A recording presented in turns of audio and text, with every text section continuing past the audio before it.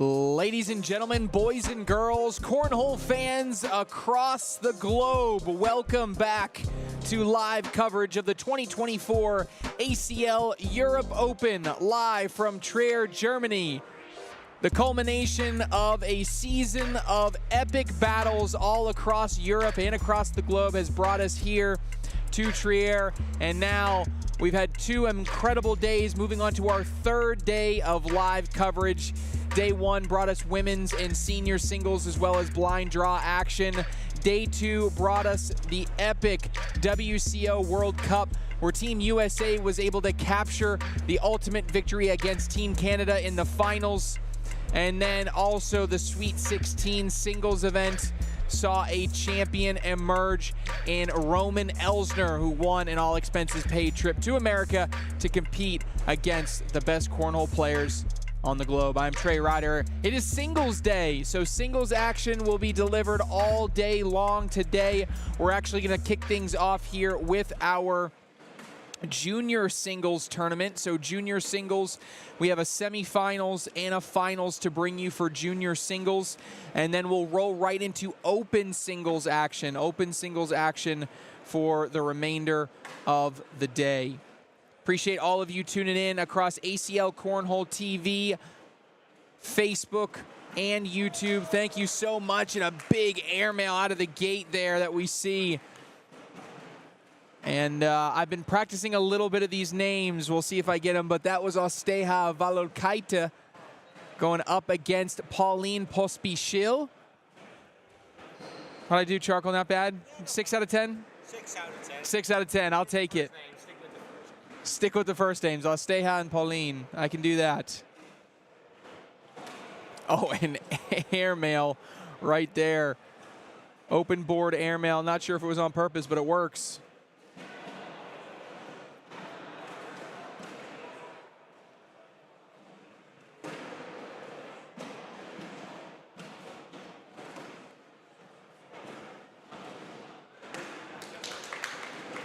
Although we'll take a second to fix those board cams in a second. Probably fix them in between the games. A little bit cut off there, but we're having some fun here. Again, this is day 3 of our ACL Europe Open. Our junior singles, 2 semifinals followed by a finals match. Early 7-0 lead right now for Osteja there on the right. Pauline is there on the left.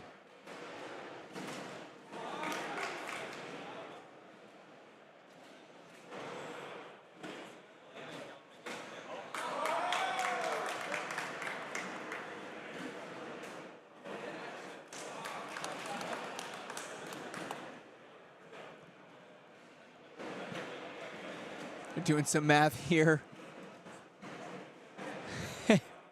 Usually, so in America, it's usually the juniors who are the best with the tablets. So they can just fire through it there, but they got it. It's now 13-0. Appreciate everybody tuning in all across the globe. Let us know where you're watching from. Are you watching from the States? Are you watching from here in Europe? I guess the States, it's what, 7 a.m.? So if you're up early with us, appreciate you tuning in.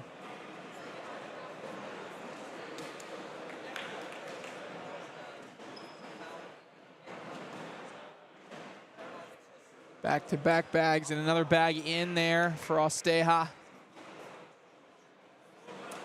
And that bag is short, going to be big points.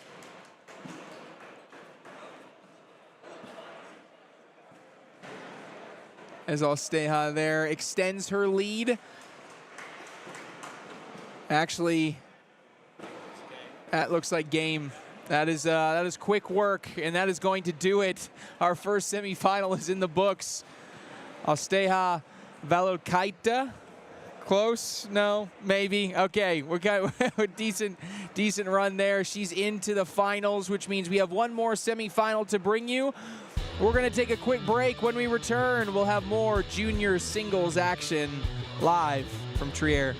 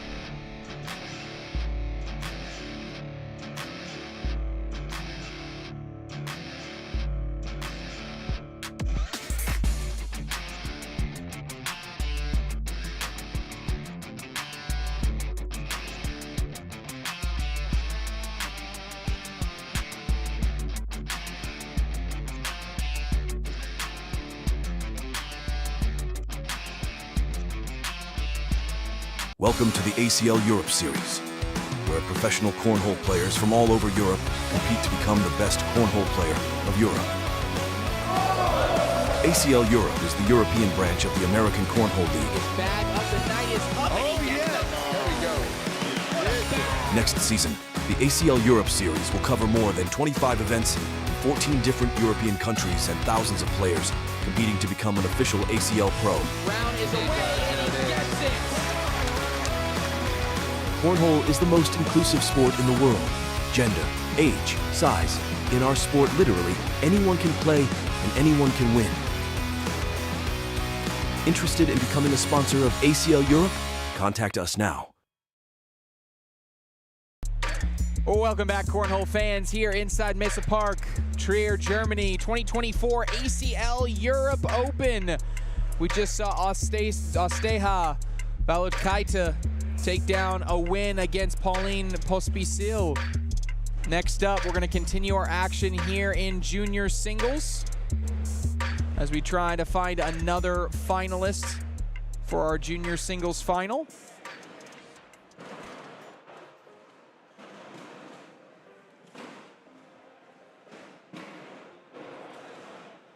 I think this one was the one that had some crazy names, so I am,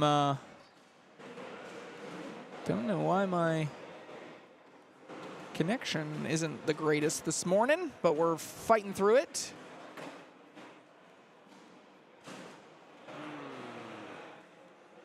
That's not it. You need to start again.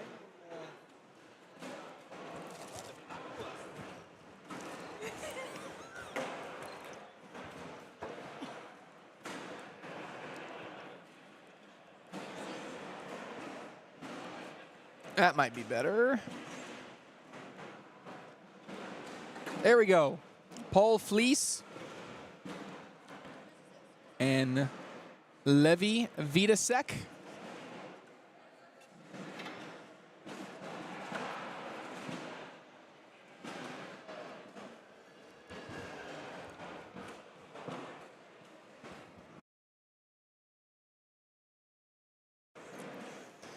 We want to get on the commentator camera real quick as Jack has brought some enormous bratwurst into the booth. So we're having some fun here. Okay, now we're officially ready to go, folks. We have our junior singles other semifinal going on right now. Paul Fleece there on the right. Levi Vidasek there on the left. And Vidasek here sporting the glove and everything. One of the first gloves I've seen in Germany and really all of Europe as he goes up for the airmail. Fleece goes for a push. He's off the back. Ultra Viper R's on one end. And I'm trying to see what that other one looks like. A Pro Sniper possibly on the other end there for Vidasek.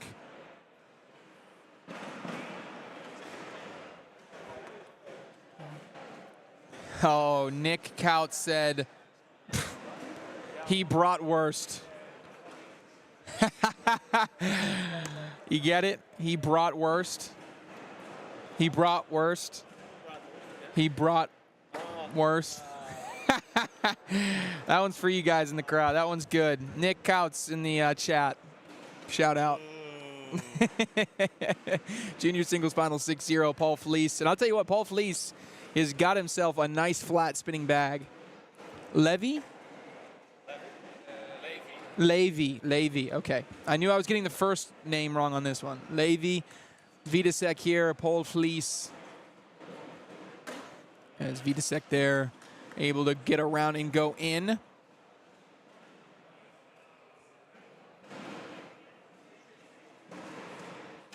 And then I'm going to ask countries. Germany and Germany. So both players playing in their home country of Germany, Fleece and Vidasek.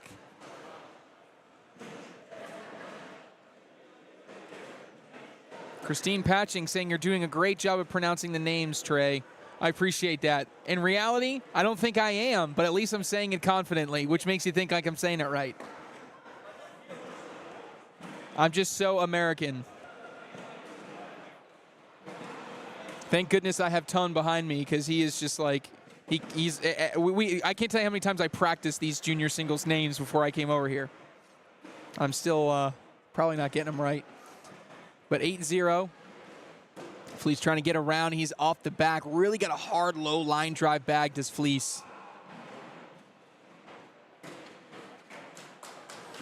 And Vidasek there goes in, and awkward knuckles all the way down.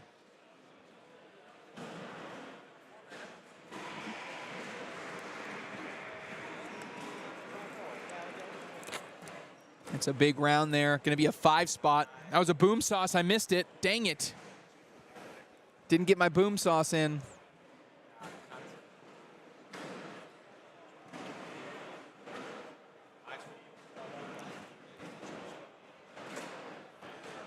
And Vidasek is there on the left side as Paul Fleece, again, he's got a really low line drive bag.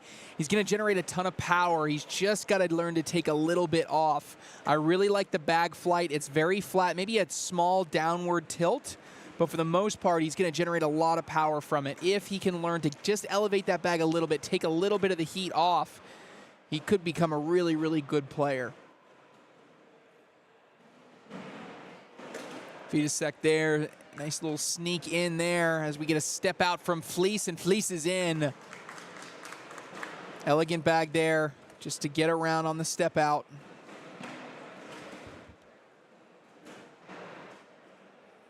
Oh, you guys were jumping in earlier, telling me where you're watching from. We had Connecticut. Jeremy Davis was tuning in. Sandra Cable was Newfoundland, Canada. I had a chance to talk a little bit with Dion Kuza last night, who kind of led the Canadians to a silver medal here. WCL World Cup, 2nd place. He's a lover of the game for sure, and definitely a crowd favorite when it comes to Canada.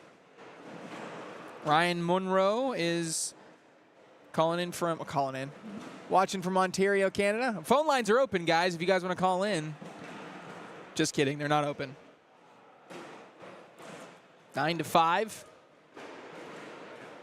Vidasek opportunity, 2 bags bled off to the left-hand side and just comes up a little bit short there. A reminder, we have this game followed by another junior singles match. It'll be the finals. And then we will be on to open singles action throughout the entire rest of the day. So we'll be with us for probably 4 hours or so.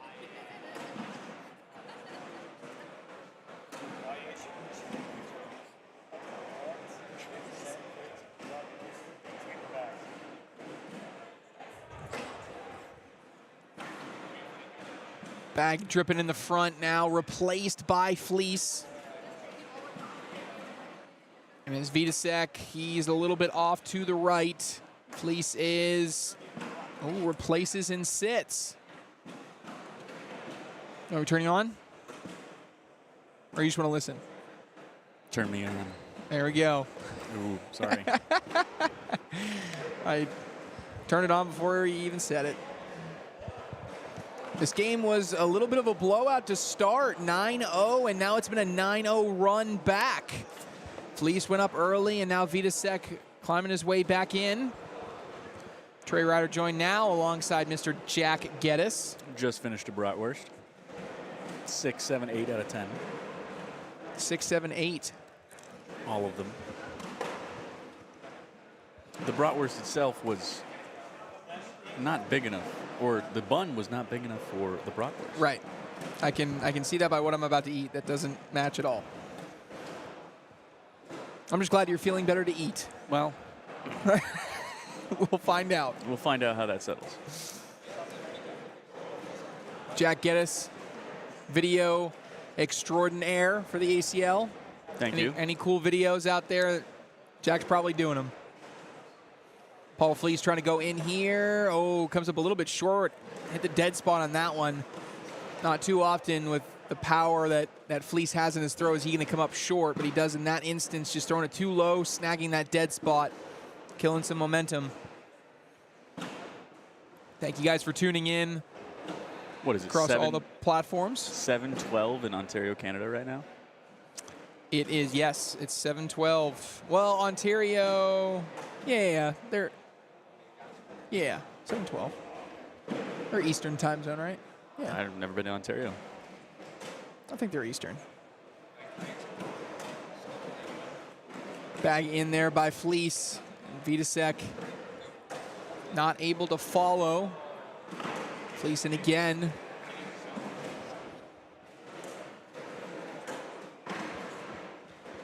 Fleece going for the airmail, and he's a little bit deep. He will stop the bleeding, though. He will snag a point. Allow him to get up to 10. 7-on-6 for the round. 10-9, and now after going up 9-0, then 9-9, finally back to a scoring round. Trey, you're in Germany. It's 9-9. 9-9? 9. I thought 9 was 0. 9 was, yeah. But that's the joke. What is German numbers? I think 9 means no. 9. No, I'm pretty sure it's no.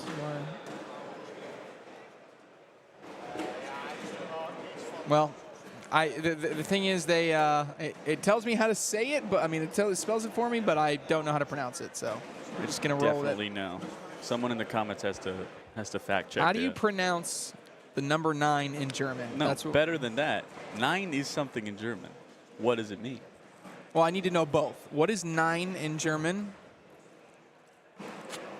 And then how do you say the number 9? Thank you. 9 does mean no. Okay. Smidak 8. SMIDAK8. So 9-9 is no. But right, so I know you wrote the number 9, N-E-U-N, but like, how do you say that? Like, write it phonetically. German is very phonetic. So it's Nyon? nun. Nyon. You gotta say it with a German accent. Nun. Nyon. Sure. Nun. Don't laugh. Well, now it's 15-10, so that's out the window. Okay. We're just off the rails early here for open for junior singles.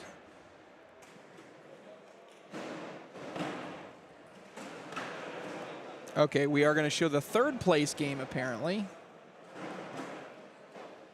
So after this, we will show the third place game of junior singles. So we will have the loser of this one versus Pauline Pospisil. Plus, I think the audience is going to get a view of you eating this bratwurst. That is not factual. I believe that's factual. 19-1 run for Levi Vidasek. 19-1 run after going down 9-0.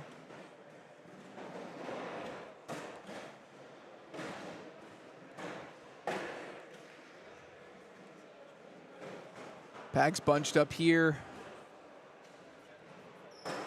Just laying behind. Levy's got a bag off the back, so trying to see how much of this hole is open. I don't hate an airmail. Entirely open. Yeah, I don't hate an airmail here. Hairstyle by Levy is pretty good. I was about to say, is that a tattoo or a... Ooh. I think she hurt. Taking a deep breath. Levy, Vidasek. Oh, just bounced a little bit short and off. Fleece is away. He's going to take 2 points there. So he gets back into the scoring position, 19-12. He wrote the phonetic. He said, I don't think that's going to help, though. Yeah, I don't know what that character is, to be quite honest. Yeah. I don't think that's going to help, though. Ellie, hey, you know what? We recognize it. Both players first bag in. Can't give up any more. Can't give up another 2 spot if you're Paul Fleece. Stepping out. Didn't help. 19-12. You are going to have last bag if you're Levy. Fleece is in a good spot here. He's just going to go hard at the pile. Technically, an airmail would win this game. Looking for some advice from the crowd. Doesn't get any. Point your finger to the sky. I like the airmail here. No, you have a timeout. Yep. You can take it. Yep.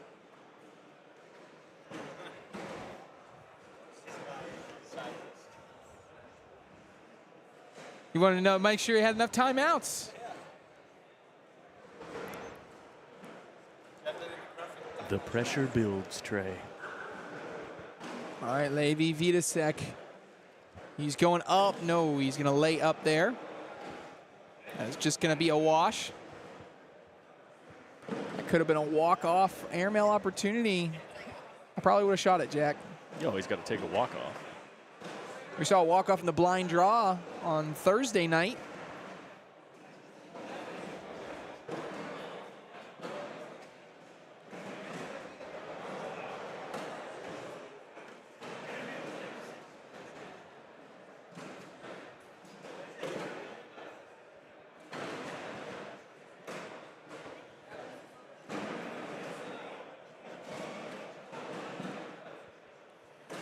Oh, and Vidasek, what a bag to get around. Fleece pushes all the way through, but this could be game time here for Levi Vidasek. Four-bagger wings it. Bag is a little bit off to the left. And that is in. Now this becomes in for the win for Levi Vidasek. Bag is away, and it is in. And he feels it. That's a big win. Yeah, he's fired up. He was down 9-0 to start this one. He comes all the way back to win it 21-12. Good win for the youngster there. And we're immediately going to roll into, after we take this break, our third place match, Paul Fleece versus Pauline Pospisil. You're going to take a big bite of this bratwurst in the break. Maybe. All right, we're going to take a break. We'll be back right after this.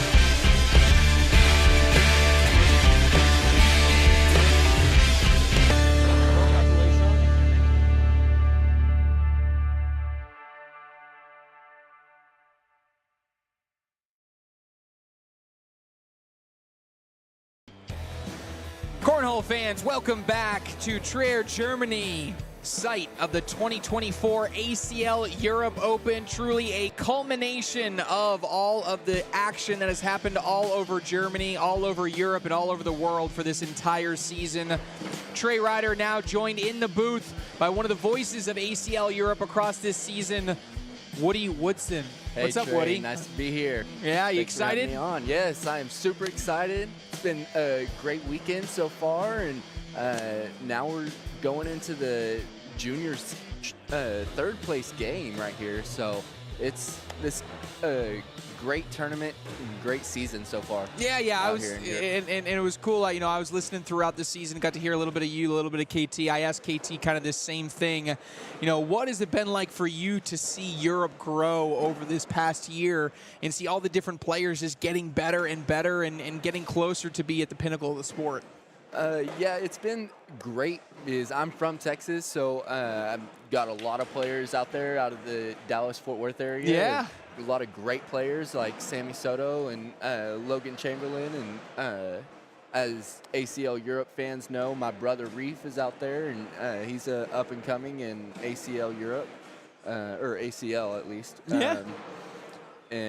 But yeah, I've seen the play style out there, and I've seen it coming out here, and it's a little bit behind the times, but it's getting very, very competitive, very, very quick out here. It certainly is. I mean, I can even just tell, I've said this, that, even just coming over here last season and now this season, seeing the difference, I mean, I really can tell. I mean, their players are just getting better. They're putting more bags in the hole. They're doing it at a higher level.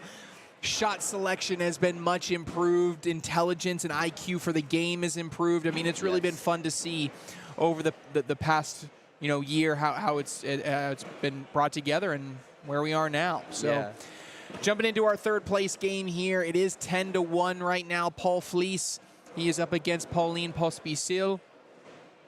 Head-to-head matchup here. Next game that we will show will be our junior singles final. It'll be Osteja Valorkaita going up against the Levi Vitasek that we just saw have a nice comeback, big run in that game. Really fun to watch. So this is it's going to be a fun one. Yeah. Pelican board saying, hey, Woody. Oh, nice to see Christian. Nice to see that you're on here. Yeah, one of the big names in the junior world out here that I'm surprised I didn't get to see is the Italian guy. He came out there and played in the Italy Open, and then he also played in the Croatian Open. Yeah. And he's killing he's in the Open. He's playing Open singles usually at those other events, and he is placing high for someone his age, and I don't even think he's double digits in age. So wow. Yeah. Wow. And that just goes to show you the youth of the game. It just continues to get better and better, and it's actually impressive to see the youth of the sport. They're the really ones that kind of help the next generation of cornhole players grow and continue to get better. And at 18-1, pretty much I think that is going to do it. Game over. Gets a big win there. A nice third place finish here for Paul Fleece. Yes. He'll finish third in this junior singles division. And that solid win. Put a lot of bags in the hole. Made quick work. So that is going to wrap us up. That's a really quick first game, Woody. Oh yeah, very quick first game. So. All right, we're going to take a quick break. When we come back, we are going to have our junior singles championship. Osteja Valorkaita alongside Levi Vitasek. Back right after this. So.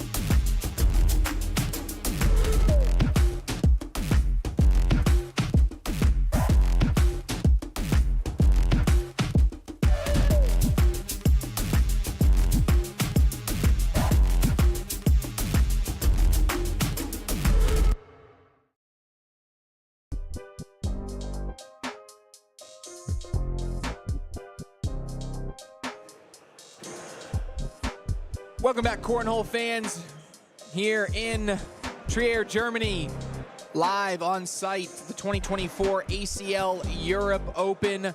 It is time for our junior singles final. Trey Ryder joined alongside Woody Woodson in the booth. Yes, sir. Making our way through all of the action all weekend. And next up, it will be Osteha Valkaita alongside or playing against Levi Vidasek. This is a Lithuania versus Germany matchup for our junior singles final. They have done their down and backs. These youngsters, there's the bag spin right there. And these bags are gonna be live.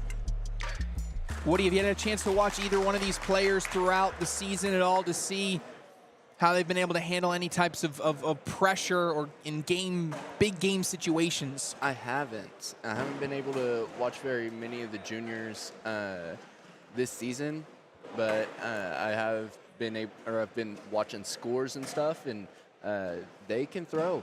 Yeah, they can.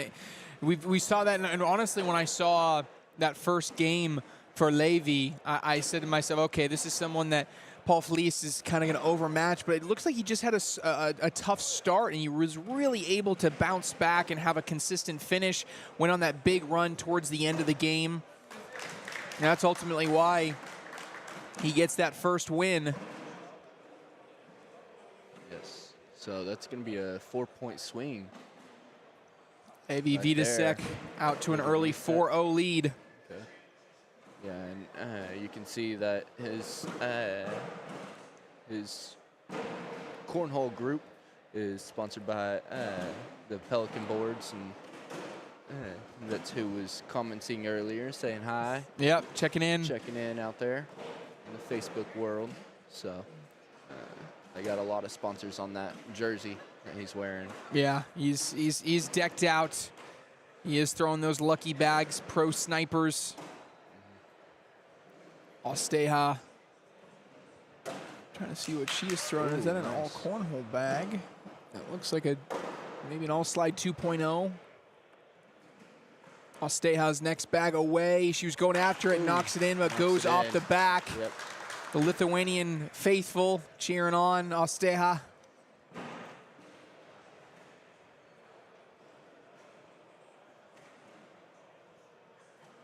Yeah, Gonna be 6-0 for Vidasek. Yeah, back to our conversation about how this cornhole has grown out here. My first tournament in Europe was Slovenia back in February of this year, and I came in there with EJ, Goonie, KT, and our buddy Mark, and there was no competition for EJ and Goonie out there. They had a really good run out there, and had a couple of few bad games that ended up not giving them this clean sweep.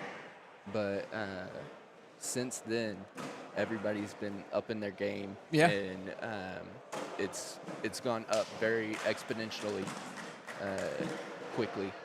Yeah, So- I mean, certainly as these players, really the thing that's going to get them to that next level is that consistent experience playing against other top-level talent. I mean, that is the secret to becoming a successful player. You cannot just play against yourself. You can't just play practice games, and even against people of your same skill level. If you want to take that next step in this game, you have to play people that are of or close to your skill level. Yes, and that is why all these pro members from the States, they are so good, is because they travel and they go play all the other pros year-round, and not just for the ACL. Like I know the guys in Texas, they all drive down to Houston or drive up to Dallas to just play each other for a weekend. And I know a bunch of them are friends outside of cornhole, so they all just stay at somebody's house and play cornhole all weekend. Yeah, I mean that's the So that's the community aspect that cornhole brings to people, yes. right? And I think that's what makes it such a fun sport to go to something like this that has the representation of all the different countries, because that is one thing I'm always jealous of when I'm in the United States, because the United States is so big, we could travel to different parts of the United States and compete, but state pride isn't something that's really true in the States, right? There's a little bit, right? You're rooting for your local players, but the big thing is most people have that country pride when we're here. You're cheering for people of your home country because Europe has so many countries that are close together. They're within driving distance or a train ride away, whatever it may be. That's a big, big difference than what we get from the United States. So it is different for American players to kind of have this country pride when they come to these type of events, just because that's not what's centered around. Whereas when we come here, yes, every time Osteja puts a bag in the hole, right, the Lithuanian crowd over there is going to cheer for her, right? Because there's that sense of country pride that I really am jealous of. Yes, and out here, the countries are so close together that you can drive or take a train and stuff like that, but every country is different. Like, you're not going to find, like, even inside Germany, West Germany versus East Germany are so different in the culture and the aspect of everything, just because they have so much history out here. It's crazy on how different each country is and the views that change with the countries. Like, back in April, I drove down to Croatia for a couple days, and I drove through Switzerland, and driving through the Swiss Alps was great, but being able to go from mountains and then 2 hours later you're at the beach. Yeah. It's insane on how different everything is out here. So, which it's amazing, but you see that's why they have that country pride. 100%. Everybody's like, my country is the best, and this is why. Oh, tough break there. That knocks two total off. That's going to be a 6th spot for Levi Vidasek, and he is now going to be 2 points away from a junior singles championship here in Trier. Levi, really? I mean, what is incredible is he just won that last game. I believe it was 21-10. He was down 9-0. So if you take away that 9-0 start for Paul Fleece, he is now on a 40-1 run at the moment. Wow. So Levi Vidasek is, as they would say in America, he's cooking. Oh, yeah. He tried that push. It just didn't want to go. These boards out here are slower than people are used to. They were pretty moderate yesterday, but I agree with you. Today they are slow. Slow bags and boards out today. And just as you said, 40-1, she's going to take 1 point on that one. So he's telling himself to calm down, and he's walking back over. But he's trying to get that push, and it didn't want to go. That was a great block. Little level 2 blocker right there.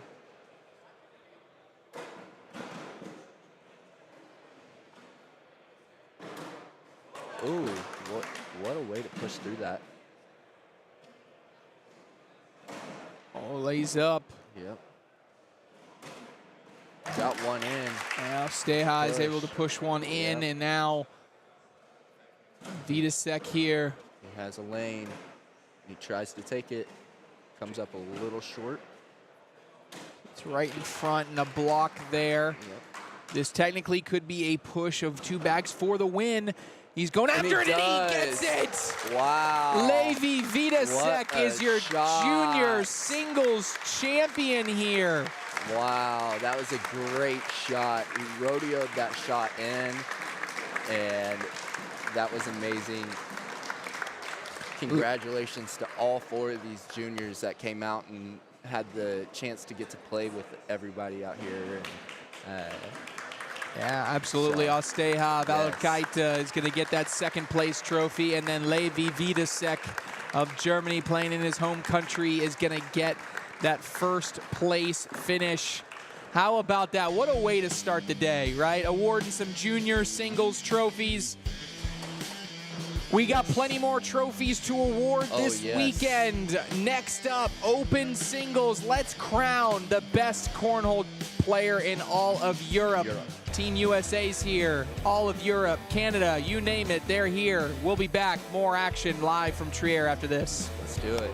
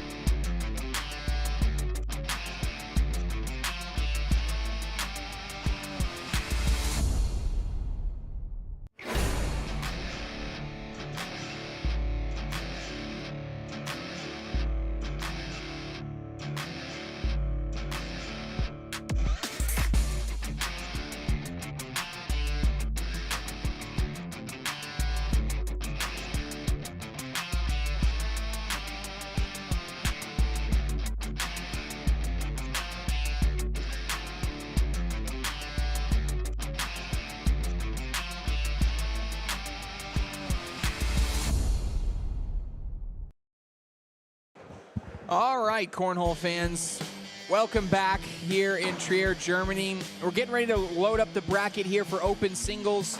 So let's take a quick look at some of the great action that we had from yesterday's competition, especially in the WCO World Cup. Enjoy this little reel.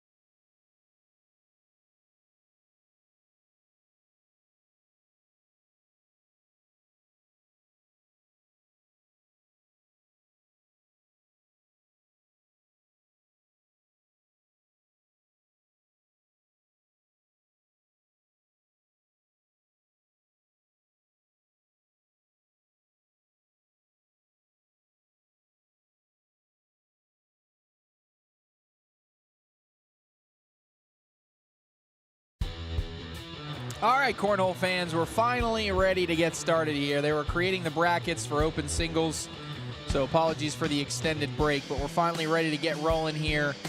The ACL Europe open singles now, so the top tier of singles players that have traveled in to compete in this event. The top European players, of course, with some fantastic American players sprinkled in there. I'm going to keep you guys updated as we go on the various brackets and what we have to go.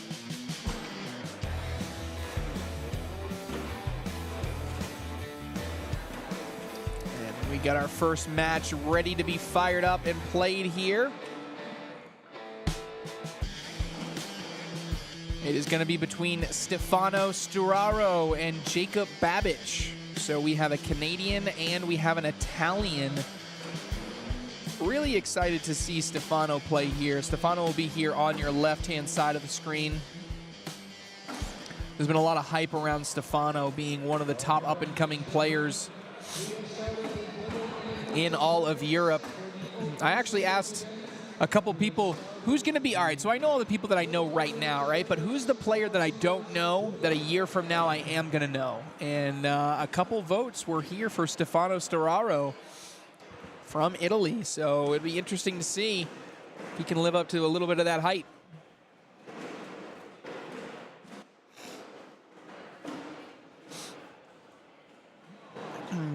All right, chat, who you guys got for this open singles tournament? I'm going to go through some of the brackets now.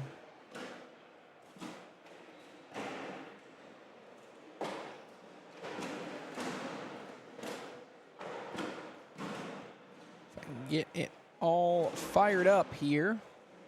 I'm going to go through the brackets real quick with you guys. And I'm going to put them in the chat.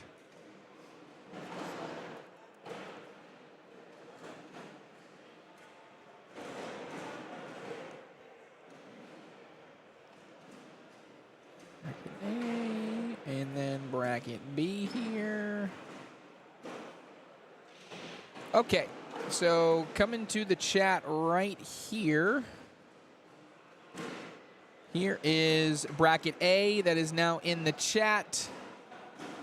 And now bracket B is coming in the chat too. Okay, so we got two brackets for tier 1 of open singles.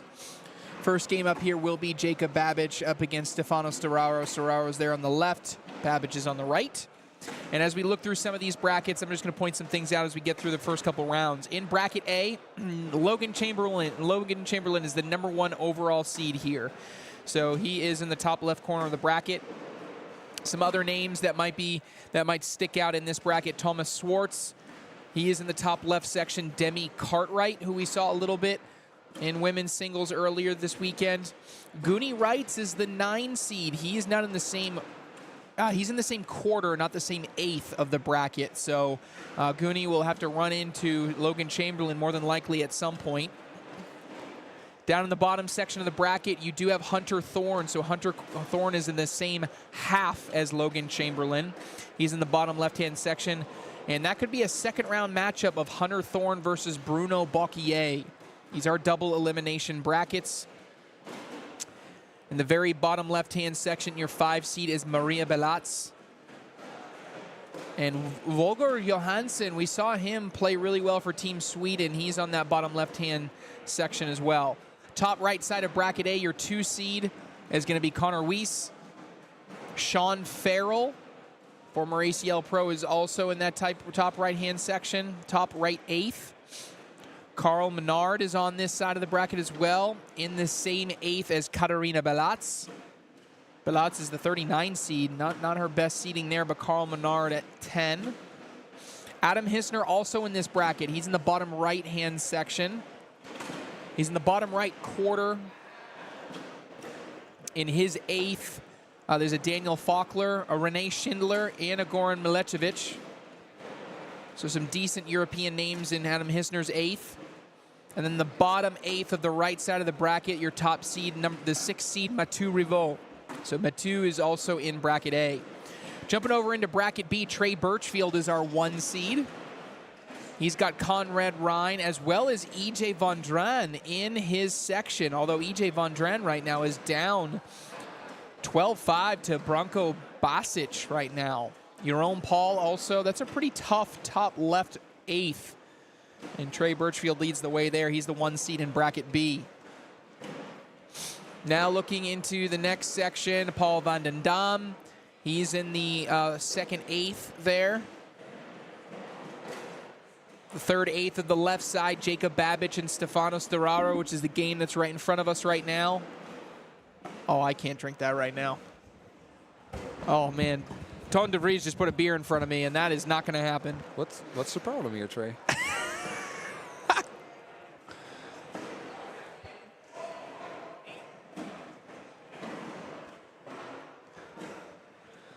Oh, that's how we do it here in Europe. That's how you Trey. guys do it. They're shoveling beers towards me, and Toon's trying to get me in trouble. Bottom left-hand section here, Miranda Coy is our 28 seed there. She went 3-1. She is also in that bottom left-hand section. As we go over to the right of bracket B, Roman Elsner is our 2 seed. I was waiting to see where he would end up, 2 seed in the bracket. Obviously having a good day so far. Dion Kuza, though, is also in his 8th. That's going to be a tough 8th to come out of there. Roman Elsner versus Dion Kuza is likely who we see there. The next section, Richard Blanca against Silke Bitz. That's a tough matchup. That's a horrible first game matchup. Crazy. So Richard Blanca, Silke Bitz, that's kind of the 2 top names in that 8th. Ethan Walker shows up in the 3rd, 8th, right side, B bracket. It's funny, Trey, because he's playing Anthony Jaja from Sticky Beggars, and Ethan Walker is the idol of Anthony. Oh, really? Oh, my gosh, that's so funny. That's perfect. So Albert Ivancic is also in that section, and David Ramos. And then bottom right 8th, last section, your top seed is David Peredi. He is the 6th. And only other name I see, oh no, we have Kala Akasin. He is the 27 seed in that one. And Dejan but Dejan Mogorovic, he's the 22 seed in there. Could pose a little bit of an obstacle there. So across the board, your darling. Yes, yeah, I think Dejan is. I think he's going to be good. He might not be good right now, but he's going to be good. I can see it For sure. All right, so we have ourselves a battle going on here, 5-5. I haven't been paying attention here. I've been going through all the brackets, so I'm jumping in here. Well, we were talking about this yesterday, about a name that could be really good in 12 months from now. And we were just talking about Dejan Mogorovic, who you mentioned. And you right said? now, court number 1, we have Stefano Sturaro. Yep, That's exactly. the guy that I think could be one of the top players in Europe, maybe in 1 year from now. Sturaro right now tied 5-5 with Jacob Babic from Canada. He's from the US and living in Germany.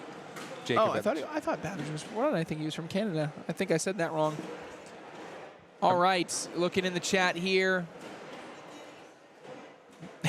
Someone just said, "Welcome to America." Yeah, welcome to Europe. Trey, drink up. No. You don't get to do that.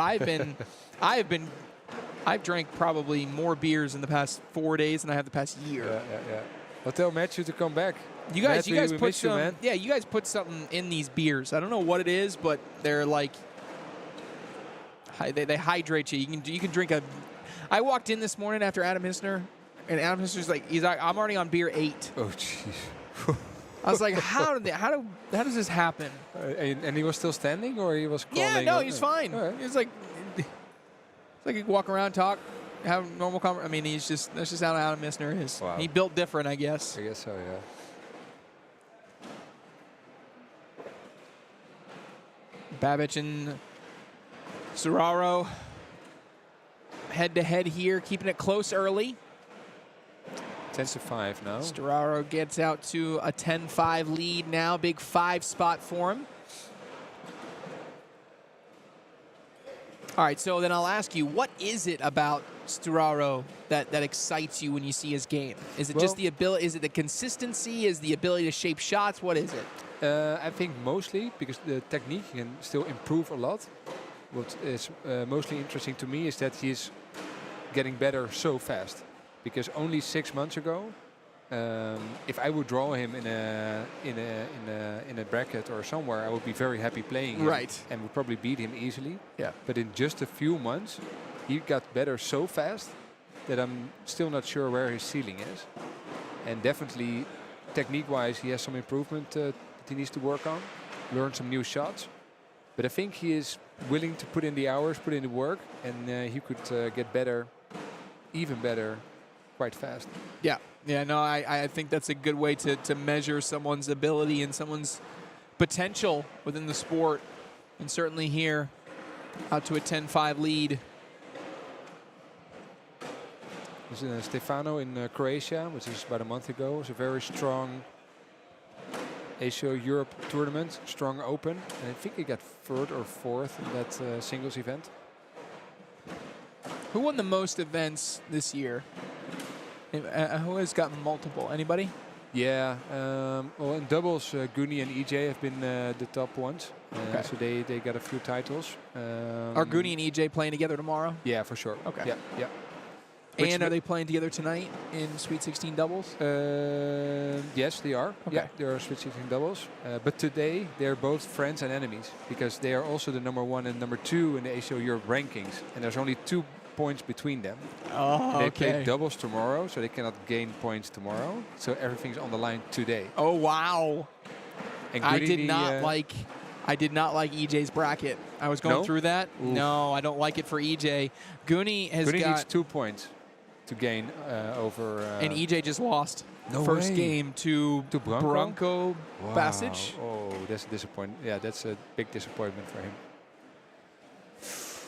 Okay. Not great. That's not so EJ Van Dran throws a 6.0 PPR. Not like him, certainly. He's and he in would trouble. he's got to play Jerome. And then I think this was bracket A if I looked at Goonies. Goonies was okay. Yeah, he's here. Yeah, he's I mean, he'd about eventually to have win to his run first in. one. Yeah, he's. And Pyramid, I don't next think- one he will win as well. Is there anybody here that's scared? I mean, I don't think there's anybody here. I don't No. recognize a lot of these names. No, he could come out of that pretty easily.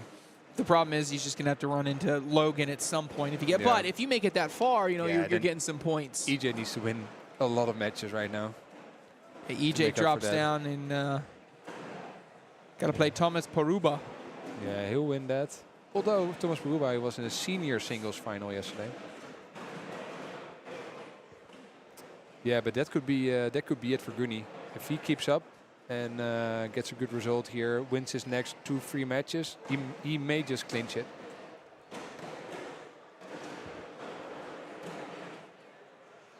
Oh, Miranda Coy Thomas Heller. I just realized that's a decent first game. Yeah.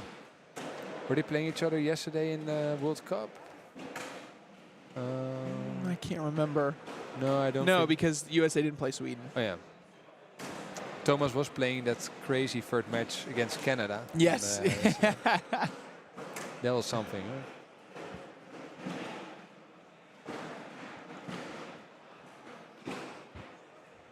$16-5 now. As Sturaro is living up to your billing here. Yeah, you told me he Yeah. was going to be pretty good. He's been pretty good.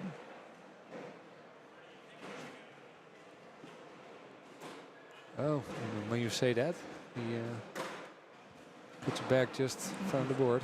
Leaves the bag short. Someone told And me then I'm supposed to soft. call that a Swiss block. Okay. Is that what is that? That's I've what never somebody heard that told me. before. Someone's like, you got to call it a Swiss block. I said, Okay. are the Swiss going to yell at me if I start calling it a Swiss block? They're like, no, they came up with it. Oh, really? So I'm not taking any responsibility for that. If that's an insult to actually the Swiss. Short peg is a Swiss block, apparently. I think Jake gets 4 points back here. He comes back a little bit into the game. Jacob Babbage, one of the first sponsored players by Slicky Baggers.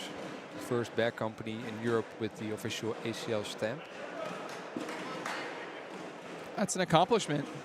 Yeah, well deserved. These guys have been crafting over the last 5 years. So far, it is all three of the, I would say, heavyweight Americans, Trey Birchfield, Logan Chamberlain, and Hunter Thorne have all won their games. Trey Birchfield was the only one to give up points. He gave up 5 points to Oliver Cheevers. See, Conrad is way behind there. That's a big upset. What's Linda doing if you scroll up a little Linda bit? was winning 19-14. She did really good in rounders. She was she was really impressive when I watched her in the WCO World Cup.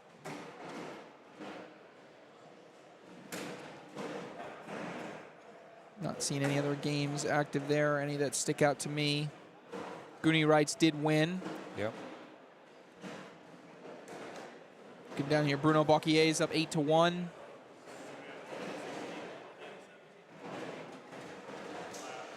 Volker Johansson. Is that right? Volker Johansson? Yeah, Volker Johansson Okay. from Sweden. He was impressive. He's that's I mean, I don't want to, you know, date anybody here, but that's what we'd call in America.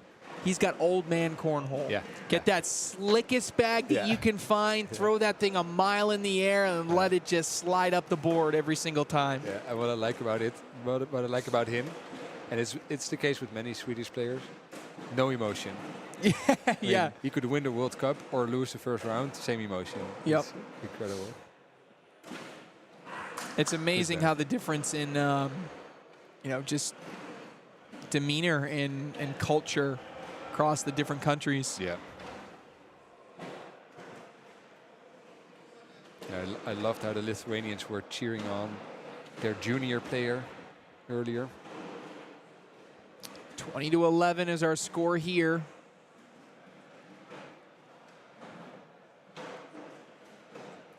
Yeah, the Lithuanians were were fun to watch. Ostea didn't have the best finish in the end, but it was also good to see.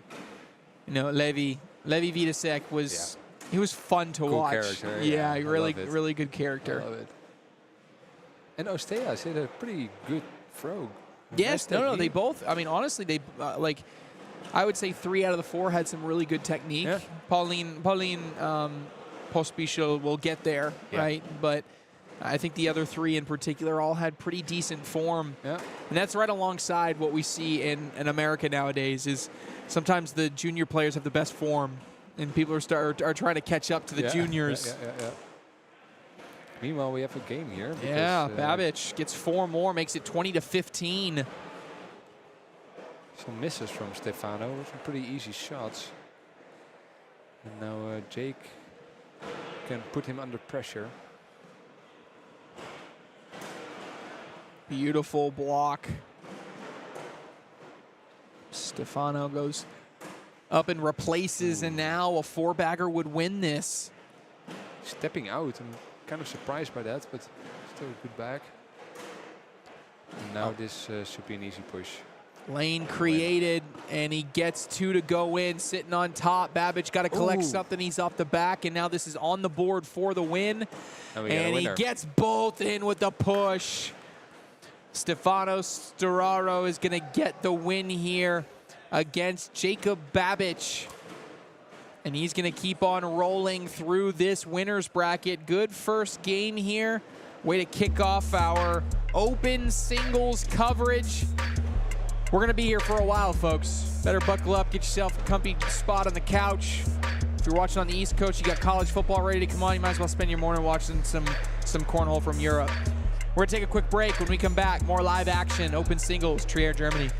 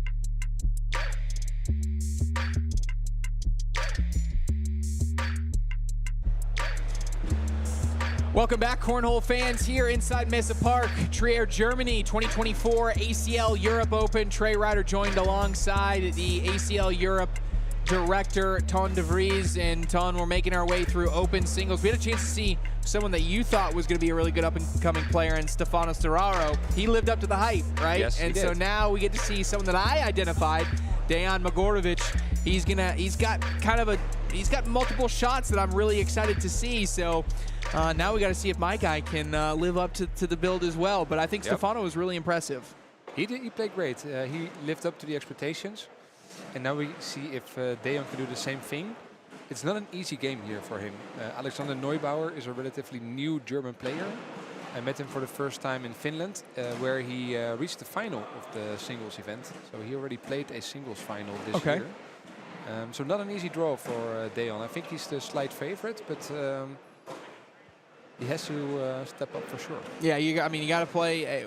It's the European Championship, right? I mean, you're going to have to play your best here. Yeah. And we've already been talking about kind of behind the scenes how there's been a couple players that haven't been able to play up to that level so far in this one. And you talked about, okay, walk me through a little bit. You were telling me about points-wise. So what are we looking at as far as the European standings go? What comes into that and going for like a European Player of the Year? Yeah. So I'll try to keep it short. But we have a system where we play multiple tier events. And if you can get points in Tier 1, Tier 2, and Tier 3. Tier 1 is simple. It's here, only the Europe Open. Then you have 4 Tier 2 events. Those are the major other opens. And then there are Tier 3 events, also open events, but slightly smaller. Okay. In all categories, you have to get your points. You get a certain maximum number of points. And in the end, the player with the most points wins the ACL Europe Series.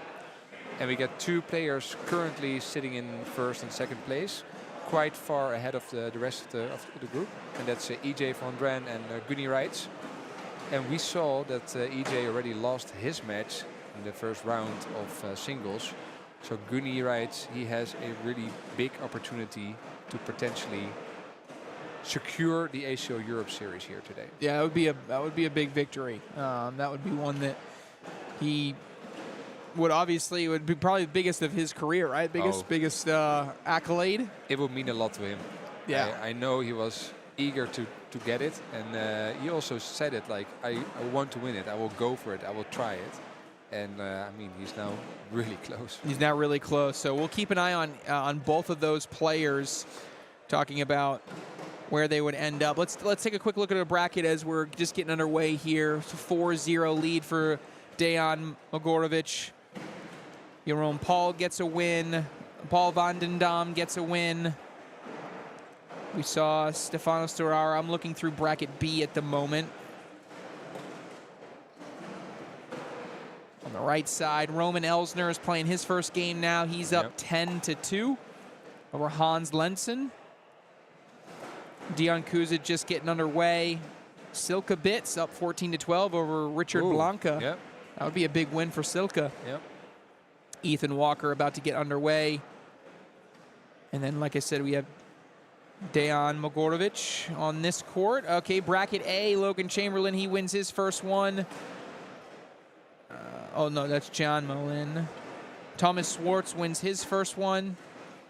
Gunny Reitz.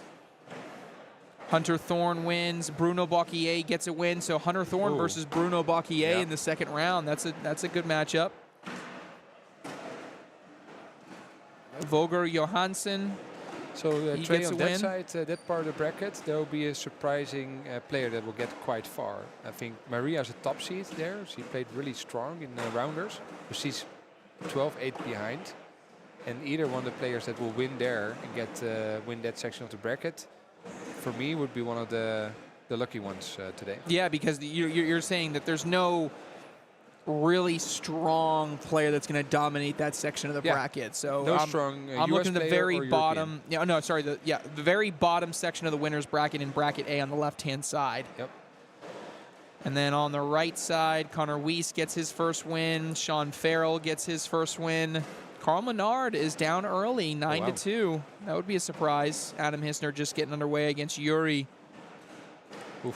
That's a tough first matchup, right? Yeah.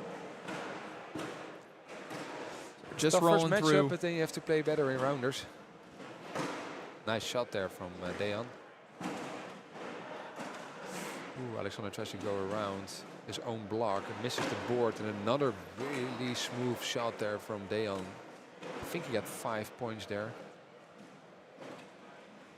And Dejan with a boom sauce. 4-bagger. Yep. I was calling him Mr. Robot in Slovenia, Dejan Morovic, because his style is always the same. That's what you movement. want. He's got that natural.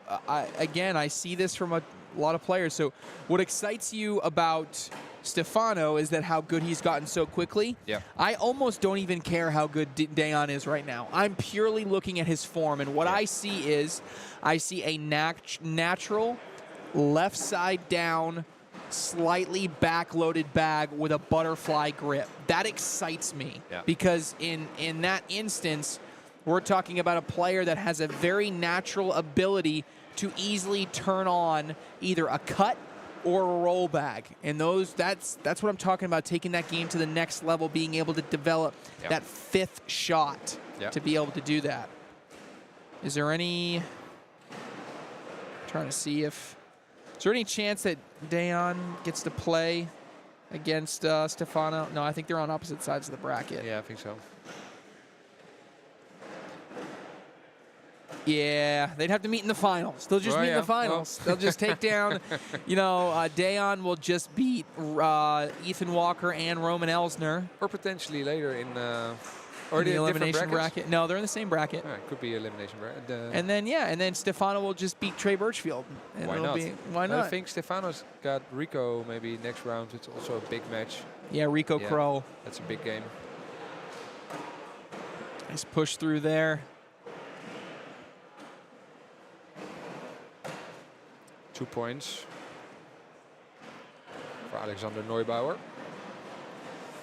Charco just texted me. He says, heads up, Maria Belart, she's losing her first match. She was the star of rounders this morning, but she is about to lose her first match. Yeah, 18-10.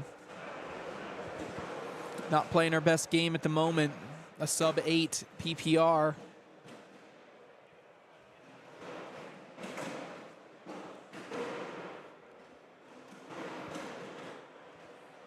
Nice back from Dejan, dragging his other back closer to the hole. Now might be able to collect it. Well, Alexander already collects it for him. Bag is away for Dejan, and he's sitting in front. I like that position, up 12-6. Not sure why Alexander's stepping out there. Doesn't feel necessary. And now if Dejan can collect this one, he may get those 2 points. Bag is away. Ooh, misses completely. Misses straight off the back. That's going to be 3 points. Yep. For Alexander Neubauer. So now it's a 3-point game. 12-6. Dejan from Croatia, correct? Correct, and yeah. then obviously Neubauer from Germany. Yep. Who would you say is the biggest? Are there any rivalries between countries at the cornhole level yet? Oh, that's a good question. Not like that. I think in the group of death yesterday, maybe some rivalries have started now. Yeah.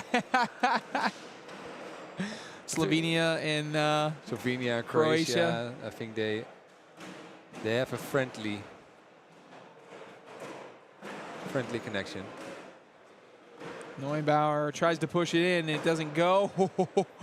And Dejan very fortunate that didn't fall in after it just made a little bit of a touch there. I think France and Germany, that would be a good... They definitely have some kind of rivalry going on as maybe the biggest countries in cornhole in Europe so far. But they haven't played each other that often.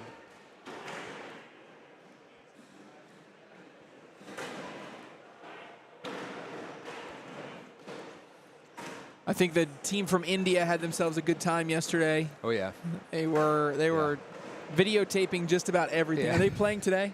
No, they're not. Not playing today. I think they are here, so they're doing more video recording.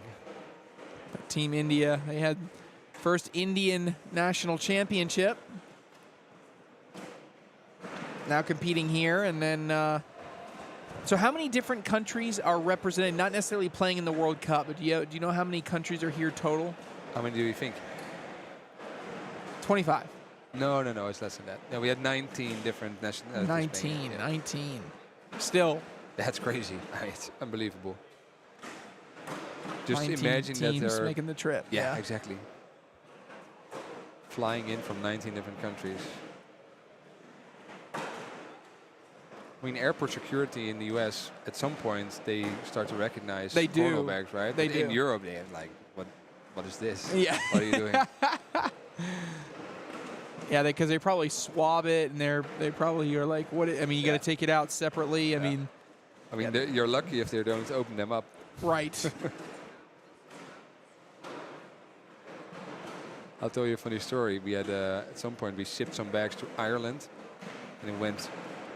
For some reason, they checked the package and they checked the bags.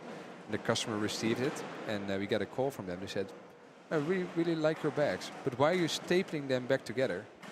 Stapling back together, and he sent pictures. So security or the import, whoever, customs, they opened the bags and then stapled them back together. There are little staples on those Oh bags. my goodness.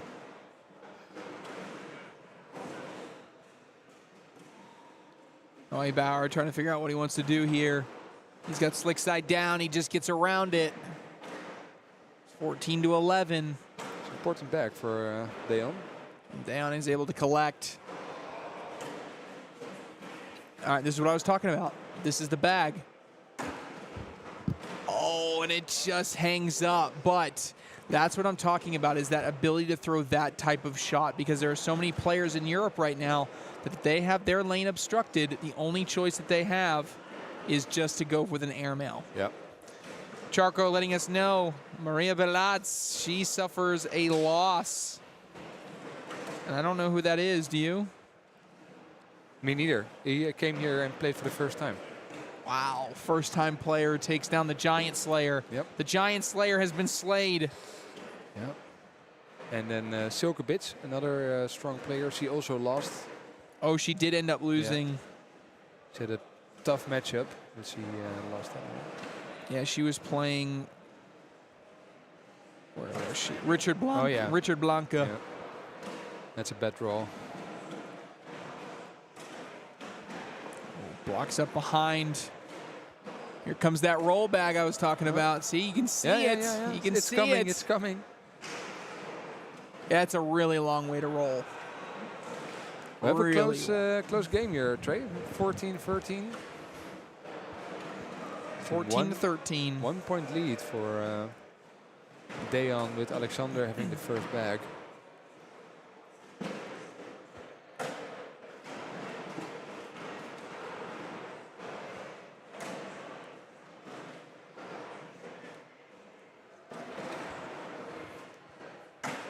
Oh, another rollback. It ends up being a blocker. Now there's a good lane here for Deon to work with. Oh, another roll. Just lands on top of the other bag. Yes, and now will he This will try it be- again, or will he try to drag with an airmail? No, it's going to do it again. Oh, Not able to get the full roll, or he does get the full roll, but it just ends up too far to the left. Doesn't roll up and in.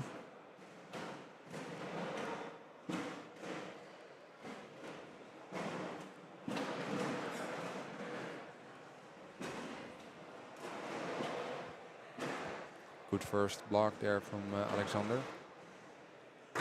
Ooh, and Deon misses off the board. So virtually, Alexander's now taking over this game.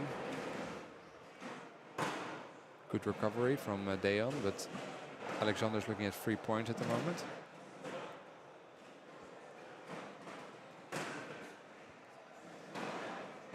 This would be in for another four-bagger, but it's short, and there's room for Deon to work with. Can he cut around here? Nope. Try to. So that's 3 points for Alexander, and we have a 16-14 game here. Alexander up 2 points, 16-14.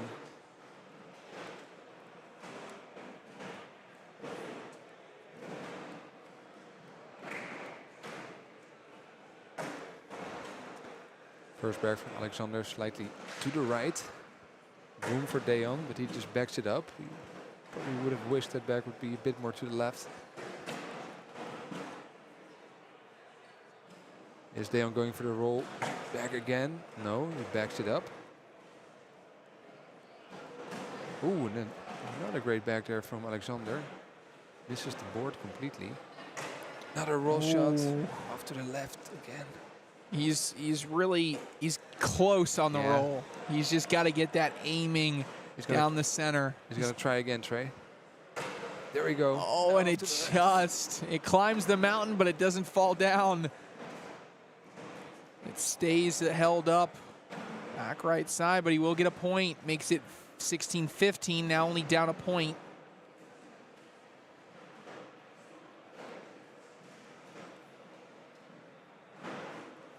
And he gets a first back again. Not the best back ever. He's not happy with himself. But fortunately for him, Alexander does not take advantage. And now he's off to the left. Oh, and now door open. Maybe get on 18 at a minimum.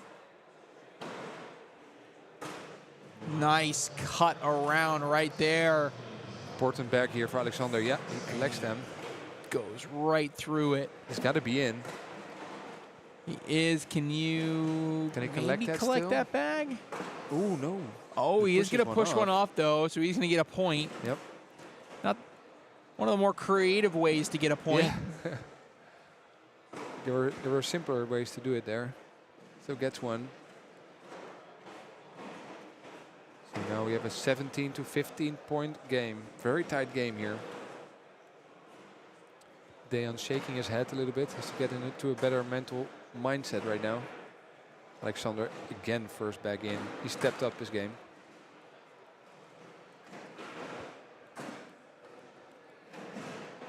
Good block from Alexander. Deon backs it up. Oh, what an airmail. That could be a game winner. Deon now has to collect this. Also good back, but the other one just... Yeah, he does push one in, so he's in an okay position, actually. Now he has to be in. This needs to be in to stay alive. Dejan Mogorovic, he stays alive. Woo.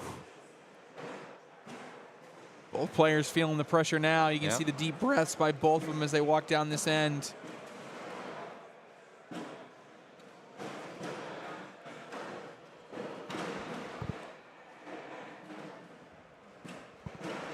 Score is 19-15. Neubauer. Off, and Deon's taking a timeout. I think that's a wise decision. He has to change momentum a bit. And he has an opportunity now this round.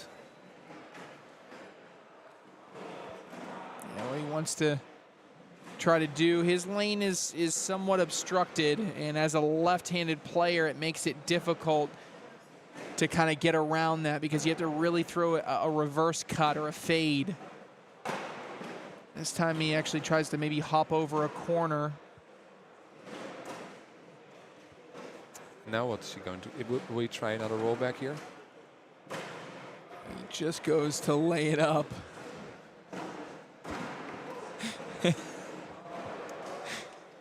We just got Tone's headshot done, so... Just get that, okay. And oh, there comes the roll. This could be a clinching bag.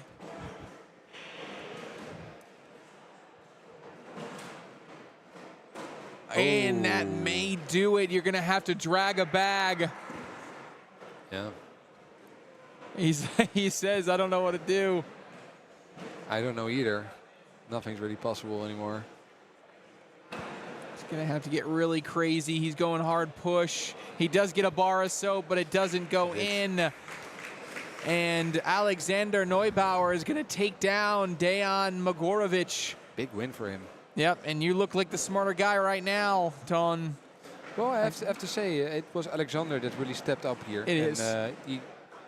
He got and he wanted to win this one. It was not like Deon played a bad game at all. He was unlucky a bit with his roll shots. All right, we're going to take a quick break, and when we return, we got more live action from Trier, Germany, 2024 ACL Europe Open.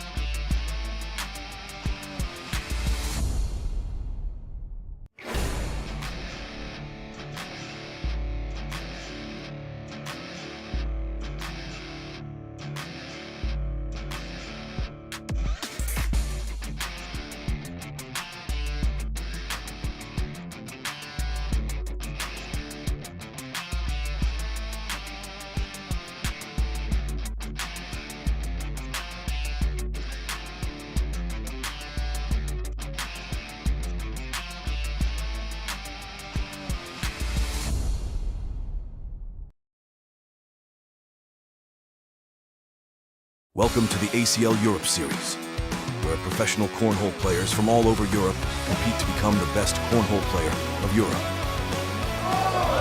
ACL Europe is the European branch of the American Cornhole League. His bag up, the night is up, and he gets the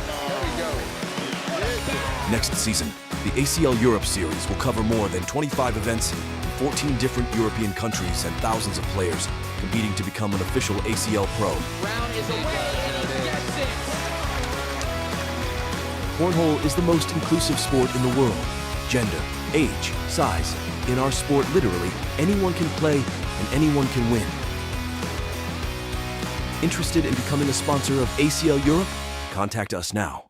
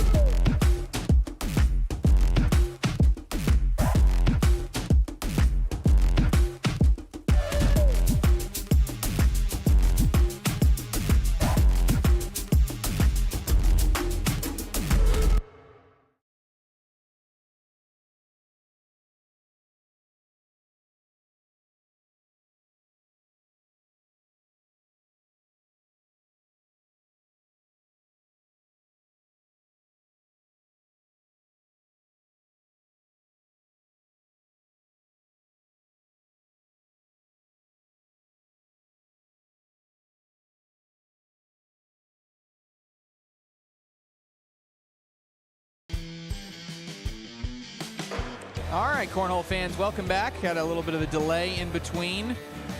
We're here. We got Jack in the background, too. Jack's here. He's dancing. Got Trey Ryder, Ton de Vries, taking our way through open singles action of this Europe Open. We just got to see Alexander Neubauer get a big win against Dejan Mogorovic, and now we're going to jump over to one of the premier early matchups, I think, in this entire tournament. One of the top American players, ACL Pro Hunter Thorne, going to be going up against one of the legends here in Europe, Bruno Bocquier. And so Hunter had an opportunity to see a little bit of Bruno last season when Hunter came for our Europe Open in Paris. That was the home country of Bruno there in France. And now I got to go head-to-head, and this is going to be a test for Bruno. Oh, for sure, yeah. Well, we had some tests yesterday. He was playing the Sweet 16s, where he reached the finals, so almost won a trip to the US. And after a slightly disappointing season for him, it seems like he got back on track right for this event. Yeah, I was going to say, we were both somewhat shocked who made the semifinals on that one side of the bracket, right? It was Richard Blanca alongside Bruno Bocquier. We thought the people that they beat would be the ones, and kind of their fellow countrymen were going to be the ones there. We thought it would be Guni Reitz versus Mathieu Rivaux, but instead it was those two. Yeah.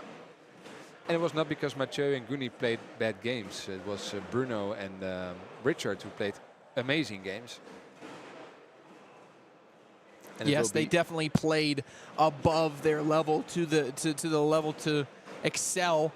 And now the question will be, can Bruno Bocquier do the same thing here? Because he's going to need to against Hunter Thorne. And especially last night, Hunter Thorne was unbelievable in that WCO World Cup. Yeah. And right now he's got two bags up to the right. This is opportunity now for Bruno to get some points.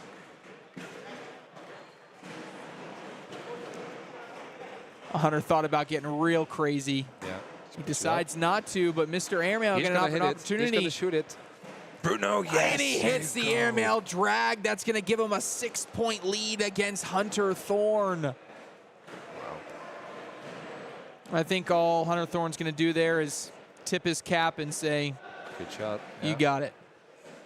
He may not have known that Bruno is Mr. Airmail here in Europe.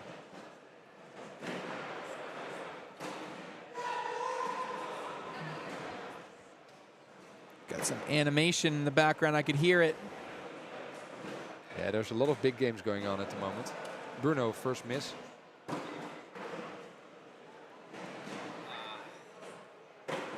That's better. Yeah, corrects his miss after the first one. And Enter him for free. yeah, Hunter's fine to make this a long game. I don't think he needs to get too impatient, just try to start blocking or anything like that. I think he thinks he can outrun bags here with Bruno. Yeah. Just wait for those mistakes. Right. Bruno. I think Bruno would like a more tactical game where there will be some blockers in place and he can play his airmail game. Ooh, rare miss there. Yeah, I think if you did like one of those stat cards like they do sometimes in football where it's like, okay, you line them up, okay, who's got the better quarterback, who's got the better running back, who's got the better wide receivers. I think if you land all of them down, the only one I'd probably check on the box of Bruno would be that airmail. So if there are opportunities where he can create airmail battles with Hunter, I think that puts him in a good position to possibly succeed. It's interesting positioning here of the bags because they're all cluttered down here. He's going to shoot it again, huh?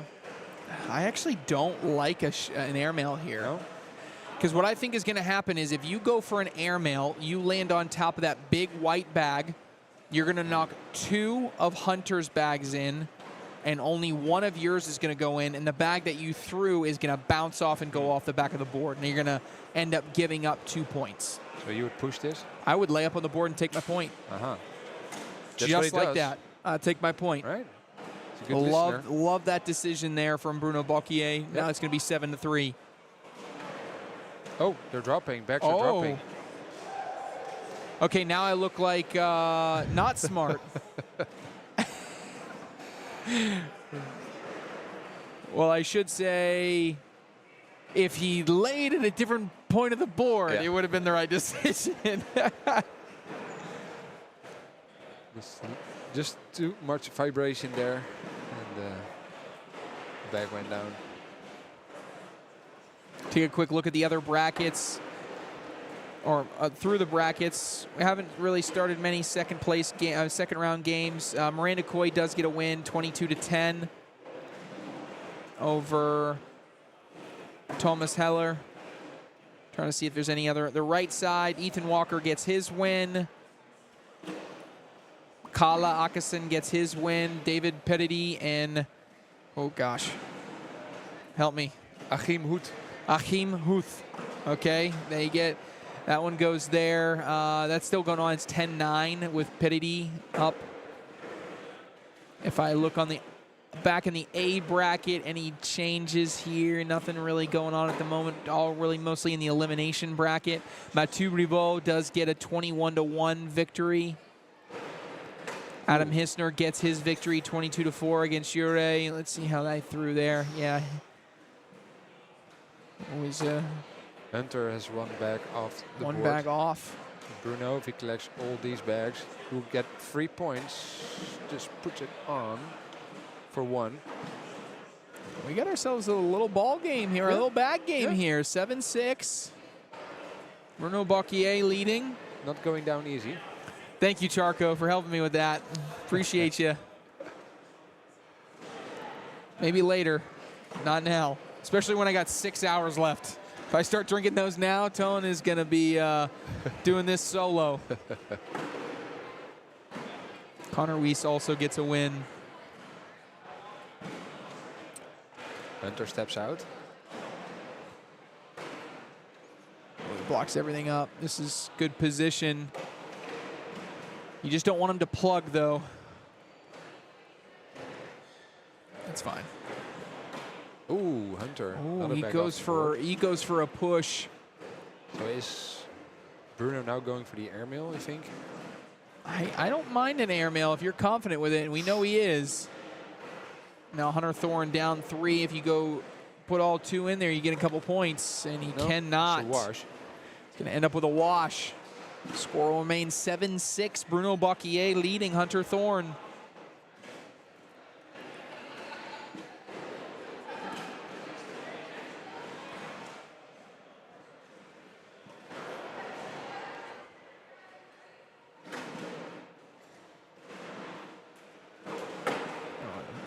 Level 1 V block right lane side of Bocquier, and he just goes right over it. Does land a little bit short when he tried the airmail, though. Bocquier hits another airmail.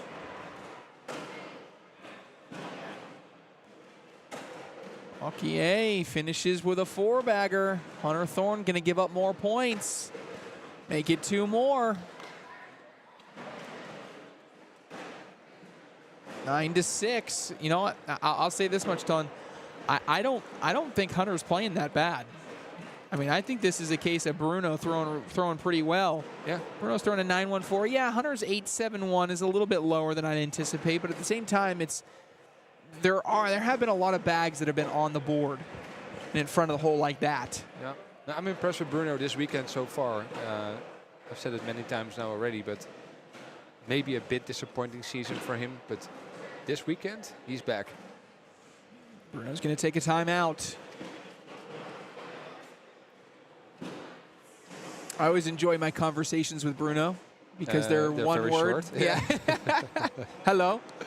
Yes. Yeah, exactly. Well, what I was able to see yesterday, he was playing the Sweet 16 singles final against Roman Elsner. And obviously Roman was just too good. He was so strong yesterday and he deserved to win. But you could see in Bruno's his face, he was so disappointed. Yeah. He believes that he can still win it. Yes. And he's not giving up. He wants to step up his game. He wants to still win matches. And it was a good sign.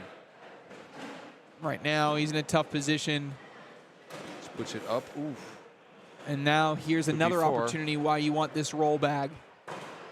It doesn't get all the way up and over, but again, that's one of those instances where that's why the Europeans need to develop that, because in that situation, you can't throw the airmail, because if you throw the airmail, you're going to drag. Yep. So in that instance, you need something that's just going to be able to hop right over. Yep. In that instance, it works.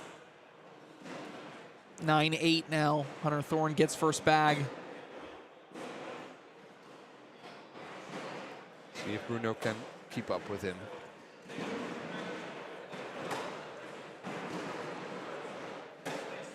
So where's Hunter ranked currently after this season? Good question.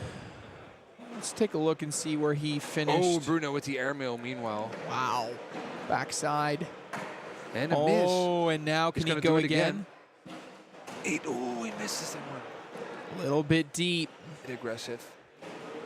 Still gets 2. So Hunter Thorne finished 48th this year. And in doubles, him and Jake Gore didn't have as good of a season as I thought a lot would. They finished 25th. But let's see the highest ranked player that's here. That'd be Trey Birchfield, obviously. Well, actually, no. Adam Hissner technically finished higher. Oh, yeah. Bruno, good bag. And Ethan. Hissner finished higher, but obviously Trey Birchfield won the world championship, so they'll take that. This could be 2 more points, Trey, for Bruno. It could be 4 points for Bruno. Well, he takes it 2, maybe. But still, Hunter has to hit this first. He does. Nice He airmail. almost gets a drag out of it, too, but It's only damage control because it's still 2 points for Bruno. my goodness. 13-8 lead here for Bruno. Now I think is when the nerves start to sink in a little bit. Yeah. Kind of for both players, but Hunter Thorne's been here used to it. before, right? There might be a little bit of a different type of pressure, but we're going to learn a lot about Bruno right now because this is an opportunity to close out. Yeah. Would be the... Oh, just go. He is just shooting airmails. If that bag... guess what's coming here? Oh, no, maybe he's stepping out. I was going to say. It's good again. He is playing strong. Ooh. Bucky has a lane there. He blocks it up. Does Hunter Thorne dare airmail here? He is going up. And he lands 4 more short. points. Bruno Bocquier is now 4 points away from a massive upset win against Hunter Thorne. I was going to say, Trey, of course the nerves are there for Bruno, but Bruno has been there from the start here. He was there 2 years ago in Rotterdam. He has played some big matches on big stages on the broadcast. So if there's anyone in Europe that can handle the nerves, it may be Bruno. Ooh, but he misses the board there. Yeah, first one, and I've seen Hunter Thorne flip it over. He's now throwing slick side. Ooh. Must feel like he's not getting enough falling in action on his bags. Could be a 5-point round here for Hunter. That's going to be a 5 spot. Talk about an adjustment, though, for Hunter Thorne. Yep. Being able to flip it over on that slick side. That's an impressive adjustment in real time here. Yep. And I may have jinxed it for Bruno, saying that he got his nerves under control. Yeah. 17-13. It's a good game, Trey. I like this. See these cool matchups between the North American and European players. And this would be the best player that Bruno's probably ever beaten head to head, right? Yeah.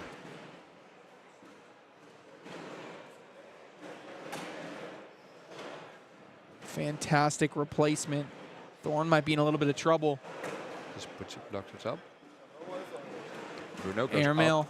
Oh, and he rodeos it in. So Hunter's going to try to collect these 2 bags. He does not. And Bruno's just going to go airmail again. And that's it? No, he just has to put it on the board, He just right? has to put it on the board. Wow. The hardest shot in cornhole. Just put it on the board. Now he's done the math now. On the board for the win. Bruno And Bocquier. it gets there. Bruno Bocquier takes down Hunter Thorne in one of the biggest upsets that we have seen. How about that from the Frenchman? Taking down Thorne and advancing We called Maria Belatz the Giant Slayer. Might have to come up with a new nickname for Mr. Airmail. Yep. Can you believe that, Tone? I mean, I was more nervous than Bruno was. He's just walking off the court like, oh, I'm going to do this again next round. No problem. What a win. performance. And probably all smiles now from Logan Chamberlain as he was, that's on his side of the bracket. Doesn't have to go through Hunter Thorne now, but hey. He has to go through Bruno He's got to go Bocquier now. through Bruno Bocquier now.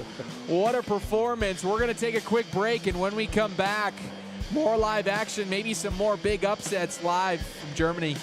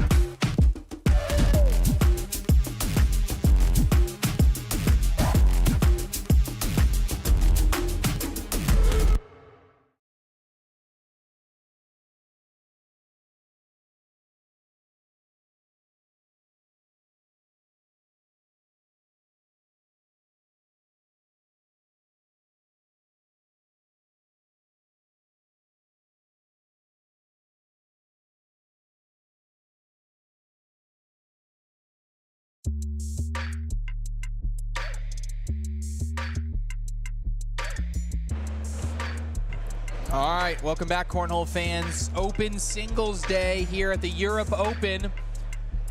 Trey Ryder bringing you all the action. Tone DeVries stepped away for a second. He'll be back in just a minute. We have another top American player that we're going to see up next here on the live court. This time it is going to be Miranda Coy. Miranda Coy going up against Frederick Bory. Come on this way. No, it's on this bracket. Boré? Boré, okay, Frederick Boré. Boré?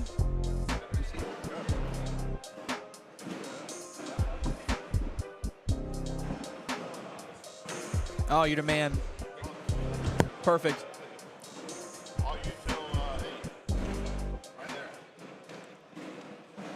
All right. So Frederick Boré is what we settled on? Frédéric Boré. Yeah. What? Frédéric Bourret. Okay, I can't do all that. You guys are doing gymnastics with the back of your tongues, with all that. Frédéric Bourret. Boré. Oh, bag bled off to the left. Still That's recovering gonna from be- the previous match, Trey.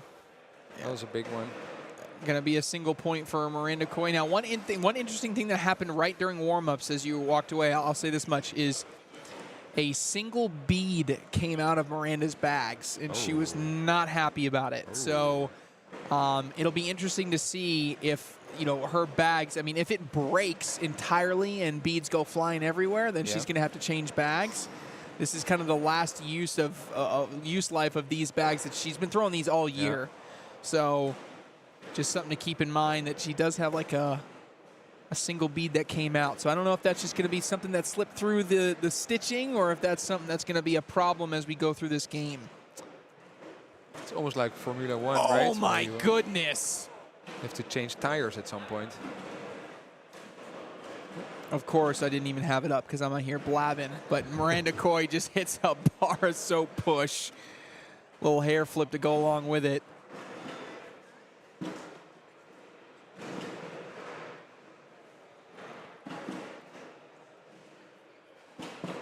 (3-0). Coy out to an early lead.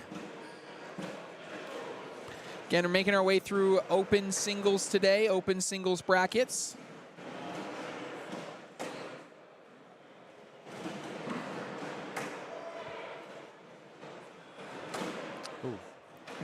Just a little bit off to the side. Where is Frederick from? From France. France, Yep. okay. Got another France versus USA action going on. And right now, Team France got an opportunity. Oh, and it just comes up short. Going to be 2 for Boré there. 3-2. Boré is one of those players when you're playing him and you feel like, I can easily beat him. He doesn't look that strong. But he's and then sneaky. before you know it, you're 18-something behind and he's beating you on to the next round. He's a consistent player, as we can tell here. 3-2. Not the prettiest technique, but very accurate. And Miranda is visibly frustrated. Not sure if it's with her bags, if it's with her play right now, but that was a good cut that goes in. And Boré sneaks in a push.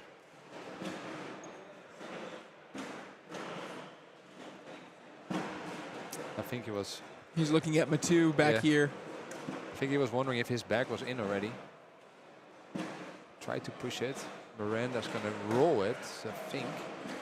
It's going to be a wash, 6-6 wash.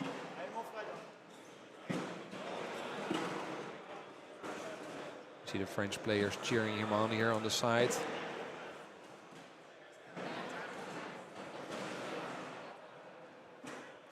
I don't know what she said. In there, talking to her mom, I think, or to someone. I don't know.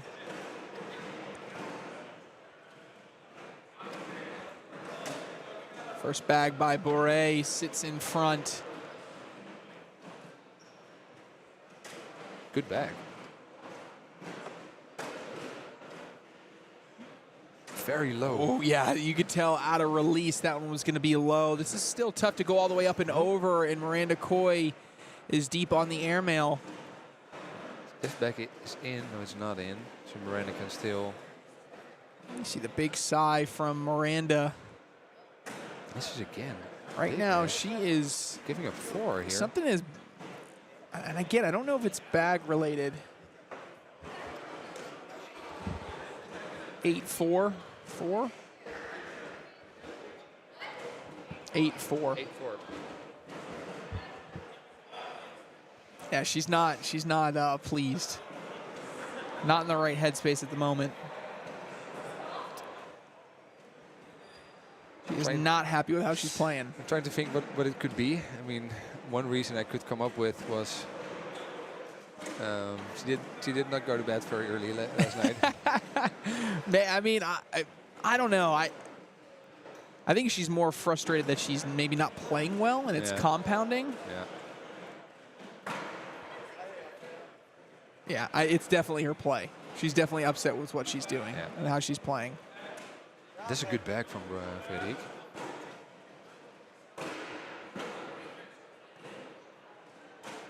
That bag is off to the side. In for a wash.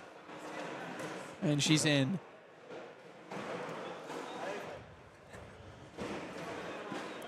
There's something with the French for the American players Yeah, today. what it is today. I'll say this much, though.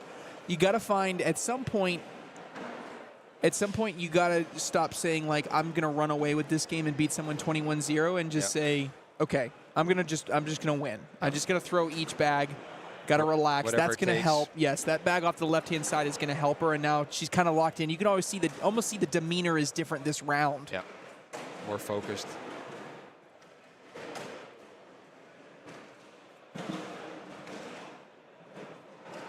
Would you roll this, Trey? She's going to, and I don't hate the position, mostly because if you went push there, that you almost could leave the door open for an easier opportunity for your opponent. And he just puts it up. Oh, and Very she hard pushes. push. Going to be a 6-on-4-2 round. Talk about a low push. I mean, we saw Frederik throwing very low. This may have been even lower, that shot. I can't get over how tacky Borré's bags are on the tacky side. Yeah. I mean, if you watch the way he's throwing it, as soon as it hits the board, it's almost like rolling sideways. Yeah. You see, if that one flipped over. Yeah.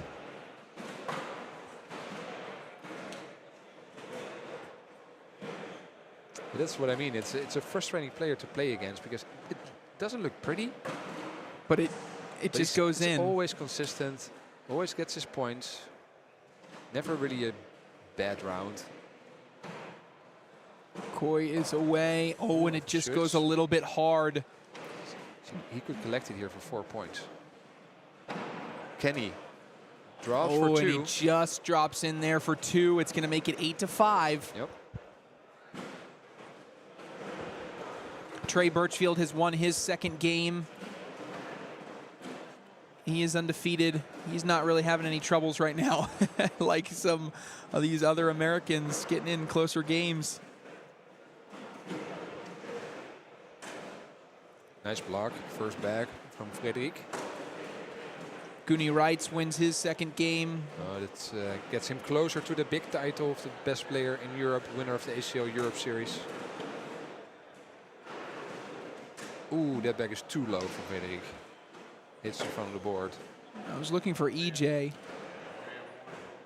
Maria won her game in the elimination bracket, but I was looking for how EJ was doing in the elimination bracket. EJ Von Dran does win a game in the elimination bracket. All right. So he's still in. The ACL Europe Series winner's decision is not made yet. And we got a tight game here, 8-8.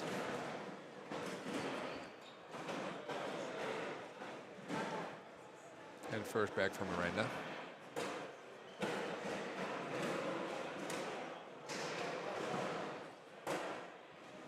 That bag is just creeping its way back. Yeah. It's almost as if his slide bag is actually flipping over onto the slick side every single time. Yeah. He still needs to get them. Can Miranda block this now? Does She block it. blocks it up, and Borré going to take a timeout here. He could get them all with an airmail, Those unless bags in they the all back were unless they all plug. They were moving in the back, so maybe a push would also do it. Let's see what he does. It's a big one. Borré Going up bag for is the airmail. away, and he knocks one in and is off the back. That's going to be a 5-point round for Koi.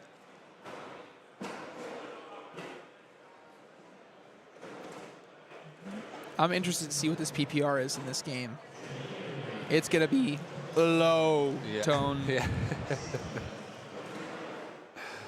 It was on this side, right? I thought it was on this. Then I skipped it on this one. There it is. Yeah. Miranda Koi throwing a 7.1 to a 6.6. It's been very dirty. And I think, part of it is Borré's bags are so sticky on that stick side. Yeah. You can't move them. Oh, Miranda misses again. Miranda's off the side rail. Oh, Frederik does not take advantage of this. I think he gives up 2 more. Yeah, 7-on-5, 2, 15-8. He got some opportunities in this match, Frederik. May not be happy with himself if he loses this one.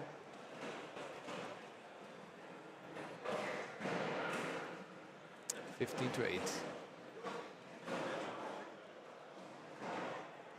See, Loris Maritic is still in from Croatia. I think he's one of my dark horses to get quite far in this tournament.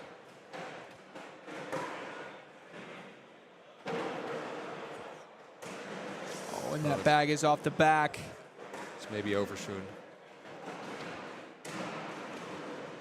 And now does Koi go airmail? She's going to take a timeout. I think normally, if she was feeling a little bit more confident, she would have no hesitation thrown an airmail here. Yeah. But I think she's just trying to do the math that right now she's 7-on-2 plus 5. If she lays up, then a layup would keep the game going. But if she hits the airmail, it puts Bure in a tough position. Yep. I think she's going to lay it up.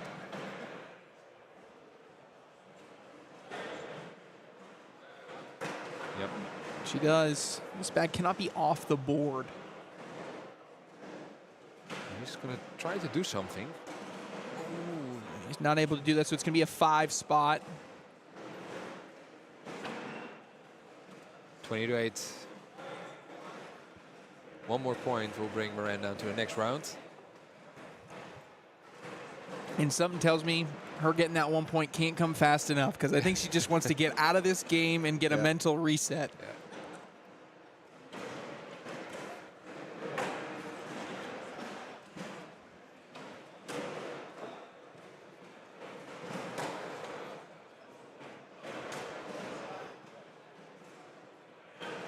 The other thing that will always annoy some top-level players is if you throw a bag and something happens that, quote, isn't supposed to happen. Yeah. And that's their best shot of the game. Yeah. And that's a good one to end on. And that is going to do it.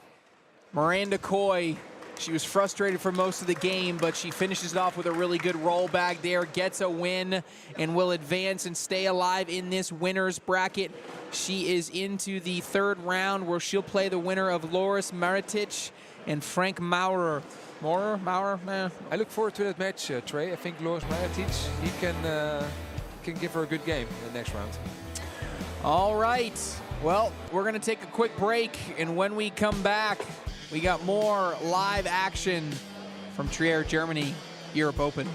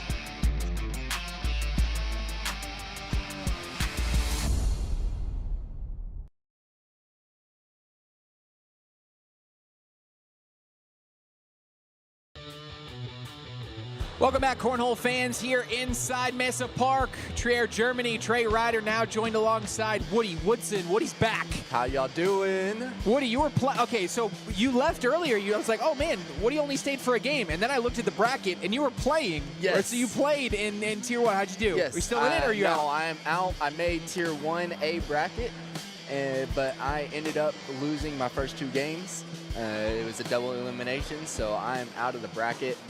So now I get to watch this and help commentate a little bit here and there and see who wins this thing. Love it, love it. Well, like I said, I know no one ever wants to go 0-2, but people that go 0-2, unless you win the whole thing, they usually have the most fun because then they can just go do whatever they want to do, right? Yes, Instead exactly. of sometimes finishing second place can be the least fun thing that you can do, right? Yes. All right, so we just saw Miranda Coy get a victory in that one. She is now into the 3rd round of the winner's bracket, and as we look here across the rest of the brackets, we'll give you a quick update before we go into this next game that we're going to show. We'll start on bracket A. Logan Chamberlain is 2-0. He's waiting on the winner of Demi Cartwright and Berto Lucetic. Guni Wrights is also 2-0. Bruno Bacquier. Neng Wanlayapol is down 1 right now. He's looking to get into the next section. Matu Rivo, he is down 1-0 in his second game. Goran Milecevic is up on Renee Schindler. Adam Hissner is up on Daniel Faulkler. Sean Farrell is winning his. Connor Weiss just wins his second game.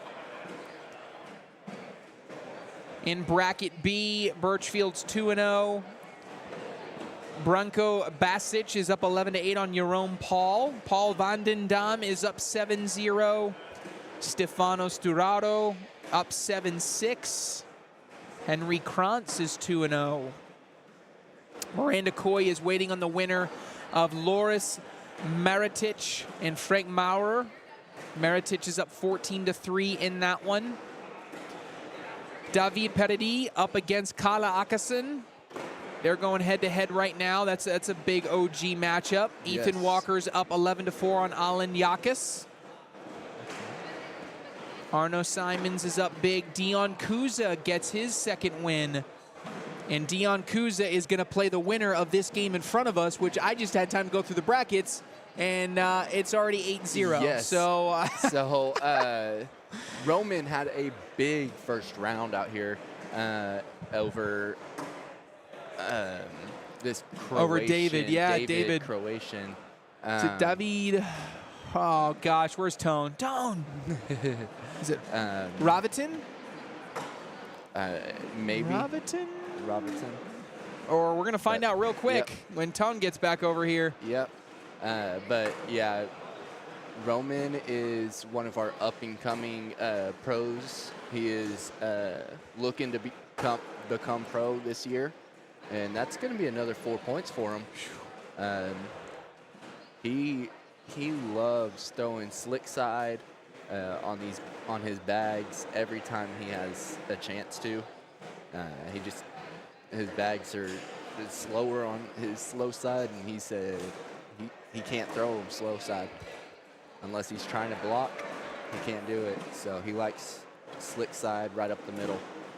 Slick side right up the middle certainly has its pros and cons, and this time he's going to be on the stick side trying to block it up, but Roman Elsner just goes right through everything. Right now, Elsner continues the role that we saw from him yesterday. He's at a 10.0 PPR in this game thus far prior to this round. That's going to be 4 more. Roman Elsner keeps on No, he missed that one, so it's going to be 7-6, I believe. Oh, okay, right? he had one off the back. You're right, good call. Yep. So it'll just be a single point there. But still, making it a 13-0 lead, that's big, especially with Roman having that first bag. He will run and gun back hole for hole with you any day of the week, and he will outrun majority of the players here from Europe, at least.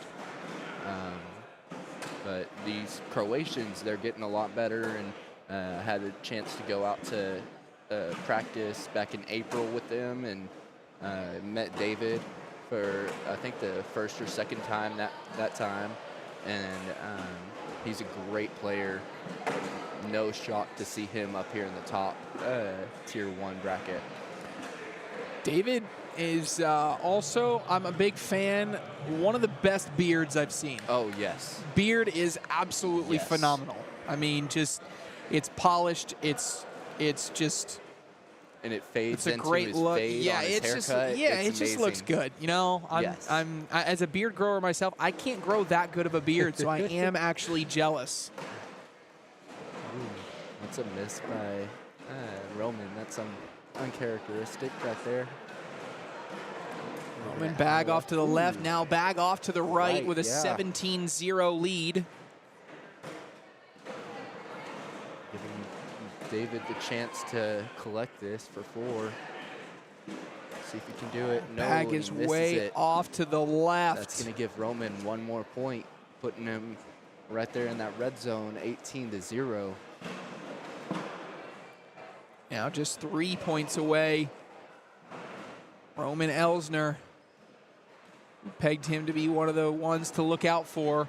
Yes, he was. If we talk about anybody being able to take down an American, although we've already seen one today with Bruno Bocquier taking down Hunter Thorne here in the winner's bracket. Yes, I was surprised about that when I heard it, and was actually just finishing with my game and walked over and I saw that game end. So that was a great airmail. Nasty backside airmail there by Elsner. David trying to answer, and he does. Elsner again. This time he's deep. Left. Do you lay up for a point? No, he's going up, and it's going to be a wash. 7-on-7. No, 5 on 5.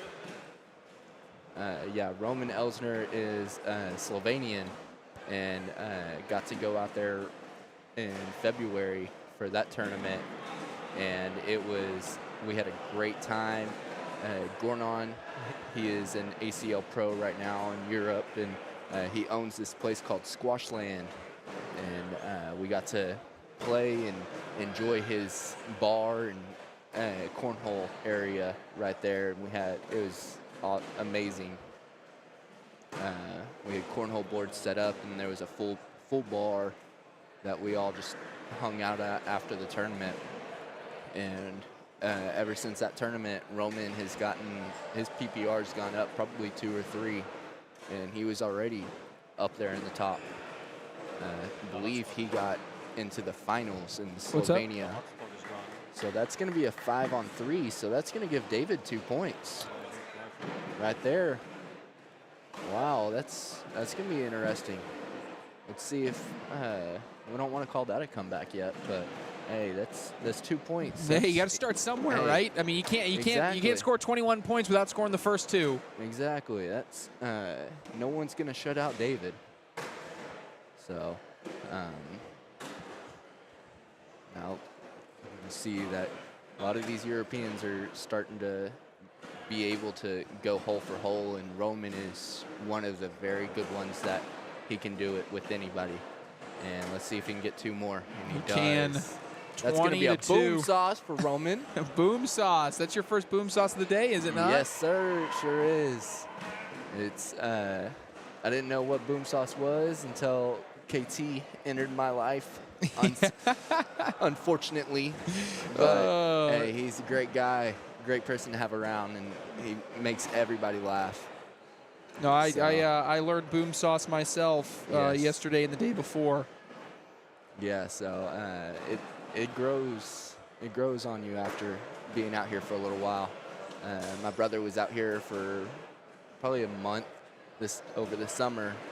He's in high school, so over the summer break, he came out here and he learned what boom sauce was, and he started using it when now that he's back home. So, ooh, what an airmail. Roman Elsner just continues, and David's trying to figure out what he needs to do. Yeah, he has to have 2 in the hole. I think you got to almost step way out, kind of a line drive to maybe rodeo or something. Yep. You got to have 2 in the hole, and this has to stay on the board to wash. Bag is away, and it's off the back. That's going to be game over. That is going to do it. Roman Elsner continues this incredible run that he is on. He's now 2-0 in open singles. And next up, he's going to have a date with one of the top Canadian players in Dion Kuza. Yes. That is certainly going to test his skills. Great name out there in Canada, and we've heard it out here in out in Europe too. Just hearing about Canada ACL, so that's going to be a good matchup right there. Certainly going to be a great matchup. We got more action from open singles live from Germany. Back right after this.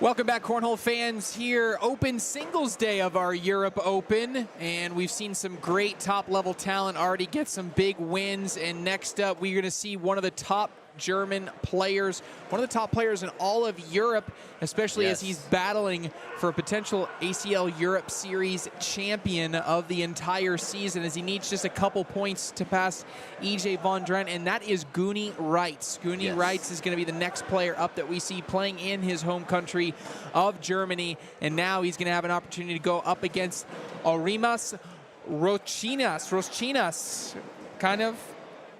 Roschinas, kind of, maybe. Close. We're close. We're that's a 4 out of 10 for me. I just heard him say it. So, but yeah, we're making our way through the bracket here, and we're just going to get underway here in a second with Guni Reitz. But you know Guni pretty well, right? Yes. He is one of our travel buddies for this season. Him, EJ, KT, and I, and one of our buddies, Mark Himmler. All of us have been traveling to and from all these cornhole tournaments together, and I will say at the beginning of the season, he did not know very much English or any at all, really, and now he can get by pretty well. If you ever get a chance, ask Guni who TJ is, and he'll give you a good story on that one. Okay. Yeah, and then ask KT the same question. So when you see him, will do. So we got Guni Reitz here. He knocks one in on his last warm-up tosses. Looks like they're ready to go. The winner of this game between Guni and Aurimas will take on the winner of Logan Chamberlain and Demi Cartwright. So Chamberlain and Cartwright about to go head-to-head. Again, this is this is going to be bracket A. Yes. So other ones, we have Bruno Bocquier, still undefeated. Ivan Lakovic. Neng Wanlayapol, maybe, against Volker Johansson. Also on the left side. On the right side, Mathieu Rivaux against Philip Danaker. Adam Hissner. You know Adam Hissner? I can pronounce that name. Adam Hissner. Goran Milecevic. Okay, yep. Roland Schmidt, Stefan Beck, Sean Farrell, and Connor Weiss. All those players are the only ones remaining undefeated in bracket A. In bracket B, we got Trey Birchfield, Jerome Paul, Linda Molin, Paul Vandendam, Hervé Ferraro, Stefano Sturaro, Henry Krantz, Loris Meretic, Miranda Coy, Gavin Clark, David Peredi, David Ramos, Ethan Walker, Richard Blanca, Arno Simons, Dion Kuza, and Roman Elsner. We're starting to eliminate some of these names I don't know, so we're getting a little bit better as we get along here. I don't know if the Europeans like that. But yeah. Neng Wanlayapol is going to haunt me in my dreams. As a commentator, that helps a lot. Yes. The first round just went by, and Guni got a 10-8 spot on Alimas here. So that's going to be 2-0 for Guni. Yeah, and I looked through some of That's a great airmail. That is a big airmail. Yeah, almost got the and one there that he was looking for. I'm looking at some of these names in the elimination bracket, and I'm just like, no offense to these people, but thank goodness they're not in the winner's bracket right now, and I don't have to say some of these. That's dropped in there, so that's going to be an 8-9 for Alimas right there. 1 point. It's going to be great. Roschinas and against Reitz here is going to get himself on the board, 2-1. Yes, 2-1, and gives him the first bag. A friendly joke that we say about Guni is he's a robot. It doesn't matter if he has first bag or last bag. He goes for the hole, and he's got the airmail down, and he knows how to hit it and when he needs to. So if it comes down to the wire, he will shoot it, and he is about 75% on his shots. So it's amazing to watch, amazing to practice and warm up against him. Haven't had too many chances to actually play him in person. Yep. In bracket or anything like that, just because he's always at the top of the bracket, and I'm usually in tier 2. So I was actually surprised that I made tier 1 today, so I'm okay with Hey, that. tier 1 Hey. is an accomplishment, Oh, especially yeah. among all these fantastic players. Oh, yes, 100%. So, and that was going to be a washout 10-10 round right there.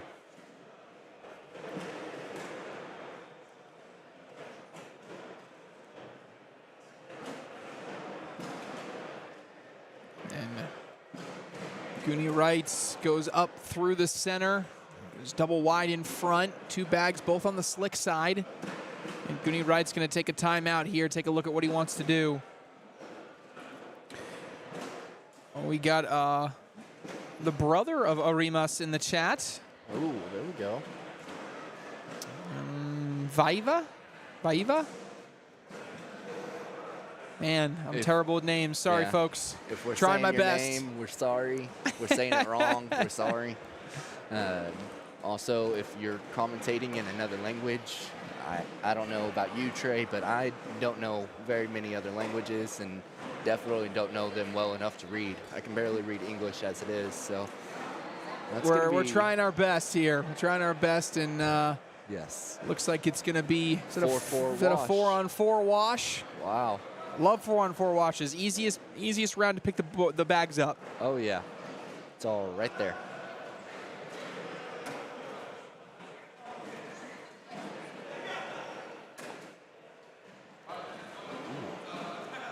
Goonie has been a little off this weekend. You could see it in the WCO tournament, and when him and Henry were playing together, they weren't doing the best. But even with him being still off, he's still throwing 10s and 12s all the time. So it's a mentality thing for him that if he's not in the right mindset, he's gonna throw a 10 instead Right. of a 12. Right. Yeah. And before it's too late, that's a boom sauce for Goonie. Boom sauce 4-1. How many? Yes. Do we need a boom sauce counter? Yes. We yes. need just to count the boom sauces. Alicia Woodson says, "Hi, Woody Jr. Woodson." Yeah, that's my mom. Oh, mom's checking Yeah, in. mom's checking in. So I just texted the group chat and I was like, I'm on live with Trey Ryder. Come watch. So that's them checking in. From Family members Texas. all over the chat. 2 bags off to the left here for Goonie. Wrights, and trying to correct that now on bag number 4, not able to do so. Rostinas is going up. 7-6 and A little bit deep on the airmail. Hey, it's okay. He still gets that 1 point, and that was a great shot. If he would have went a little short and tried to rodeo that in, it could have gone 12-8. But he went a little long on that one, so let's see where he takes it with that lead bag now.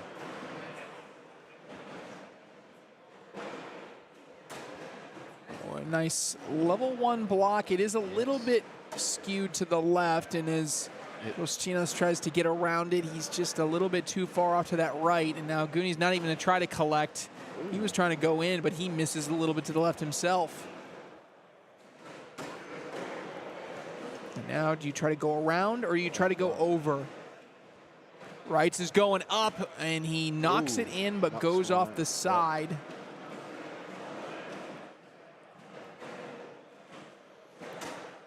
Oh, a big push there big by push. Rostinas to put everything up and into the hole. Dripping Nothing in. fell, and Looks like it's going to be a that's gonna single point. 1 point for Los Chinas. Going to make it 4-3.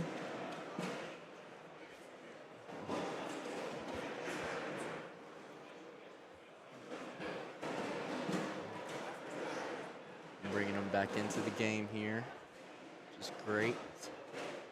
See if he can try and get that lead change, but there's nothing there yet. And that's a great bag by Goonie. Los Chinas put a blocker up there, and Goonie goes right around it and sinks it. Los Chinas kind of bullies his own bag to go in, and Goonie back blocks it. Chinas gets around it. Yeah, what a cut on on that shot. Gooney goes off the back of the board. Again, Roschina's trying to get around it. And this time he ends up creating a little bit of a goalpost, but Wright sometimes doesn't have the best push. He comes up a little bit short there again. Yeah, that's the only thing I'm worried about. The technique from Wrights is going to show some good ability to slide backs, good ability to hit airmails. Yes. Just tough technique to get a really solid push out of. Yep, and that's going to be a 5-8. That's going to be a 3 spot for Lucinas, and that's going to be a lead change right there, giving it 6-4. The Lamas in the lead.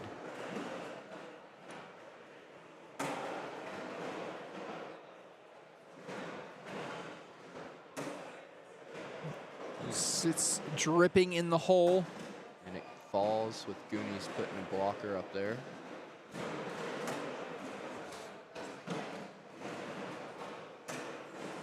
What a collect by Goonie right there. Goonie goes through everything. And now can he get 4? For Loomis, and he Yes. does, and that's going to be another boom sauce for Goonie.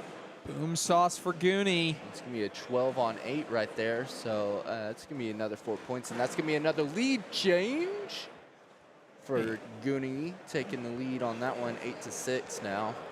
Yeah, Goonie Wrights now taking the lead. This has been a little slow for him in the beginning as he's trying to make a deep run in this bracket. And as we look, check on EJ Von Dran in the elimination bracket, see how he's doing. Yes, because he's sitting in the Tier 1B bracket down there. He won his first one after he went to the elimination bracket. So, no, I was just talking to him outside earlier, and he took some ibuprofen trying to just get some pain and soreness out of his shoulders and legs.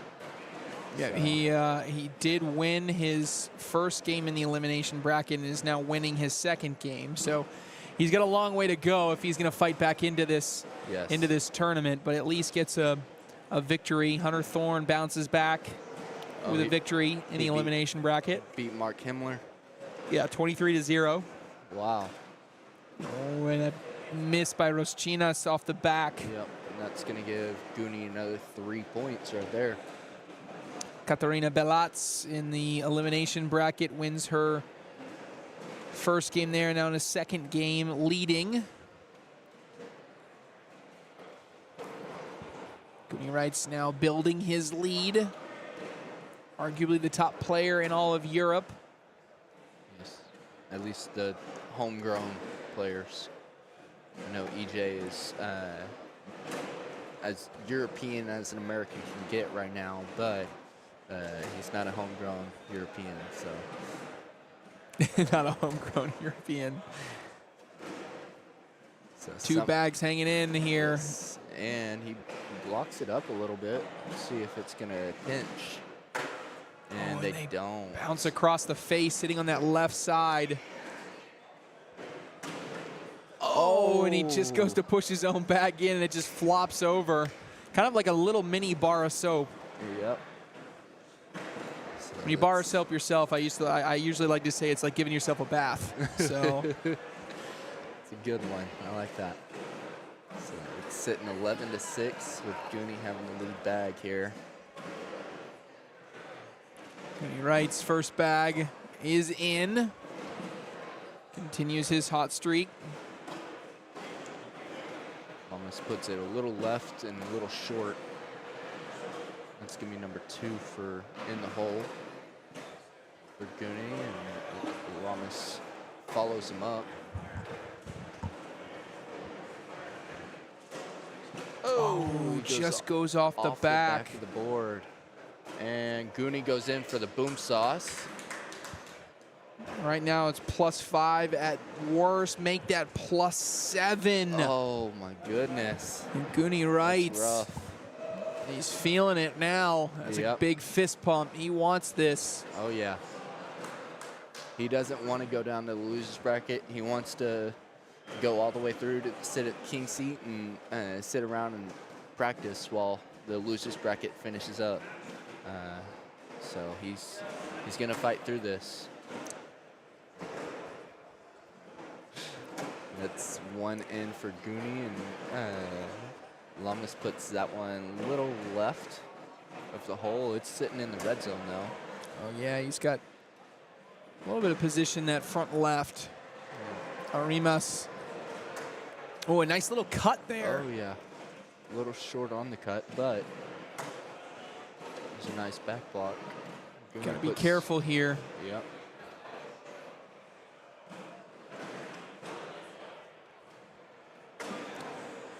Tries to shoot it Ooh, and he's goes off deep. the back of the board. That could be game time here. Goonie's looking around, trying to figure out what he wants to do. Looks at the scoreboard and says, I'm going to board it. And he flips it to this low side and boards it. Yeah, I don't know what you can really do here. You got to kind of rodeo your bag or get 2 in, and that is not going to be enough. Goonie Wrights takes down the win, and he advances, Yes. stays undefeated here in bracket A of open singles. And next up, he's going to have to take on the #1 seed in the entire tournament, Logan Chamberlain. Oh, my goodness. That's So going to be a great game. I hope he's warmed up, because Yes. that's going to be a tough one. He's gonna Anytime need you it. play Logan Chamberlain, it's going to be a tough out no matter who you are. Yes. We're going to take a break, folks. When we come back, we're going to keep on rolling. We're here all morning, afternoon, whatever time zone you're in. We're here playing some cornhole live from Germany. See y'all.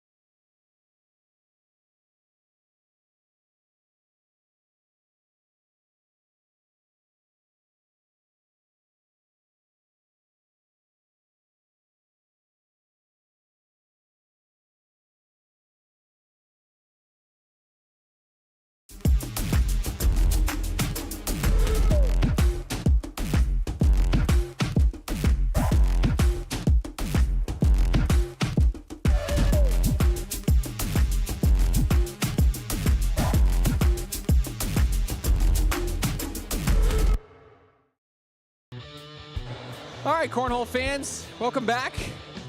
Another Welcome matchup back. here in open singles. This time we are going to be in bracket B, right side of bracket B. We're going to see another one of the top American players in Ethan Walker, finishing the season as the 16th ranked player in the world. I mean, about as good as it gets when it comes to top level talent. He's going to be going up against David Ramos. I think I got that one right. Yes. I'm going to give myself a 7 out of 10 on that one. I think that sounded pretty similar to what he said. So we're getting there. But they're going to do some down and backs here, and then we're going to get on rolling. Trey Ryder alongside Woody Woodson. This is live. Oh, that was a Yes. that was a live round. JK, I wasn't even putting it on the screen because I didn't think it was live yet. Yeah, so that's going to be 1 point for David. Yeah, And, Ramos gonna get 1.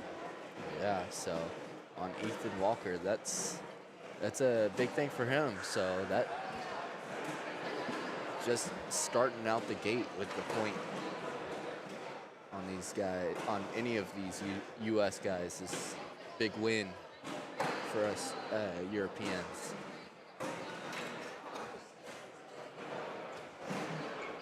See if Ethan Walker can try and grab this. Oh, He my brings goodness. it in a little bit. That's Ethan Walker And for there you. it is. Falls. It's going to be a 10-9 round.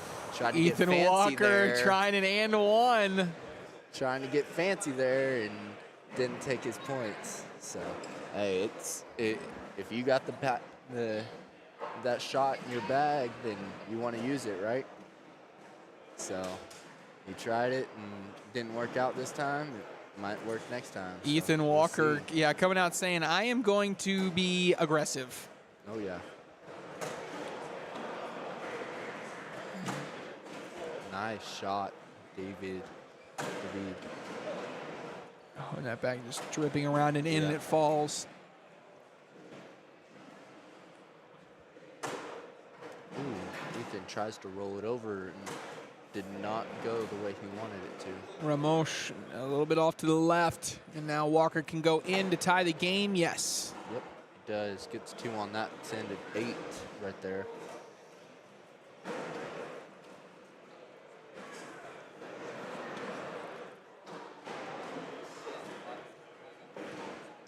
Ethan's first bag here in this one, and I'll say this much. Of all the players that some of the Europeans could see play, this is the one that's going to be probably the hardest for any of them to adjust to, because Ethan Walker is probably one of the most defensive players in the world. He is going to block every round. He's going to rely on that roll shot. People are going to be really impressed when they see all the different shot selections that he can have. Yeah, I had somebody was talking to Ethan earlier today and told me that he said his roll shot was not with him in these bags, and it's working now. Yeah, it So- seems to be working. Well, I think he may have brought a different set, because when I saw him earlier, I picked up his bags, these bags that he's got in his hand right now, and I thought he said, I'm not throwing those. So I don't know if he switched to or he had a different set and then he switched back to these or what, but these are his signature bags that he's been rolling with all season long. Very tacky, very slow. He's not able to make it happen there to go in. It's going to be 3 points there for Walker. Yes. He's going to keep building his lead. 5-2.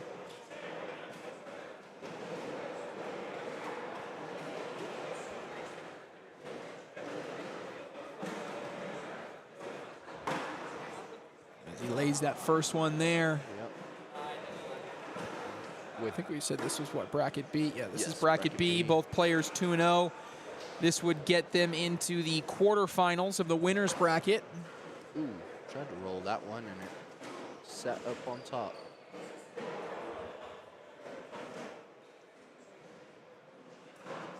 Oh, Walker goes really tries to hard at it. push. Who is Ramos going to go for this? Step out. Oh, he was going for a little Full bit of a four. roll. Yeah. He was trying to do his best Ethan Walker impression there. Yeah, we got some Slovenians and Croatians over here laughing because they knew what he was trying to do. They were like, you only pulled that out against these guys. So. And this is where Ethan Walker does his most damage, is when he can get this cut roll working. And there's another one.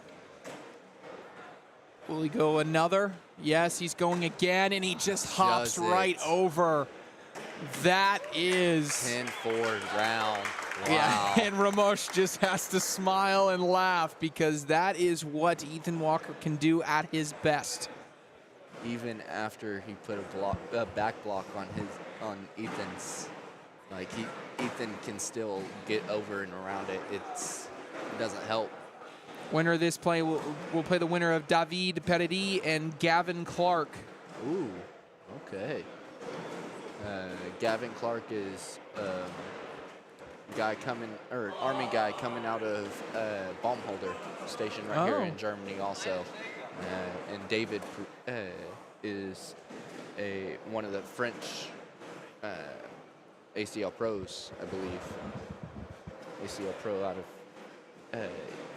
France. There we go.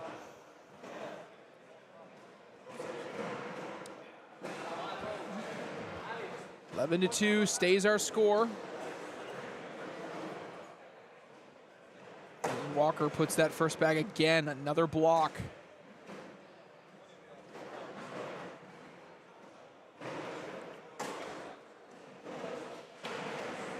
Walker has got that tilt coming here. He's trying to go after his bag. Nice. Nice bag by Ramosh. He's able to. Yes, he is being able to use Ethan Walker's shot against him right now, and goes off the back of the board. Yeah, Ramosh was able to. He's throwing a really nice fade or reverse cut. Yes. It's kind of just bouncing from left to right. Very difficult shot to master. He made it look easy there, but on the last one, just doesn't execute on his final bag, and it's going to be 3 more for Ethan Walker, who now 7 points away from winning.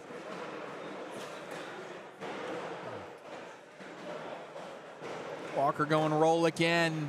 No surprise there.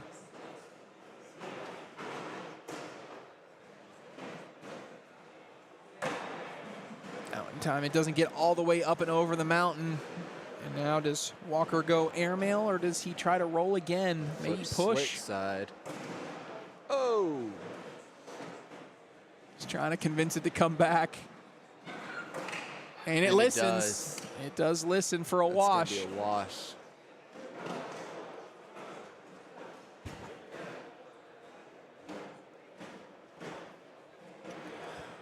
Volker Johansson wins 21-3 over Neng Wanlayapol. So we're down to 4 on the left side of bracket A. Adam Hissner's up 17-1 over Goran Milecevic. Wow. Mathieu Rivaux up 18-1 over Philip Daniker. Stefan Beck up 16-3 over Roland Schmidt. Wow. And that is going to do it right there. That was just that's going to be game over right there. ridiculous. And that is Ethan Walker at his best right there. Rolling, pushing, no matter what it is, he's got all of it. Yep. Whew, I honestly feel a little bit bad for Ramosh because he got the fury of Ethan Walker there.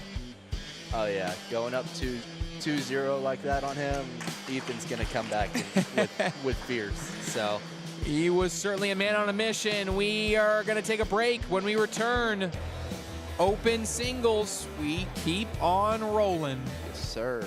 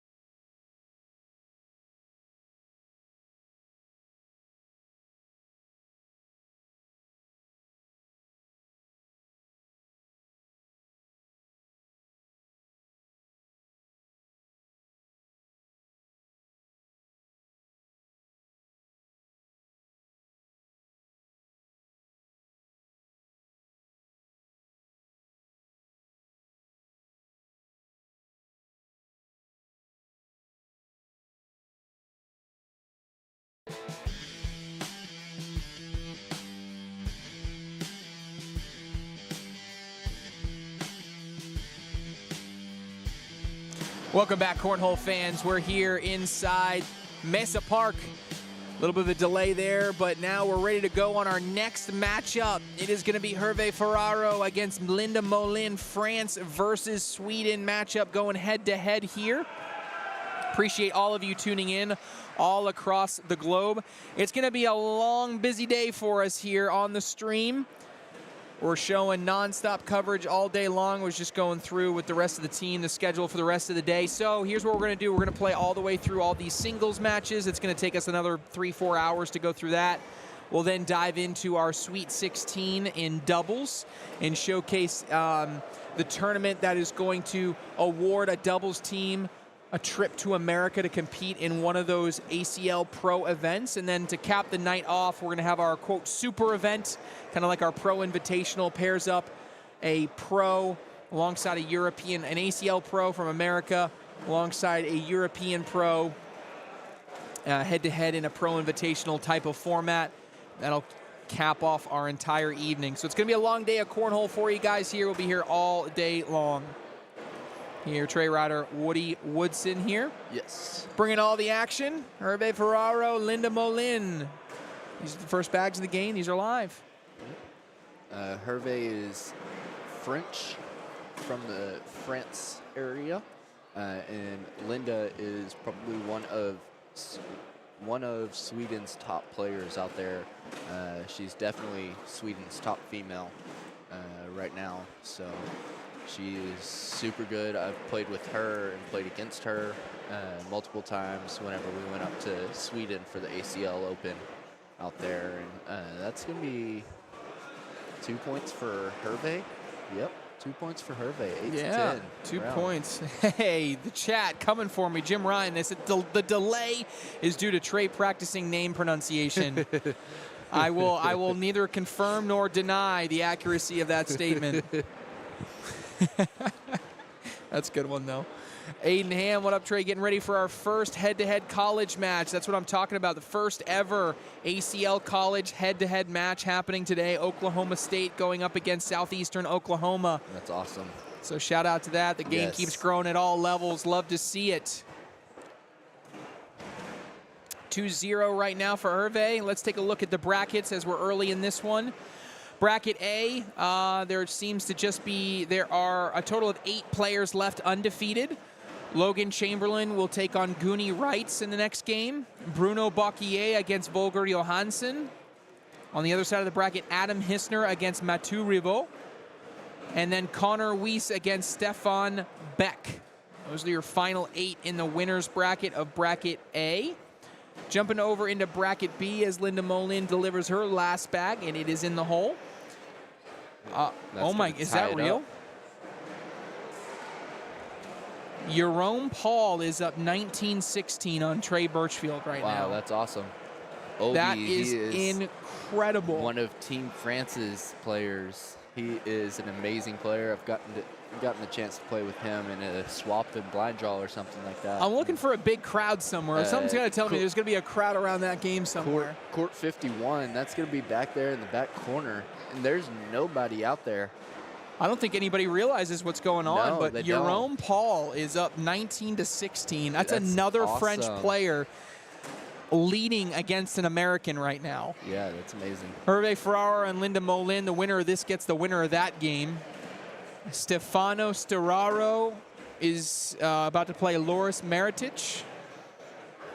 Ethan Walker is going to play Gavin Clark. Ooh, wow. And then Roman Elsner and Dion Kuza are 12-11. That's a close one.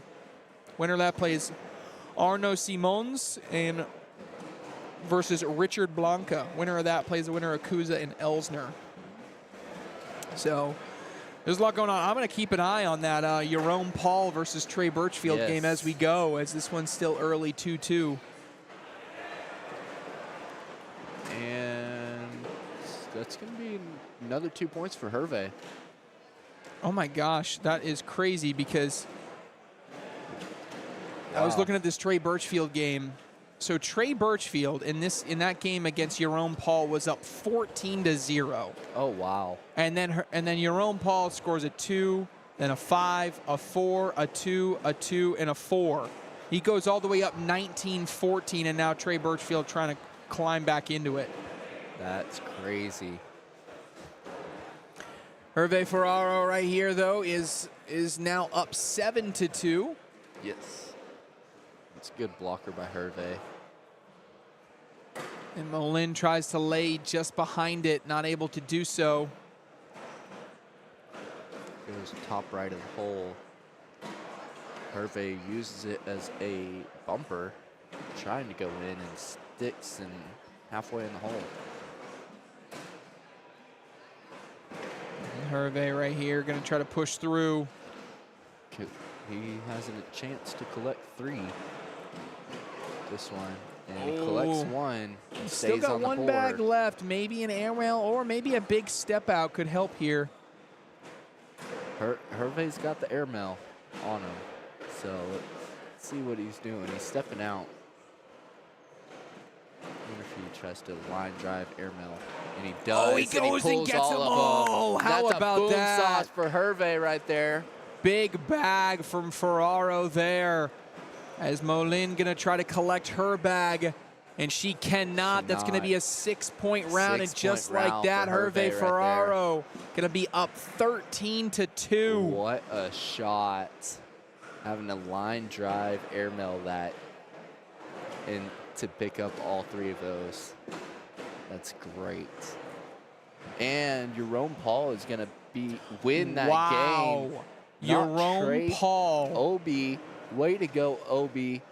Knocking out the first American down to the losers bracket, I believe, right? Oh, no, Hunter Thorne was also in there, but Jerome yes. Paul beats Trey Birchfield, the world champion. Wow. Jerome Paul throws a 9.11 to Trey Birchfield's 8.89.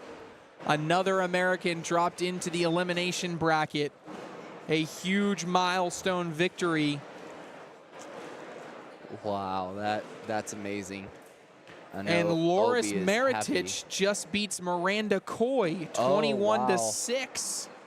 Oh wow, that's a big gap. What right there. is happening right now? These European players have come out swinging here in singles. Yes, they figured it out and they're running with it now. So let's see how well everybody else can do against these Americans. Molin bag is away.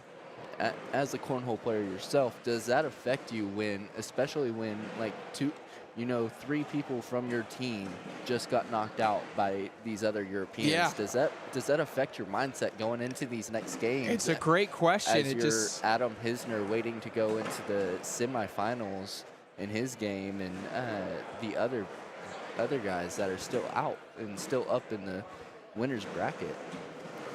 You ask great question. I mean, does it affect you? Is it a momentum thing? I don't know. I will say I am shocked to see it. Now, Ethan Walker in bracket B is the lone American. Adam Hisner. Hisner is in the other bracket. Oh, yeah, in that bracket. So in Okay, bracket yeah. B, Ethan Walker is the lone undefeated American. And both Trey Birchfield and Miranda Coy were in this same bracket. If we go over to bracket A, you do still have Logan Chamberlain, and you do still have Adam Hisner also undefeated. So 3 Americans have been dropped into the elimination bracket thus far. 3 Miranda, out of the 6. 3 out of the 6. That came out here. That's crazy. I know all of the Europeans are so excited about that. Having 50% already 1 game away from being eliminated out of these singles, this open singles event. I know the Americans are upset. They're trying to figure out what's going on and how to fix what they're doing, but we're not in America anymore. Yeah, no, there's this. This is something else out here. So. All right, what happened, Trey? We got Trey Birchfield over here talking to us.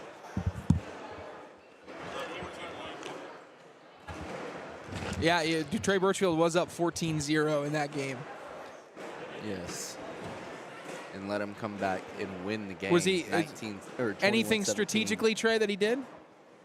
Just ran bags?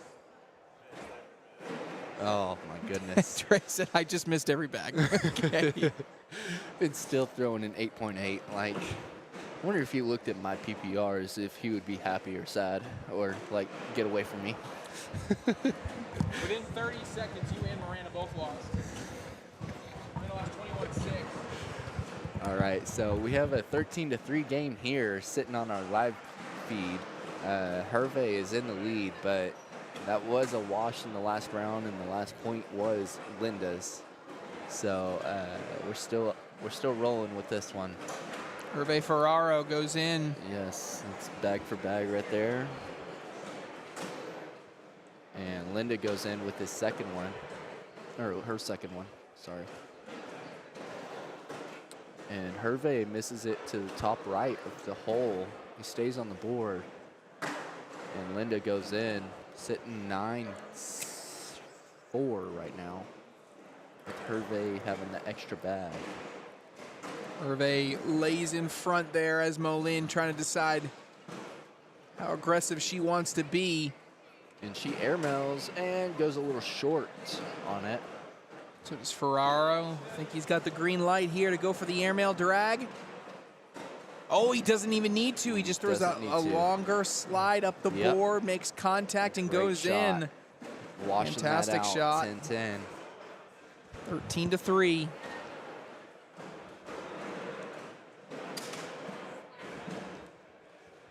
And I know France is super excited right now, having Hervé, Obi, and Mathieu still undefeated in the winners brackets of Tier 1 events.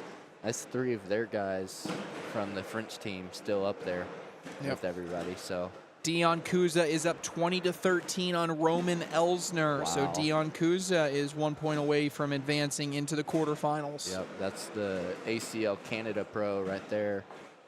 He is something to mess with. And Roman being Roman, he's going to try and run bags with him. Linda goes in, and Hervé is kind of upset about that second bag that he threw. It stayed on top of the hole. Let's see what he does. Hervé goes in there. Doesn't look like he's tempted by the airmail, at least yet. Now a lane has been created. He can just go in for points. She gave him a runway with the hole right in the middle of it. He Takes advantage. Yep, that's going to be another 2 points, making it 15-3 now.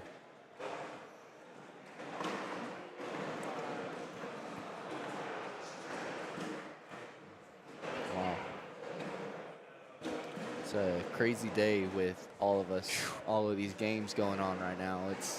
We got 46 players? Yeah, Something like that. There's like 128 here in the tier one. Yeah. Like we had to split that into two brackets. Yes. If that tells you. Yeah, exactly. Tells you viewers anything. Like we have 2 brackets of 64 in this tier 1. Imagine everybody else in the tier 2. So there's a lot of stuff going on around here, and just because tier 1 only has a few games left doesn't mean the other brackets are close to being done either. So, let's see if Linda can go ahead and build some momentum here. Pick some points up right here, and it goes off to the left of the hole. Still has a chance for 2 points. Hervé Ferraro is able to finish with his 8. See if she can pick up 2 right here. And she does. That's going to be a 10-8 round. All right, Linda. Try to hang in there right now. 15-5. Let's do a quick PPR check on this game. See how these players are throwing.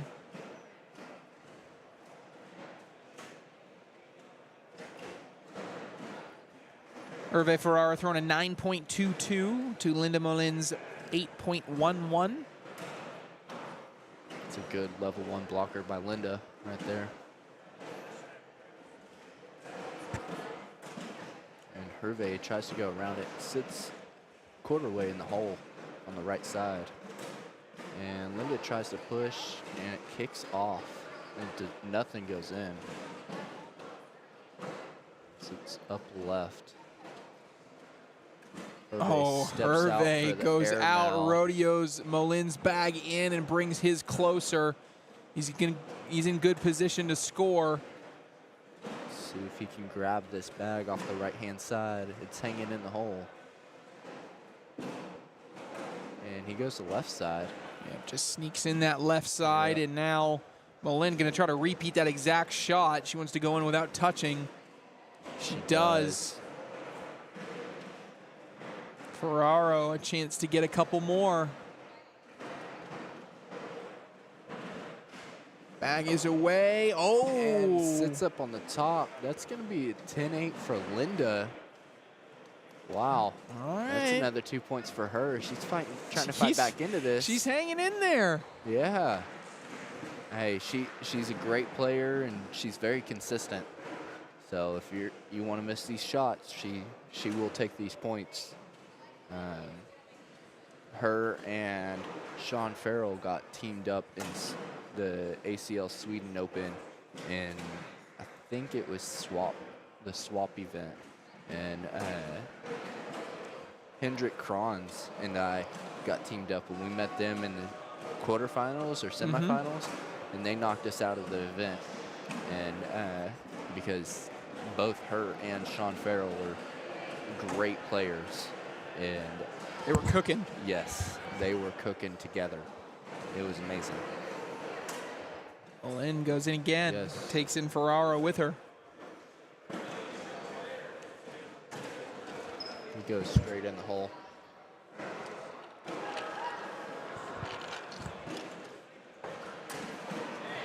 Another 10-point round there for Molin.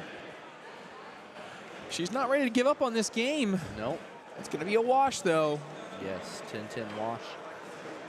And into round number 12. Winner of this will play Jerome Paul in the quarterfinals of the winner's bracket, bracket B. Yes, and Hervé and Jerome are sometimes they're double partners, and when Mathieu's not around, and they've played each other and played with each other very often, so they know how each other play. So it will be interesting if we see Hervé step through and play Obi.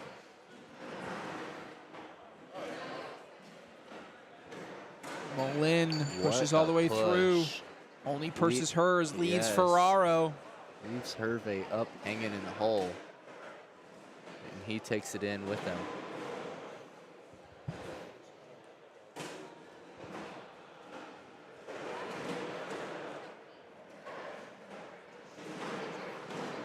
And he goes, Hervé goes a little short left. Yeah, off the it's hole. short left, and now can Molin get around it? She doesn't have the best cut. No, and Because of that. She tries to back it up and pushes it a little bit closer to the hole. Question See- is it collectible? Yeah, and Hervé's Oh. gonna try, and it's his bag pushed one in and stuck up on the board. Yeah, pushed and sat. So it's gonna be a 10-10 wash right there. Another one.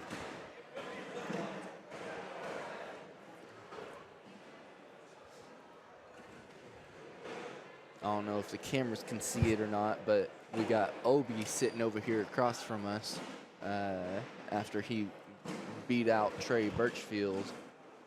So he goes by Obi. Yes. Yes. His name's Jerome Paul. He goes by Obi, O-B-E, with the little apostrophe above the E. And his family will sign on every once in a while to the Facebook Lives whenever he's playing on them. And he's, Cheering on Obi. yes. Well, Obi had the biggest win of his career. I can tell you that right now. Oh, yes. And he knows it. He's not wearing it today, but he has an American hat. It's American flag on his hat that he usually wears, and it's amazing. It's awesome to see a French person wearing that hat and like being able to communicate with us, whether it's through someone else or through Google Translate or whatever. But he can still try and he figures a way out to do it, to talk. Linda Molin, 2 bags, 1 from each player on the left-hand side, and now she's in. Yep. Using those bumpers on the left-hand side. Let's see if Hervé can do the same. Hervé's bag is away, and it's in. Straight up the middle. Another 10-10 wash. 10-10 wash. What round is this at? Round number 14. It feels like 400. Yeah. Yeah, this game's been going on for a while. This feels like a game it's a marathon. Yeah. When these weekends are, because you got to realize that this might be round 14 of this game, but they've each played 7 games just to get here to where they're at now.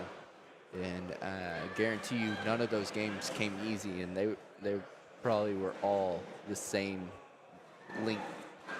And that's why these tournaments take all day long.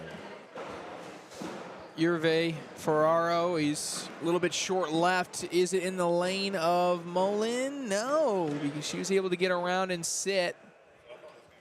She's sitting there hanging in, and Hervé's trying to figure out if he wants to try and collect it or just go through hers real quick. And he tries to push it all in, and he knocks Linda's down and pushes his a little closer to the hole.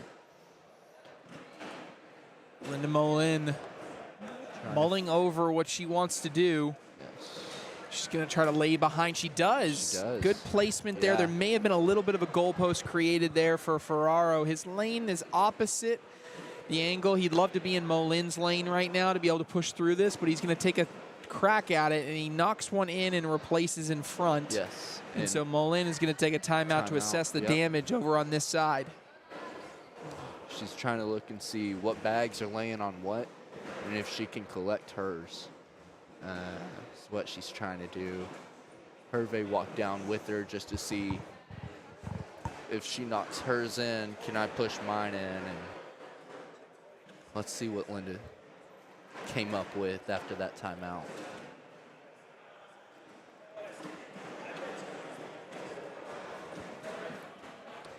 Molin, She double started, clutch. but hold on.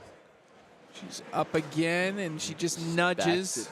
Backs it up and nudges it forward a little bit. Now Hervé is going to take his timeout to go down there and look and see if he can airmail this or if he can try and rodeo some of his in to make it either a wash or get him some points out of this. Because it is 15-7 with Hervé in the lead. And Linda still has the lead bag.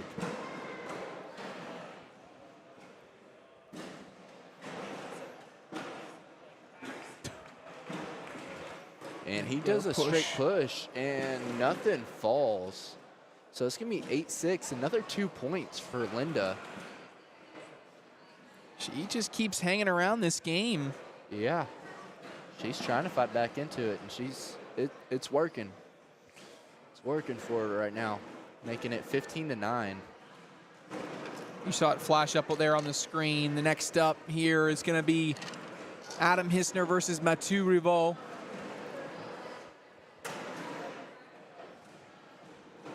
That's going to be a good game.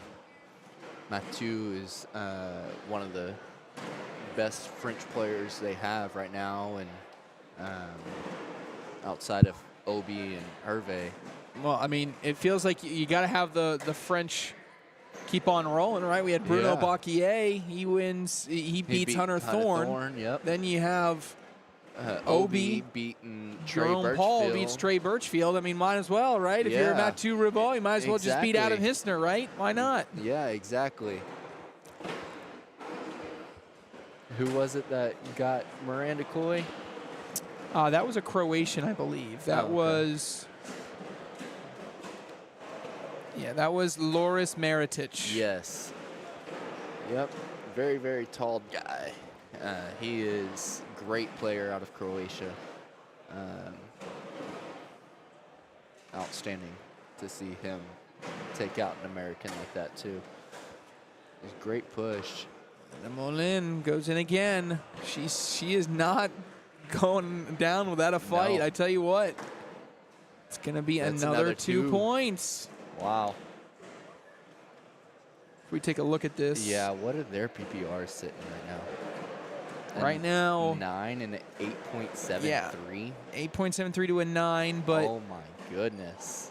yeah, I mean, it was 15 to 3 in this game. Hervé Ferraro is up 15 to 3. She has scored 8 straight points to make it 15-11. Yeah, and they're not easy points. They're, hey, I'm going to get 2 here, and then we're going to wash for 4 rounds. Right, and yeah, then I'm she's gonna been go chipping get away. 2 It's more. not, yeah, she didn't get a big 5 spot or anything like that. This has been a grind. Oh, yeah. This is what round 16 also. So we're in the pro divisionals in the States. This game is already done. Is they like those 10-round games like out there? They don't play around with these long ones unless you're going into more of the bracket style. Yeah, no, absolutely. Absolutely. 15-11 is you like your position that you're in if you're Molin. You're building some momentum. Yes. But also, if you're Hervé, you just can't stress about it. Like, Yeah, you're still only 6 points away if you're Hervé. Yeah. You're 1 bag off the board to be there, be in the red zone. So. Molin goes in that side. Is that? Is that a boom four-bagger? sauce? Yeah, that's Is that a boom sauce for Linda. And that's a double boom it's a sauce double. right there. Hervé and Linda. Way to go, guys.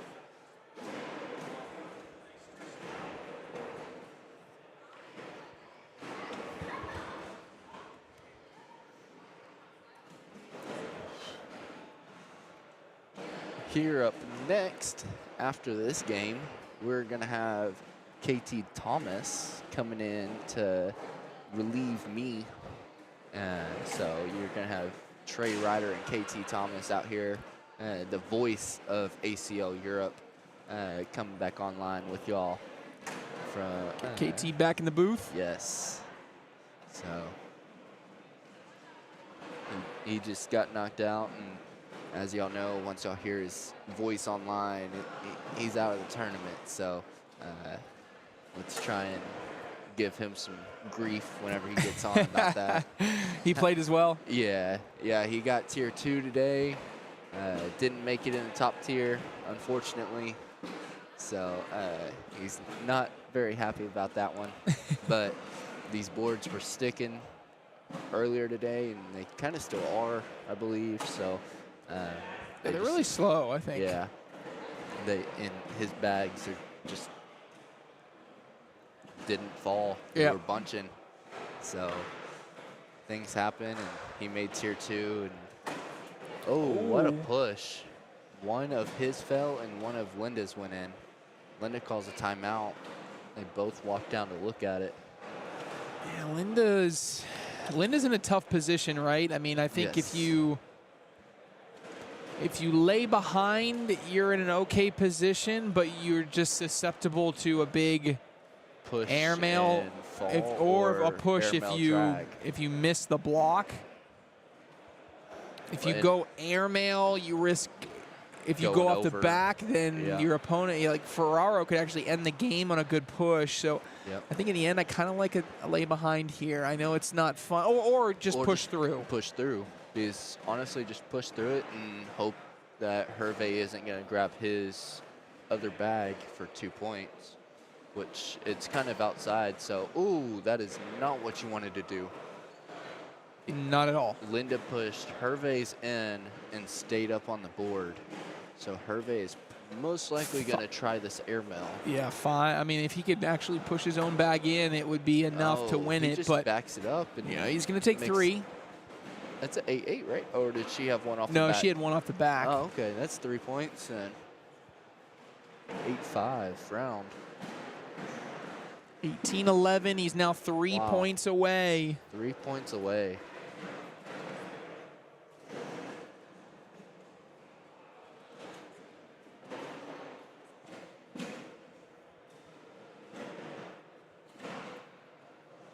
Ethan Walker wins again against Gavin Clark. Oh, yeah.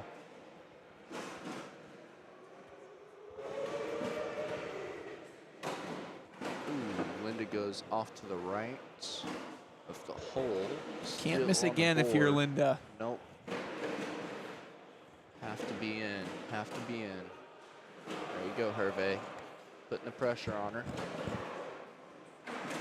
And she stays up. It's collectible, but let's find out. Hervé tries to hit that left side, can't do it.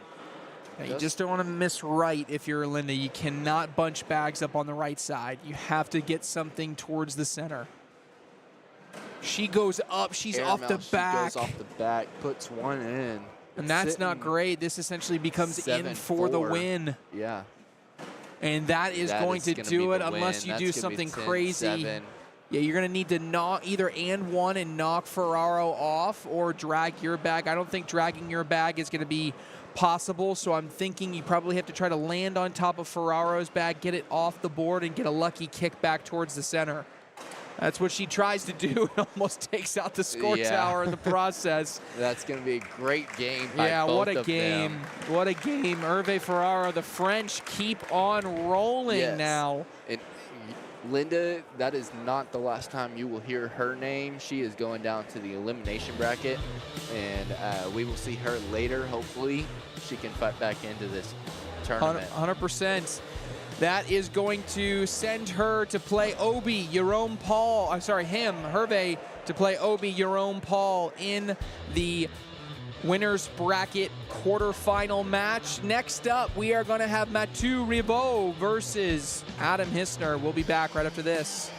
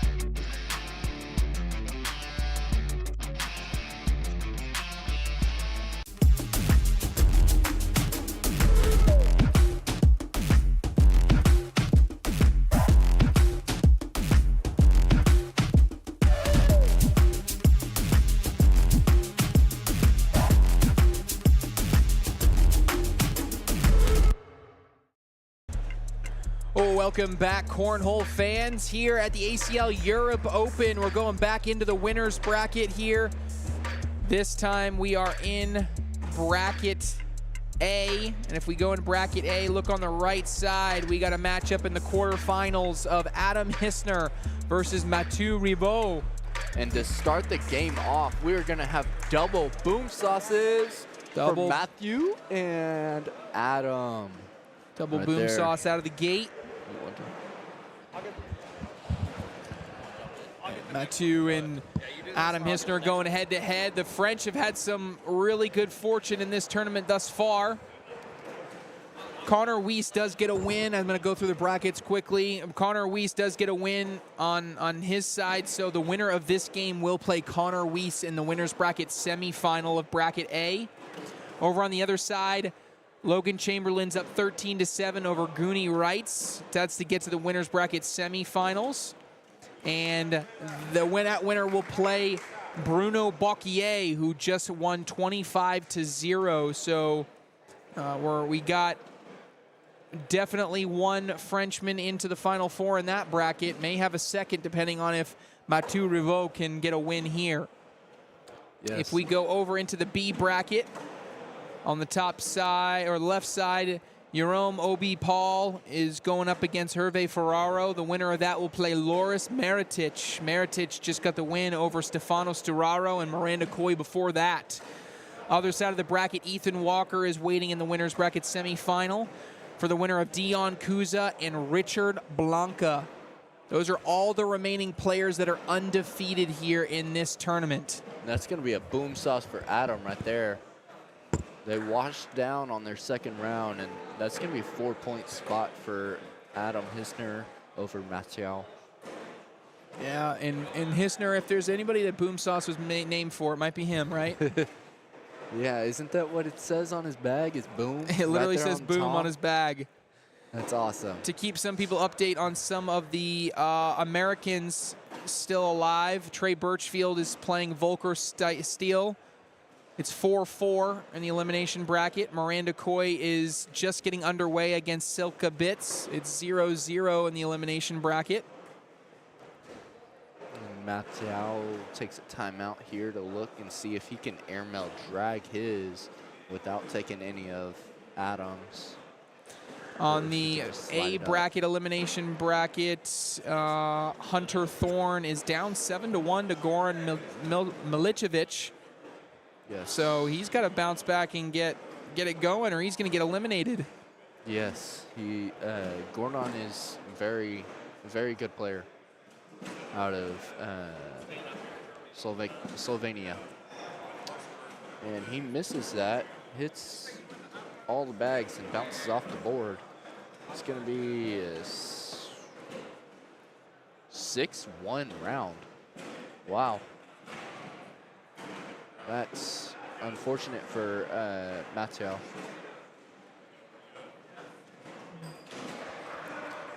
It's going to make it 9-0 here on this game.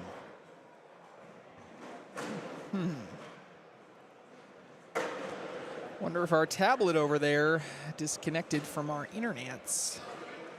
Probably. 'Cause I'm not getting that score to pop up at all. We'll keep y'all updated on the score as we go on until we get that fixed and running up again. But as of right now, it's sitting 8-7. Let's see if Mathieu can grab some points here, and he does, and that's gonna make it 10-8, I believe. Yes, 10-8. Or no, yeah, 10-8 round, 9-2 is the score. 9 hit Adam Hisner and 2 to Mathieu. So, getting some points on the board right there for Mathieu. Yeah, 9-2. Hisner is leading. Take a look at that tablet here in a minute. Ooh, that bag is off the back. And that's one thing that is always an adjustment if you're playing against Adam Hisner. You have to deal with the pace. Yes. Yep. You got to slow it down a little bit and because make sure that you're playing at your pace. Yes, because he's not gonna wait for you. He is gonna throw the bags when he is ready, and he's ready in about half a second. –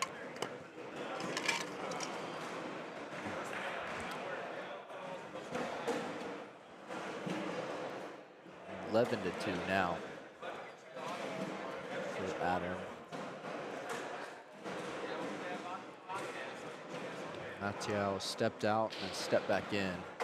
Tried to airmail, went a little short to the right side of it, went off the back of the board. And Adam cuts around his own. That's an airmail that goes in. Hisner replaces his bag, Yep. and he gives himself a thumbs up. He likes that. And It's going to be a 10-7-5 spot, 16-2. Well, some of the Americans... That's a boom sauce for Adam right there, too. Yeah, some of the Americans...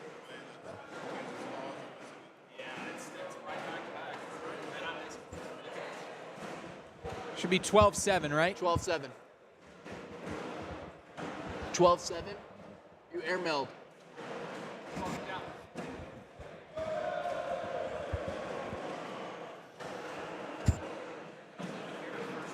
Yeah. Okay. There, we got it right. There we 16 go. to 2. 16 to 2.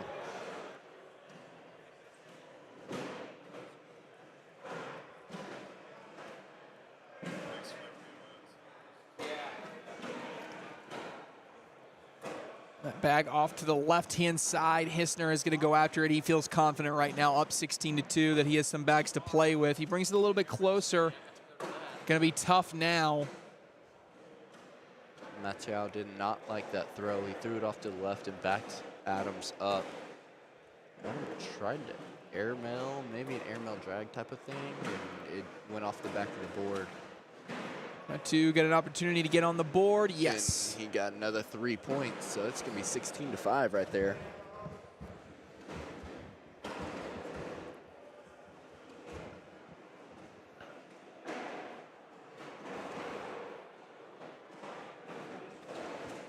Wow, Goran Milecevic is up 16 to 3 on Hunter Thorne in the elimination bracket. That's Hunter Thorne is 5 points away from being eliminated from the tournament. yes. Milecevic is up 16-3. Ooh. Unlucky bounce from Mathieu. Oh, and Adam Hissner. He's looking at the and one. He starts waving to the bag. Ah. Takes a sip, and he's like, I know exactly where I'm hitting this bag. Right there. Oh, he went for it. And goes off the back of the board with Mathieu's. Just goes in, and Mathieu has another one hanging off the back of the board, and that's going to make it a wash, 7-7 wash right there. Anytime Adam Hissner sees that bag in position, he's going for it. He started waving at the bag. Oh, goodness. I haven't seen that one before. Wave at the bag before you try and hit the and one.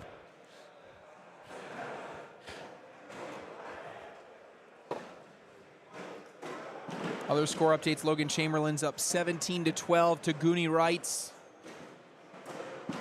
That's a good game right there.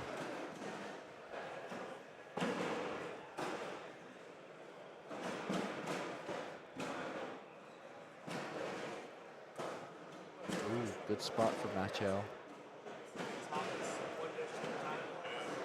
See what Adam does. He calls a timeout to go look at this. He wants to go take a board. better look.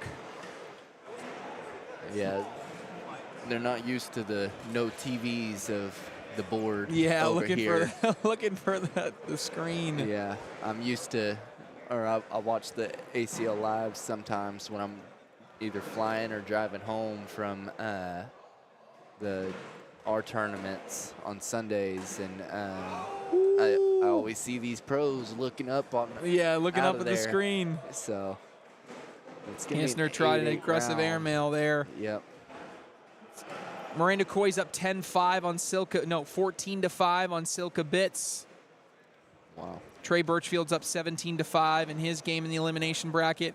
They're on the same side of the elimination bracket, so they might play one each of the other here they're going to in a meet minute. in the. They'll meet in the 7th place game, so you won't have Miranda Wow. Coy and Trey Birchfield both finish better than 7th in a bracket because they'll meet in the 7th place game, assuming they were to keep winning in their games.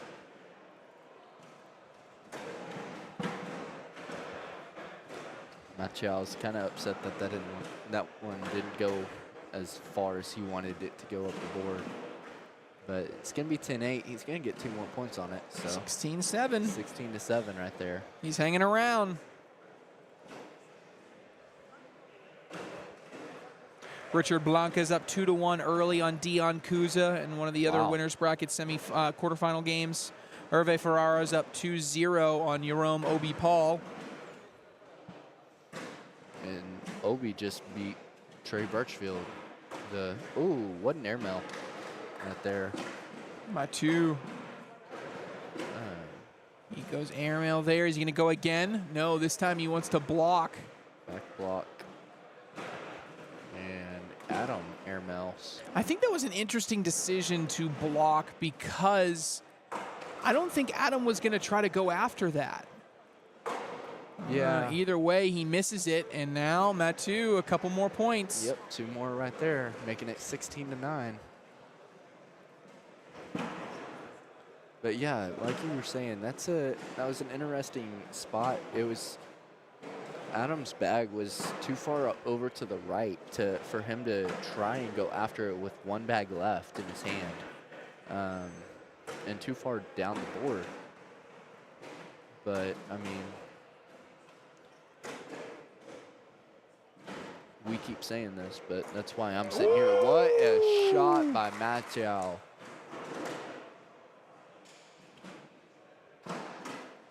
Oh. Just Too skips much. over it, and Hissner comes up Oh. short. That's going to be 2 more. Fighting back into this, 16-11, only down by 5 now. Yeah, now it feels like. Oh, and now I'm just getting word Goran Milecevic has eliminated Hunter Thorne Wow. from open singles here. That is the first American drop. Yes, out of first this. American to get eliminated from this tournament.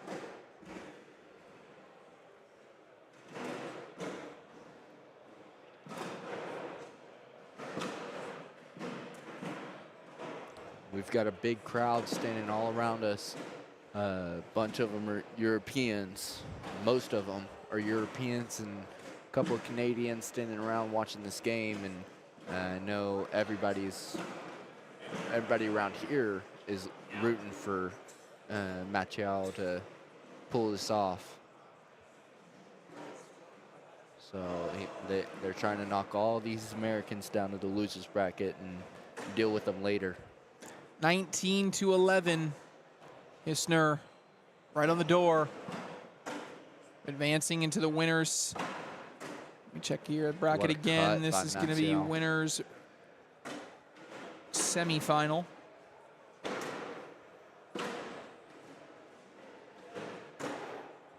And a chance to get 2.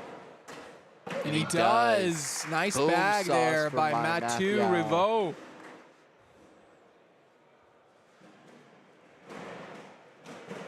$19-13.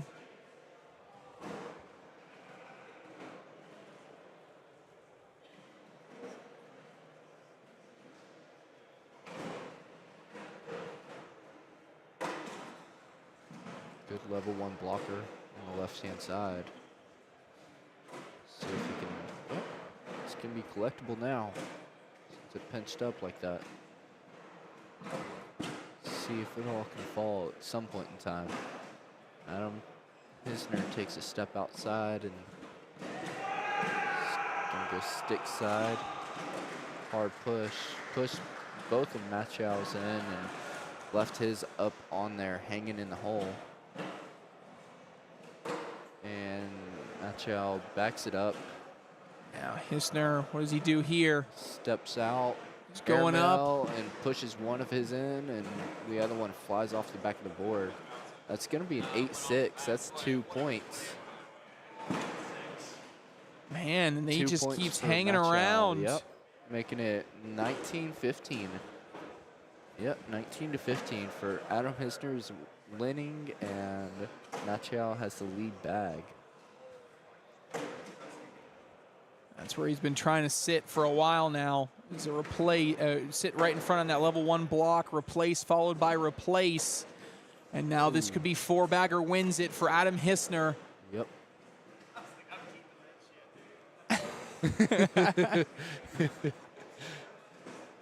Mathieu trying to say something to get him off his game, and now it just needs to be on the board for yeah. the win. And that will That's gonna do be it. A boom sauce to win the game right there, Adam Hissner. Adam Hissner finishes it off with a 4-bagger. He wins it and knocks Mathieu Rivaux down into the elimination bracket. He advances and gets a boom right there. And he will be in the winner's bracket semifinal, where he will take on Connor Weiss. Yes. We are going to take a quick break, and when we come back, I believe I see Logan Chamberlain coming to the court. Yes, we're going to have our first winner's bracket semifinal. Bruno Bocquier, Logan Chamberlain coming up next.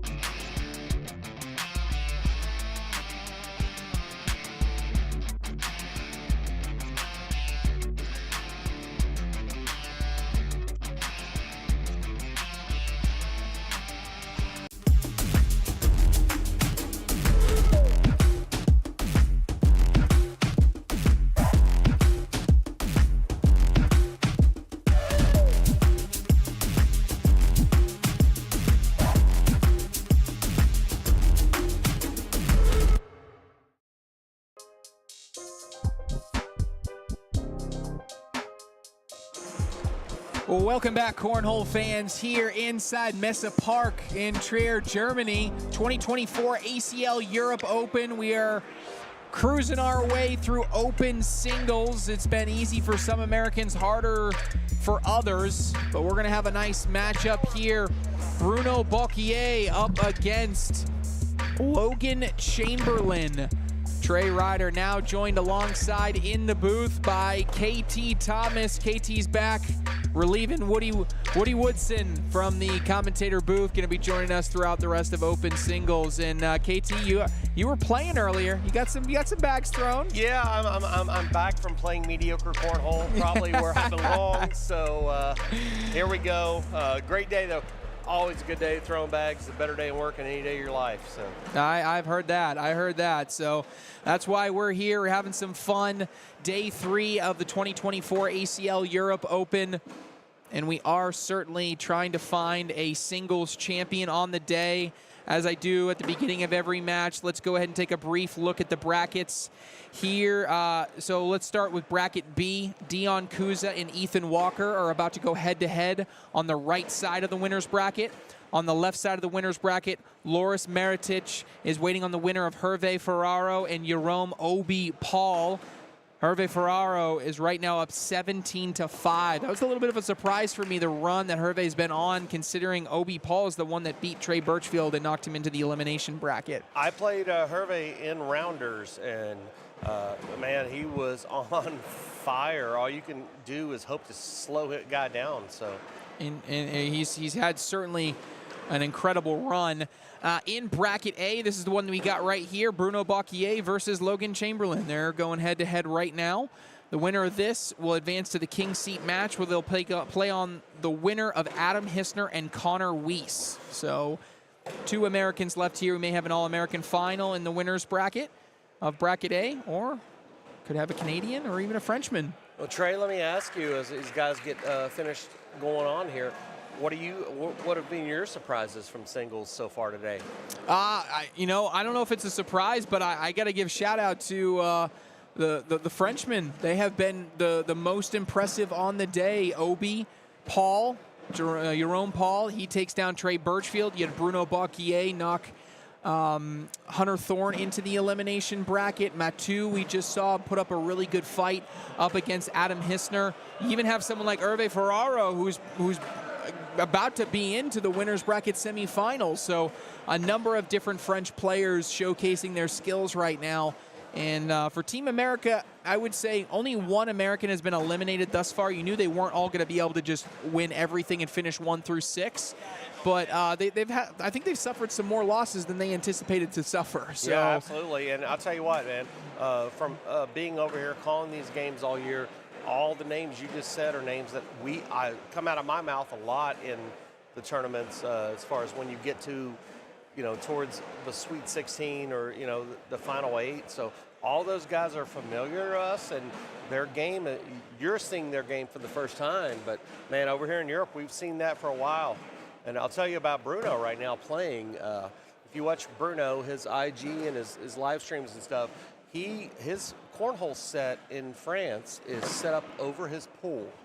Okay, so he can't miss short. So you will see Bruno as an airmail specialist. He's frustrated so many of us here in Europe with his airmails, and he's so fluent with the airmails because he's used to that nice high release bag.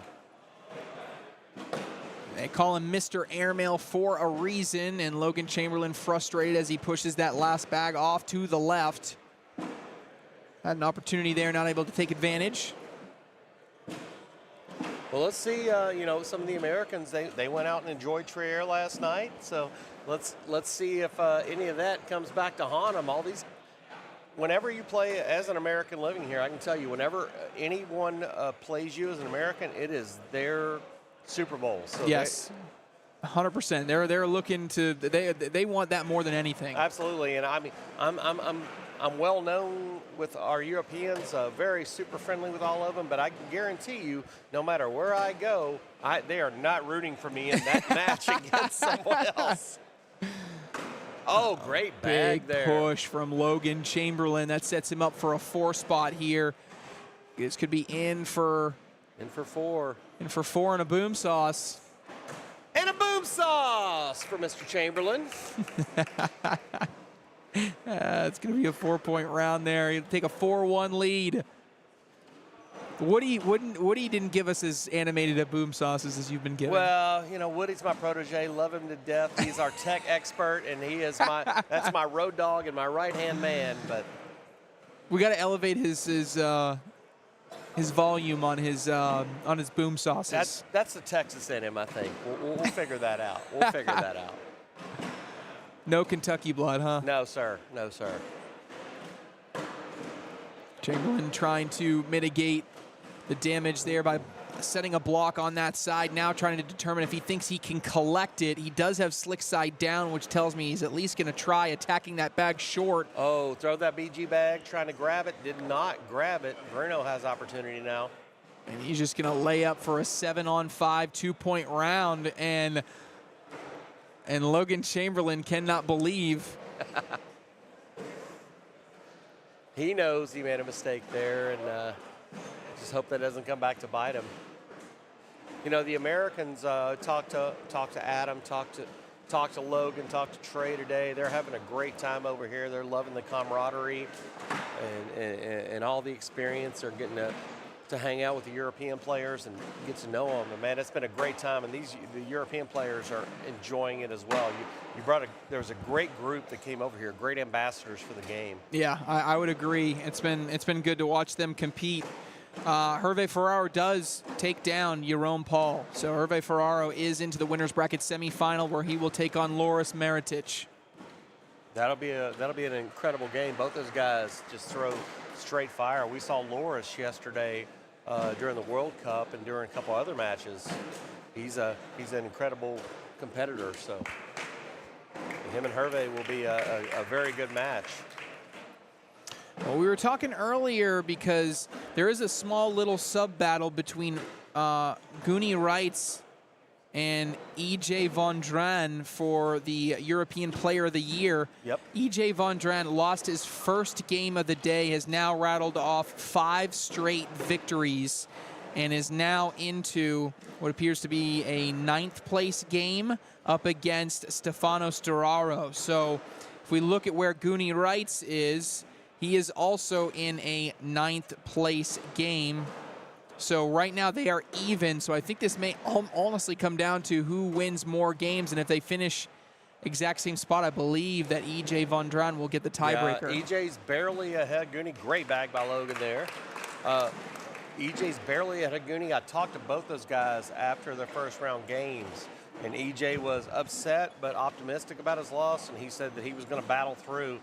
And he told me specifically, he goes, I'll see you in the broadcast later. So you see what his mindset was. And Goonie, man, he's a warrior, so they're going to battle to the end. So we're going to see. We'll see which one of them ends up with an opportunity to come out on top. 7-7 after Chamberlain evens it up, and now he hits an airmail that brings it closer. Balquier tries to answer, cannot. Bruno too short there. Logan with a big chance here. Try to roll back, didn't quite have enough mustard on it. Good bag by Bruno. I don't think I've ever seen, that might be the first push I've ever seen Bruno Balquier throw. I thought he was going to throw airmail for sure. Going to guarantee at least one, and one's what it's going to be. Logan Chamberlain at least take the lead 8-7.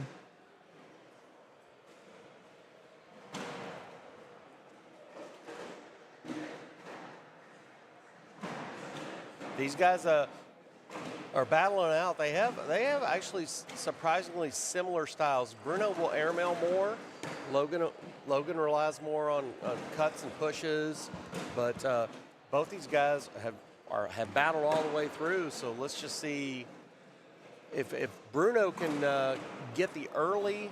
If he can get a jump out on Logan, he'll be fine. Like we talked about during the WCO, the longer the game goes, the more it favors Logan. With the experience factor. Yeah, exactly. The experience and the stamina and everything. These guys are used to playing long, drawn-out matches.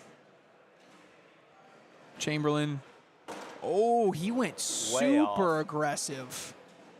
Bruno will take both these in, and he does. He gets a couple or one off that. Yep, he's going to get a single point. That was a really aggressive shot selection there by Logan Chamberlain. For sure. Going for a possible and one. I don't know if he was just trying to just get a little gap going there, or if he got a little antsy. Bruno first bag, nice little cover, puts it in, or Logan pushes it in. I think Bruno's he's just going to try to wear Logan out here and just put him in front and see what Logan does. Logan regrips there. Oh, Bruno, big chance to get money here, Trey. Yeah, this is a big opportunity. He's going to have slick side down here, push straight up the center. Bocquier is away, and he pushes. Ooh, great shot by Bruno. Setting 10-3 right now. This could be a big swing. Oh, and Chamberlain knocks one in, goes off. That's going to be a 5 spot, 13-8. Again, this is for a trip into the winner's bracket final game. Winner of this will play the winner of Adam Hissner and Connor Weiss, about to get underway on court 19. Good first bag by Bruno there, putting a little coverage on the left side. Not to be outdone, Logan comes in. Bruno's comfortable leaving that bag there and make Chamberlain take it in. And Chamberlain just finding a way around it each time, and now he's giving a head nod. Oh, and Bocquier goes airmail. That is a gutsy, fearless airmail. And Chamberlain collects boom both. Sauce for Mr. Chamberlain.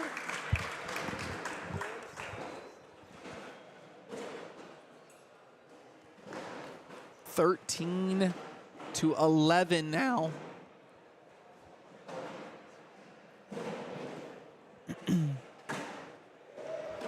Bruno has to keep the pressure on him, keep making shot choices. And Bruno's going to throw, he's going to throw that first bag short and let Logan decide if he wants to take it in with him. Logan getting around it there. Good bag by Bruno to gather both. Another bag in. Fourth bag coming for Logan. Boom sauce for Logan. Answered. And a double boom sauce there. Good bags by both players. We'll have to come up with the term, Trey, for the double boom sauce there. Sounds like a horrible, horrible Chinese order. A double boom sauce. Yeah. It's like something that is going to lead to Pain. intestinal problems the next pain. day. Like a little bit left there, likely out of play. Logan leaves his a little short. Shouldn't be a problem for him. Bruno airmails, but leaves his off the back. He and one himself there. Ooh, Logan's got both of his halfway in there. Bruno backs it up, knocks one in.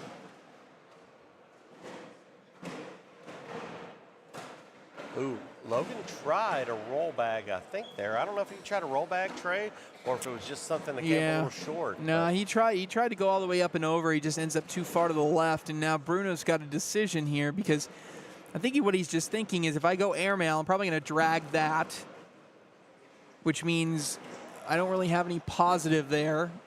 If I try a push, I got to throw it really hard, which I don't like doing. So it is a unique situation here. So do you put it on and take your 3-point loss, or you risk it there? I think you probably try to push it even though you don't have a strong push. There's too much upside to try it. Nope, he's going up though. And he's goes off the back. back. So that's a 4-point loss for Bruno there. Yeah, that's going to concede the lead. Yep, just like that, we have our first lead change of the game. A battle in the loser's bracket for Bracket B. Alan Yakis and Miranda Coy, 17-17. Trey Birchfield up 4-0 on Linda Molin.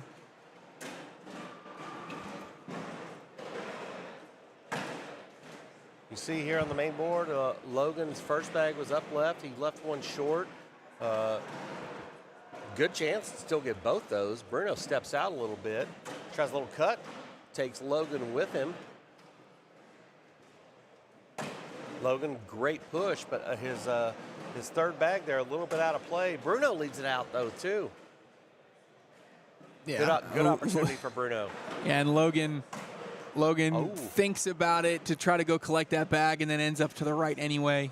Bruno has a chance to get 2 points here, and he takes it. Gonna be gonna be 2 points to make it a tie bag game at 15. Winner going to the winner's bracket final. These guys are, both of them are getting close. They can taste it, so it's just going to be, at this point, it's a race to 6. So let's see who can take it first. Logan upset there, leaving that one pretty short. Bruno going airmail. Good airmail drag. Bang, bang for Bruno. Logan, nice. good He's been really solid on those pushes right up down the center. Little sneaky bag there by Bruno. Logan going to push again. Leaves them gathered up front. Bruno throws it immediately. Wow. Immediate airmail there by Bruno. That was 2 super aggressive and quick airmails, Trey. Push. Takes them all. And Logan Double boom sauce. Chamberlain with the big push. Those 2 back-to-back shots.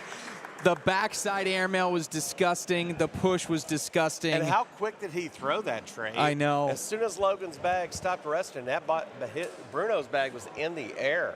He was not hesitating 1 second there. Winner of this goes to the winner's final to play either Adam Hissner or Connor Weiss. Hissner's up 15-2 against Connor Weiss.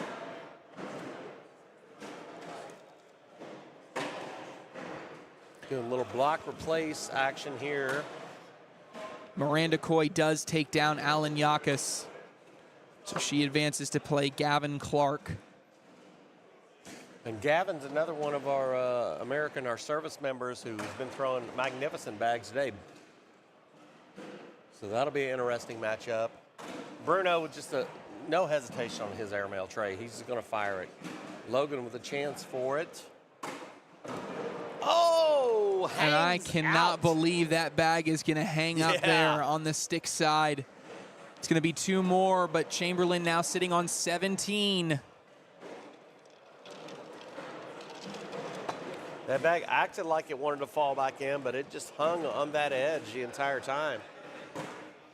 Stefano Sturaro trailing EJ Von Dren 16-15.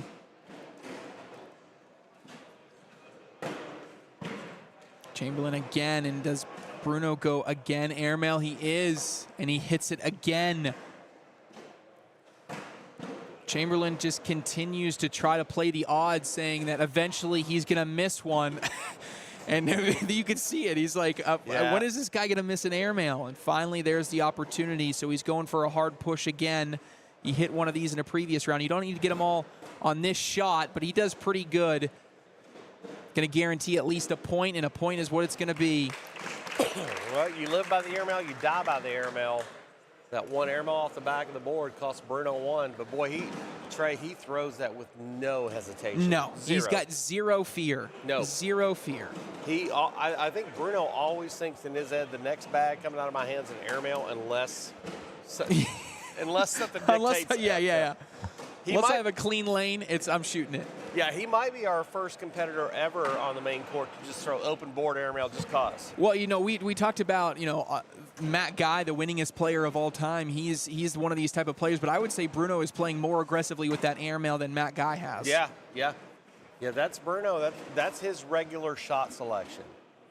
And it's not just for this broadcast, for the folks out there. Gotta be Great in. shot for boom sauce by Logan there. Ooh, and it just slippy drips in. Wherever Jack is. Yeah, Bruno. Looking for that slippy drip. No, he's not there. This is not just this time playing style. This is how Bruno is. He is super aggressive with his bag. So, but again, you live by it, you die by it. So if he misses one, that's going to, with this level of competition, you know what you're giving up. Logan putting 2. Let's see what Bruno does here. I was going to say, he's not going to throw an airmail. No, yeah, that would have been bold. Logan's got an opportunity. His push has been working. Good push and collect there. Yeah, now you're in trouble if you're a Bakier as Logan Chamberlain. The second half of this game, Logan Chamberlain has shown why he's one of the best pros in the world. Absolutely. He's controlled the tempo of the game, and he's controlled the action. He's driving the bus right now, and that's a problem. And that is Boom going to finish it do up. it. Logan Chamberlain, a really hard-fought battle. Bruno Bakier showed off some real skills there. That was not a game that Logan Chamberlain had to walk through. He had to fight and claw and scratch to get that victory, and it's well earned. Absolutely, a tale of two halves there. Second half, Logan calmed down and got his control back, but just goes to show you there's no easy wins here, Trey. No easy wins at all. We're going to take a quick break. When we come back, looks like Linda Molin versus Loris Maritic against Hervé Ferraro for a chance to get to a winner's bracket final right after this.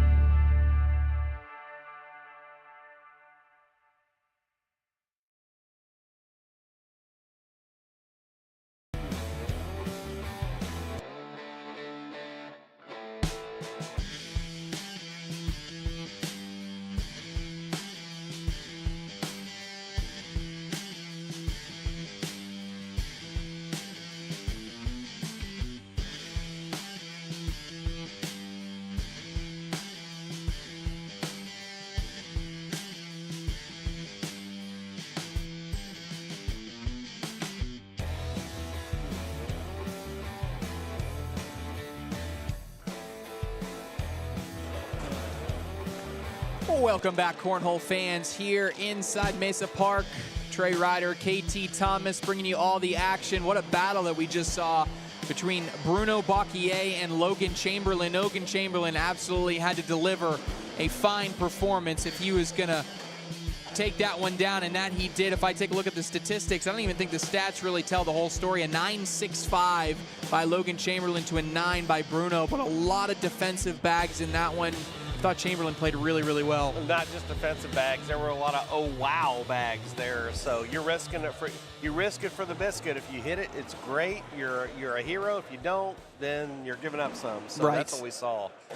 Yeah, certainly. And then next up, we are going to have another winner's bracket semifinal match, this time in the other bracket. So again, we'll talk through brackets again. So Logan Chamberlain is into the king seat match, and he will be taking on Adam Hissner, who just took down Connor Weiss 25-7. Hissner throws a 9.33 to Weiss's 7.83 in that one. So Hissner, a big win. So it will be Logan Chamberlain versus Adam Hissner in the winner's bracket final of bracket A. Still alive in that elimination bracket, Mathieu Rivaux is playing Stefan Beck.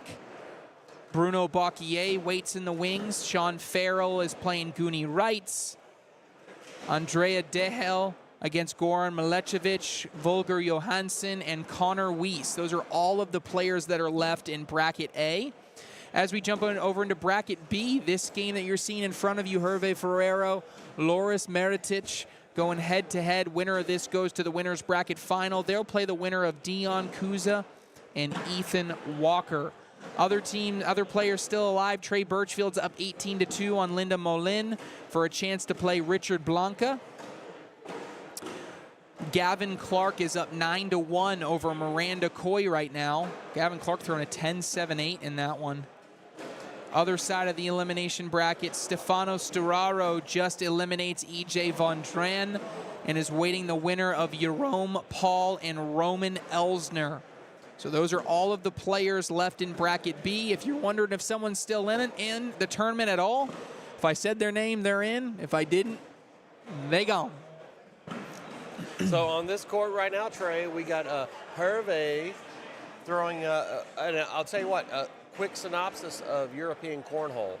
At the beginning of the year, both of these two guys, if you saw their name on the board and you watch them throw, you'd be like, okay, it's going to be a tough game. The progression of both of these two throughout the year. Hervé has won, I think, 1 or 2 tournaments, and he's been in the finals of a couple. And Loris, the last 3 months of the season, has just came on like gangbusters. These guys have improved their game tenfold through this year, and that's why you're seeing them right here, right now. Yeah, and if we look at what Meritic, both of these players have had signature victories so far today. Loris Meritic took down Miranda Coy 21-6 and then beat Stefano Sturaro. Hervé Ferrero took down Jerome Paul, who did beat Trey Birchfield. Hervé also beat Linda Molin and Paul Vandendam. So Hervé is having himself a day.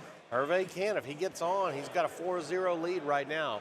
If he gets on, boy, I can tell you from playing him in the rounders, he will break your heart. Great airmail drag by Loris there. Meritic says, give me that bag. Both these guys can break your dreams and hopes real quick. I played I played with Loris yesterday, and he threw phenomenal. Played against Hervé in rounders today, and he hit me with 3 4-baggers in a row. So he is super capable of just breaking hopes and dreams there for you. First bag is short right. And Hervé, beginning of the season, he was just going to go straight up the middle, but he has added a little bit more airmail and cut to his game. Loris, one of our players here who has a little bit more in the bag, he throws a lot of cut shots, so he can bring anything you want to the table. And Loris is part of our Croatian team. Loris just drips around that right side. Can he do it again for points? He backs it up. Cannot. Still going to snag a couple. Loris, we saw him yesterday during the World Cup representing his home country. You didn't see Hervé because he barely missed out because he didn't go to enough events. That was the reason in my opinion, the reason you didn't see him, he missed some events. He would have been a nice addition for that French team. That would have made him even, I mean, when you start looking at that lineup for France, it's like if you start putting together Mathieu Rivaux, Bruno Bocquier, Jerome Paul, Hervé Ferraro, David Peretti. David Peretti, I mean, that's a stout lineup. Yeah, there's heavy hitters all the way through. Meritic with a beautiful placement of that block. Let's see if Hervé tries to airmail. Throws it fat, takes 2 of them.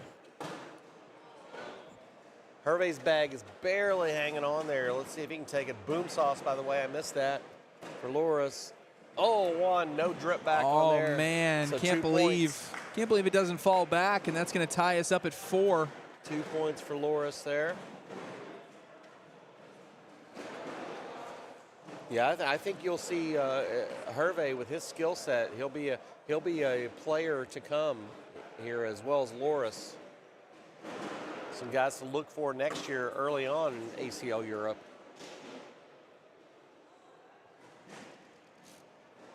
Loris first bag in. Hervé a little bit to the left. Loris bullies it a little bit and gets around it. Puts his little snug block there. Ooh, Hervé knocks him in and leaves it out to the right. Loris takes advantage, bullies Hervé. Hervé can probably grab that one on the left if he comes in with a deep cut. Lets it go. Does not. Oh, big opportunity. And boom sauce for Loris.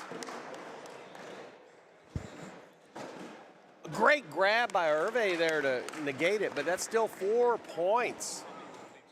So we're going to have our first lead change here. Loris, great bags by him there. He pushed Hervé and made him make decisions, and Hervé left a couple out to the right, and that came back to haunt him. We're going to see here we have an 8-4 advantage now with Loris taking control, and he's got to stay in the driver's seat and make Hervé make decisions. And Hervé leaving that one short left. Loris leaves it high right on that. So let's see if Hervé can stop the bleeding here. He leaves his short. Good backup by Loris there, but he kind of knocked Hervé's into contention. See if Hervé can do a slide and pull them both. He tries a push, does not go. Loris immediately fires. You see over here in ACL Europe, man, they play at a little higher pace. So these guys are not waiting. Oh, Hervé tries for an airmail or something there. Did not quite happen, so it's an advantage for Loris. Loris is going to continue to climb onto his lead right now. Loris with an 11-4 lead over the Frenchman, Hervé. Thanks for carrying that, KT. I appreciate it. We were doing some math here, so yeah, I saw you doing over there. Yeah, we were trying to figure out. So we talked about the winner of the ACL Europe Series is going to be the points leader across the entire season. Yep. Well, it's a 2-man race between Guni Reitz and EJ Von Dran. So Guni Reitz was 2 points behind EJ going into this week. Okay, funny enough, now, EJ finished 9th in his bracket. Guni is in the 9th place game as well right now. So if he loses this game that he's playing right now, EJ Von Dran is your Europe Series champion. If Guni wins it, they'll be tied. So and if he wins again, are we going to make him do a shootout? I don't know. I don't know if they'll how they'll do that. But then if he wins again and he advances, then he would get it outright. So we got some different scenarios that we're playing through there for Guni. Funny enough, for people that don't know out there, EJ and Guni partnered together during this ACL season, so they're partners. Right, and they can't score any points on each other tomorrow. Yeah. So yeah, that's incredible. That's how close it comes down to. Because at the end of the year, Guni was traveling and playing to a couple tournaments that EJ could not go to just to get those couple extra little points. So, boy, that tells you how close it is. Great bag by Hervé. Loris putting it in. Loris sitting 10. Hervé a chance to get 2 points back here. Does not. 10-10 round. Yeah, Andrew Allen in the chat doesn't like the talent level, but I'll tell you what, Andrew, I tell you who else doesn't like playing these guys is Hunter Thorne, eliminated by 2 different Europeans. He's out. Miranda Coy is up on the brink at 17-16. Trey Birchfield lost in this one to another Frenchman. This is the talent level here, I'm telling you, is getting better, and there have been a combined already 4 American losses in this open singles division. Anyone in the comments that's talking about the talent level, as someone that lives here, I would challenge you to get a flight, come on over. I will put you up for the weekend. We'll go to a big tournament, and we'll see what you think about it after that. Yeah, this is, you got some great players. Even Sean Farrell, a former ACL pro, he's down 19-17 right now to Goonie Wrights. Yeah, anyone that because I thought the same thing. If you see it, everything looks good. And when you play PlayStation, you're the best player in the room until you're actually in the room. So it's easy to say that from TV land. Oh, good. Unfortunate for Loris, pushes one of Hervé's in. It's easy to say it outside looking in, but once you get here, it's a different ball game. Oh, wow.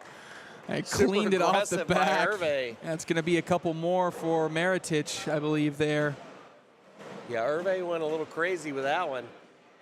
I think it was a frustration, angry bag there. 17-4. Maritic 4 points away. Again, the winner of this advances into the winner's bracket final to play the winner of Dion Kuza and Ethan Walker. I'm not sure if they're holding that game for us. I don't see it being assigned, so that would tell me they're probably holding it for us. Loris's first bag, little block up there. Hervé backs it up. Loris throws out to the right, giving him an opportunity. Let's see if Hervé backs that up or if he tries to be aggressive and go through it. Hervé goes over. That's a good bully bag with a bounce there. Loris tried to push his in. Hervé's got a chance to get some money here. Hervé stepping way out, trying to split these. Great bag by Hervé. Using his bag as a bumper. Loris leaves his a little short. Can you sneak in here? I don't know. For 6? Well, I don't know if he puts it on just to take his 4 or if he tries to sneak it in. He's going to look. Yeah, he wants a timeout to see how aggressive he wants to be. I honestly wouldn't hate just laying up and taking 4. No, he's down 17-4, so he needs to get the momentum shifted. So you don't want to be too aggressive and make a mistake here. So let's see how it goes. And he lays up and takes an 8-4 round there. 4 points for him. So that'll be 17-8 with Loris. Our Croatian still leading. Gives Ferrara a little bit of momentum. And if you're Loris, you want to finish this game, I think, with his pace of play. He wants to finish it up and make Hervé make mistakes.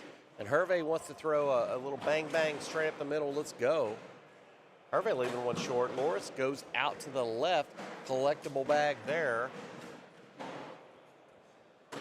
And Trey, from playing on many of the different courts here, I'll tell you right now, court 1 is a little stickier than some of the boards out there. Oh, is it? Okay, interesting. Yeah. So you see some of these guys, Hervé leaving that out. And now just really on the board's going to do it with this last bag because... It's at 9-3 right now. Hervé needs a drag.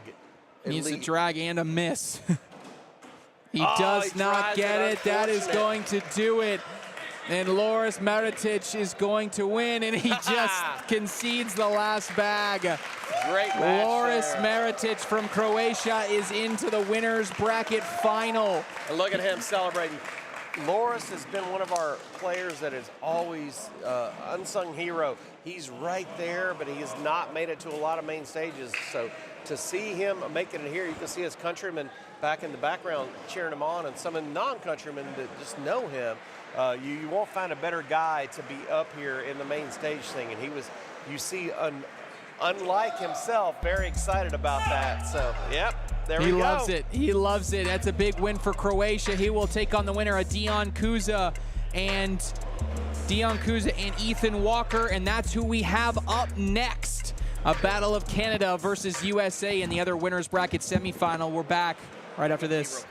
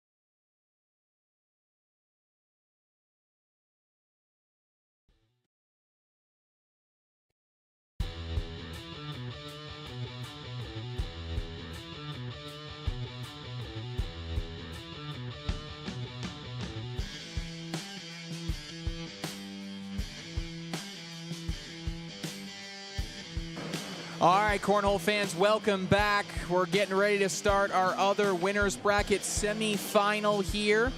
This time we're in bracket B. It is going to be between one of the best players in all of USA versus one of the best players in all of Canada. Ethan Walker versus Dion Kuza. I know these are going to be some fan favorites in the chat, so let's drop some support in the chat who you're rooting for in this one, folks. This is going to be a good one. We saw Ethan Walker put on probably the most impressive performance of the day earlier as he was rolling and dragging and everything to a victory against David Ramos. This time he's going to have to showcase his skills against Dion Kuza.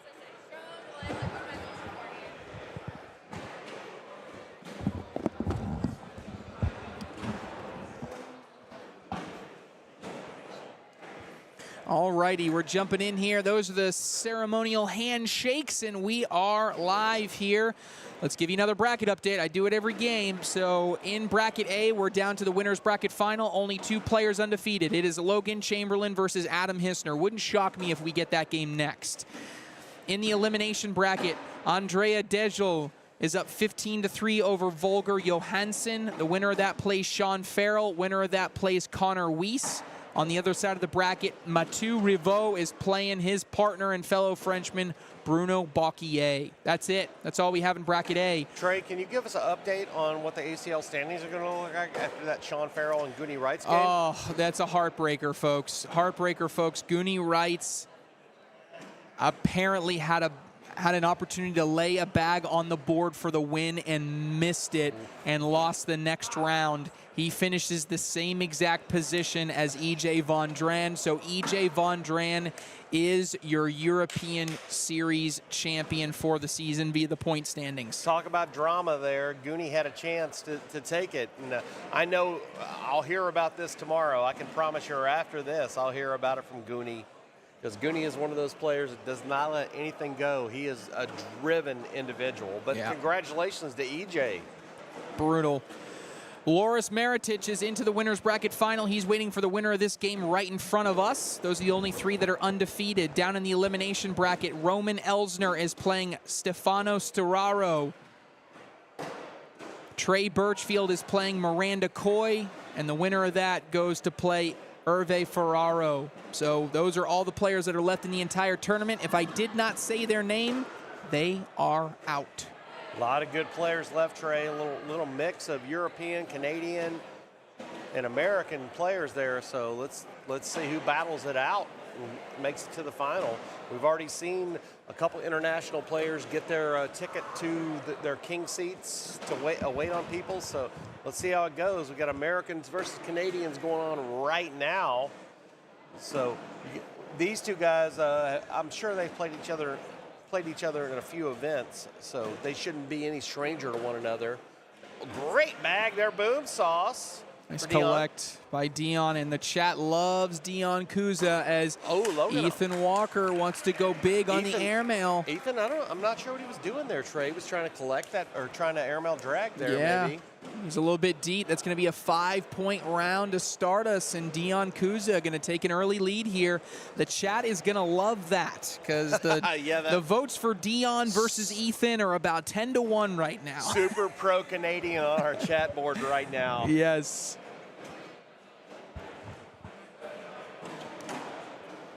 But we'll see how it goes out. Both these guys very comfortable on the main stage. They've played in a lot of events.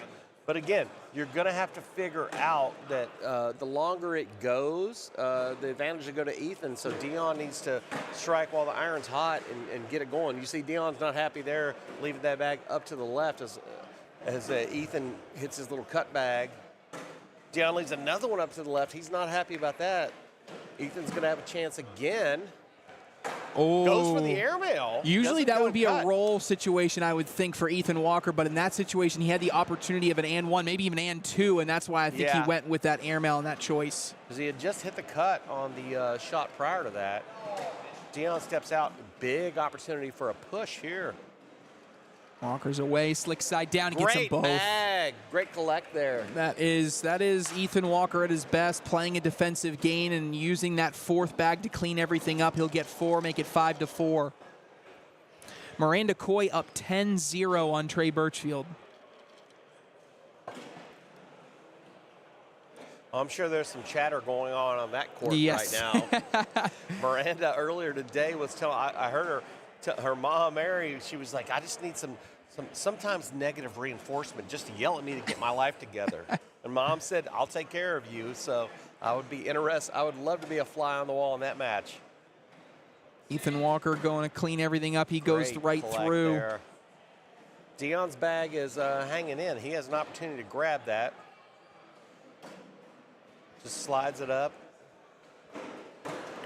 Dion with that very interesting grip for folks here in Europe, the way he grips the bag. We were some people, Europeans were talking about that yesterday. Great collect there. A little bit different. You get more of an open butterfly. Boom sauce, I missed it for Ethan there. And boom sauce for Dion too. Some of the Europeans, you have more of an open butterfly or a half butterfly grip here. So to see that, what Dion does, a lot of the guys here are like, what the heck is going on there? Yeah. So with the tight, all 5 fingers knuckles in on that. So just one of those little subtle differences.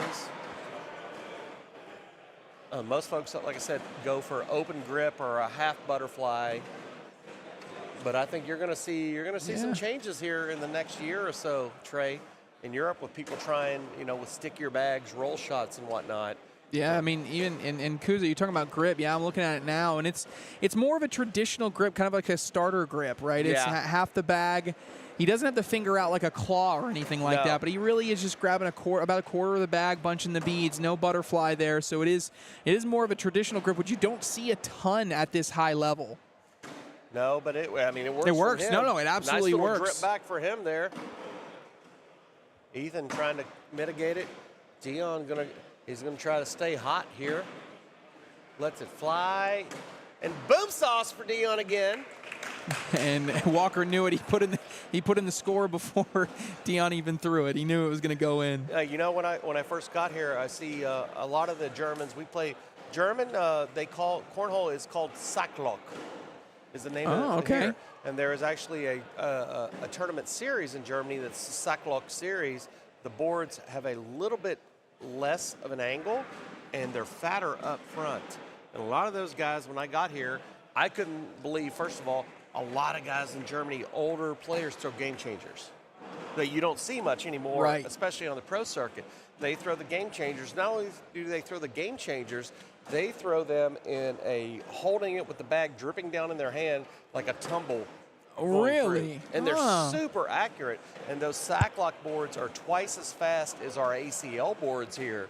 So I was surprised to see how they could be accurate with those fast bags on those super fast boards. Well, if there's anything that is not fast, it's Ethan Walker's bags. Those things are glue. Those are fat. Those bags are fat and heavy, and they're going to hold on. Dion throwing good bag. Good. He tried to grab it, missed it. Ethan with a chance here. Airmails. Great airmail drag. Bang, bang, Ethan. Ethan Walker showing off. He has been the shot maker on this court, wowing the crowd. That's going to be a couple more points. Some score updates across the way. Stefano Storaro is up 6-4 on Roman Elsner. Miranda Coy's up 16-9 over Trey Birchfield. Good first bag by Ethan there, putting the pressure on Dion. Sean Farrell's up 1-0 on Andrea Dejel, and Mathieu Rivaux and Bruno Bocquier are just getting underway. Mindy Walker, that's Ethan Walker's mom tuning in saying hi. I wonder who she's rooting for. You think she's rooting for Dion? You think she's saying go Canada in the chat? I doubt it. Ask her if she has bail money, because, I mean, if he... I don't know what they're planning on tonight, but you're gonna have to get them out. So, Mom, if you need to wire me some euros, I'll give you my account number. Ethan just getting thrown under the bus. Oh, Dion knocks his in. Yeah, this is a big opportunity for Ethan here. Got a drag opportunity, lets it go. Great bag by him to knock one of them in. So he's still going to get some points here. Dion just needs to try to limit the damage, put this in, and he does. That's going to be a 5 spot. A 10-5 round with Kuza having one off the back of the board there. So it's our first lead change here. Mindy says, go USA. Mike Hennessy jumping in the chat saying, hey. Hey, Mike. Mike, you're, Mr. one of your Lucky. players is doing pretty well right now. Miranda Coy up 16-12 on Trey Birchfield. Mr. Lucky Bags himself. 11-7 here with that first bag block there by Walker. Gets pushed through. That's what Ethan needs to do with those slower bags. He's got to get in front of Dion, make him push it in. Kerry Walker, I'm assuming another relative of Ethan. I told Ian one thing, don't go to jail. Oh, I love it. Well, mom and dad for Dion tuning in. So we got the whole family. This is a family affair. Family affair. We'll talk nice about your boys then. Yes. I don't want to get beat up by mad parents. I literally couldn't find anything negative to say about Dion Kuza, even if I wanted to. No, I'd have to start absolutely I'd not. have to start lying, No. like literally just making stuff up. No, he's not only a great player. Boom sauce there for Ethan. Not only a great player, but a great ambassador of the game internationally. And you won't find a better person, better to talk to. Good bag by Dion there to limit it to 2 points. But no, all the pros that are here, Trey, something that's not talked about is the ambassadors that they're being this weekend, carrying the game and carrying the spirit of the American game into people. And boy, they're treated like rock stars over here. People want their pictures with them. They want to do everything, and they've all been so incredible all weekend. And I'm sure we're going to continue to see that. But for all you guys out there in viewership land, the atmosphere here is incredible. It's electric. You got people over here on the sidelines rooting not only their countrymen on, but their favorite players. So it's like it's kind of like you play semi-pro football and you get to go watch the guys play and you play against them. So it's kind of like that for some of these folks over here. So it's incredible, great atmosphere, great cornhole, and we're just all happy to be a part of it. Dion Kuza bag away here. He gets one to fall. He's sitting there, decent position. Walker has a pretty clear lane to clean this up for setting up for Good a wash. little drag there. How aggressive is Kuza? I don't know if that's a draggable bag.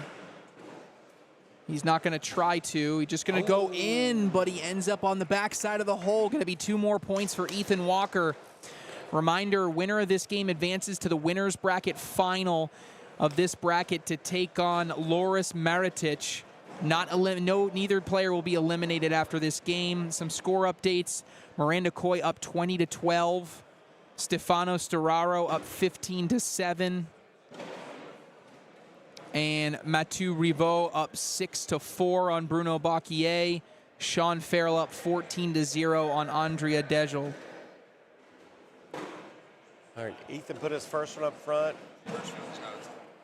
So Birchfield, Miranda Coy is just taken down Trey Birchfield, eliminated Trey Birchfield. He is done. He will settle for a 7th place finish in his bracket. Dion, one off the back of the board. Chance for Ethan to get a little bit more on the great roll bag by Ethan there. Leaving that bag up front, making that an obstacle for Dion.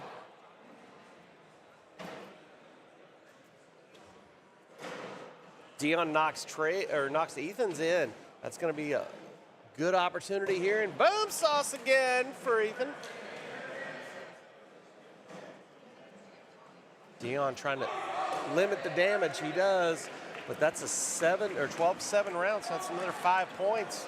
All of a sudden, Ethan's at the home stretch. Yeah, Ethan Walker now a single point away from taking this winner's bracket semifinal and moving on to play Loris Maritic.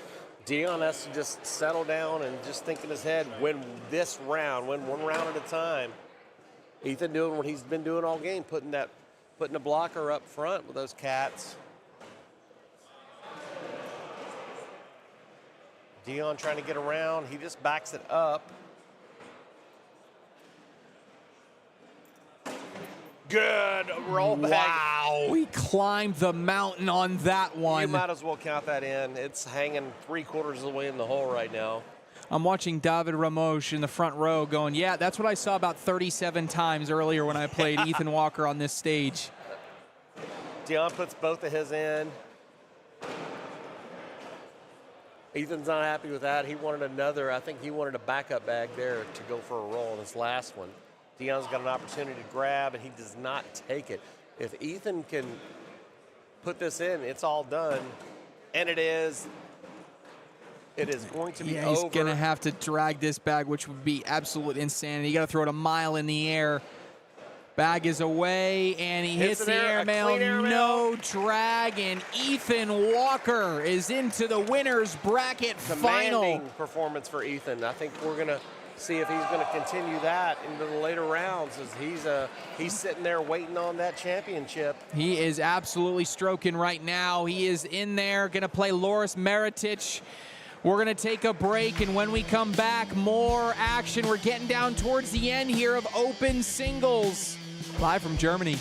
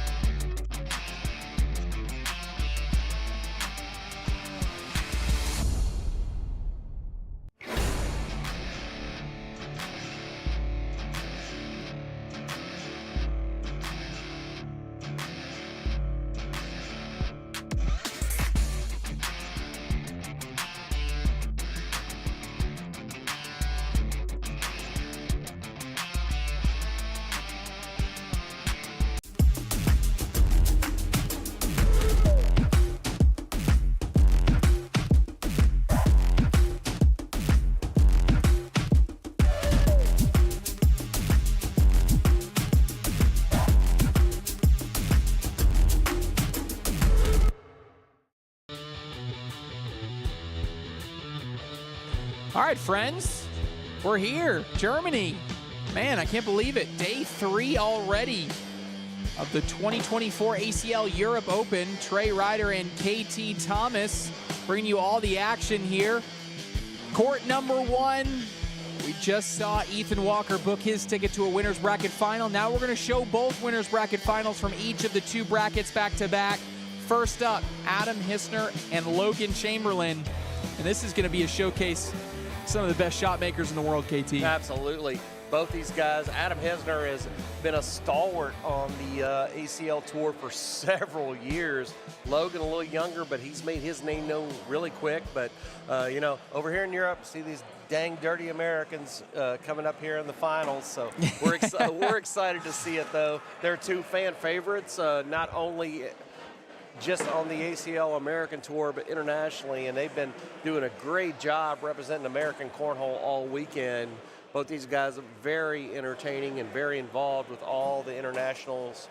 All the international players here have been having a great time, and man, I'm excited for this matchup. I think this probably should be a good one. You've got the style of Adam Hissner, the doubles champion from this year, with Trey Birchfield, of course, with Logan, who is a shot maker, can hit any shot in the book. So it's going to be incredible to see what these 2 can do. There's not going to be a lot of give and take here. These guys, they're road dogs. They travel together. Adam Hissner from Ohio in the States, and Logan from Texas, so a little interstate, little love, little rivalry, Trey. We're going to see these boys fire it up and try to get a chance to take that championship. Yeah. What I was going to say is a second ago is I've been leaning on you for a lot of these European players. I don't need to lean on you too much on this one. I got this one. Yeah. Absolutely. I got some background on these guys. This is going to be an old-fashioned throwdown. No, and, I know Adam very well. I've known Adam since 2014. This is actually the first time I met Logan, so he's been great too. But man, yeah, absolutely. You know way more than I know about these guys. So. All right, quick updates as I always do before every game. Let's look at our bracket. We only have 12 players left in this entire tournament, okay? So in bracket A, there are 6 players remaining. 2 of them are right in front of us. They're the only ones that are undefeated. Everybody else is in the elimination bracket right now. In those 2 elimination bracket 5th place games, Mathieu Rivaux is up 17-7 over Bruno Bocquier. And then on the other one, Connor Weiss is up 3-0 on Sean Farrell. That's the entire A bracket.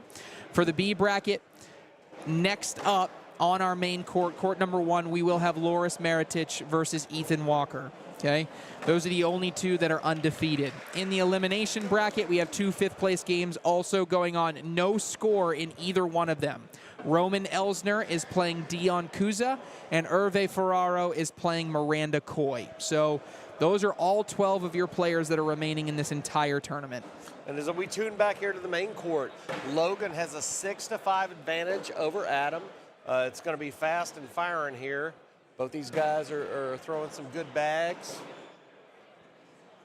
Adam Hisner looking like Pitfall Harry with his signature hat on. Good bag by Logan. Good little push there. That push is really what kept him in the game and propelled him to a victory against Bruno Bocquier, because Bruno Bocquier played his butt off. I'll tell you that. Sauce for Logan. Oh, that's a 6-point round for Logan. So Logan's going to go up real quick there. 12-5 will be the score in this one so far. Putting it on your ACL doubles champion along with Trey Birchfield. Great blocker to put it up there. Adam puts a replacement bag up there. Logan going on. Leaves this out to the left. Chance for Adam to get a little money here. Takes that. Did not bully Logan out, so that bag's not completely out of play. Logan backs it up. Adam, let's see if he goes up top. Nope, he tries for a little reverse cut. Yeah, he tries that little sneak in there. Oh, Logan, well, yeah, it's one of the things he didn't like it, but as soon as he did, he's like, okay, actually, no, I like that. Oh, was that a roll bag? Yeah, that was one of those cuts that kind of naturally turned into a wheel bag roll. I thought we were seeing Hisner 2.0 there. I know, that was interesting shot there. We don't get to see very often from Hisner. Good first bag again by Logan. I think Logan at this point, he's in the driver's seat. He just wants to make Adam make shots and make mistakes, Trey. And Adam, airmail attempt goes off the back. So Logan's just going to attempt. He tried a roll bag, was a little bit short. He's not happy with himself there. He knew that needed to be a little deeper. Oh. Adam goes for an airmail again, takes one, but not his primary bag. Logan can go for a push here and get a little bit of cash. Yeah, he's been money on these pushes all day. That's one of the first misses we've seen from him. All right, and it's 1 point. Adam had one off the back of the board on that first airmail attempt. So 1 point there for Logan. He's going to keep climbing that mountain. It's going to be 13-5 now with Logan leading Adam.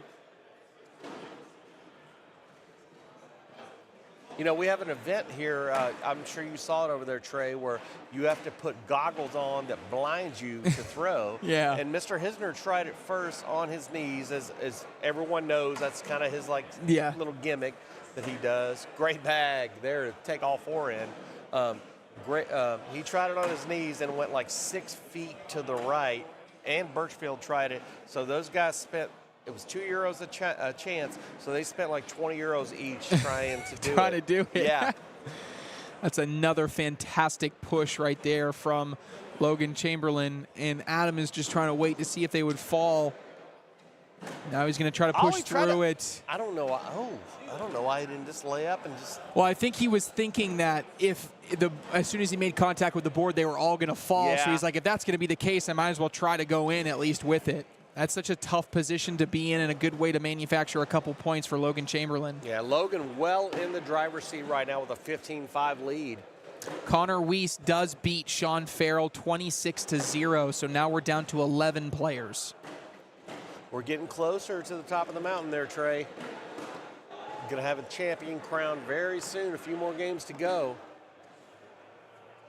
It's looking right now like Logan is putting the pressure on Adam. Oh, wow, and how those bags not go with it. But either way, it probably would end up the same. There. Oh, my gosh. It drops.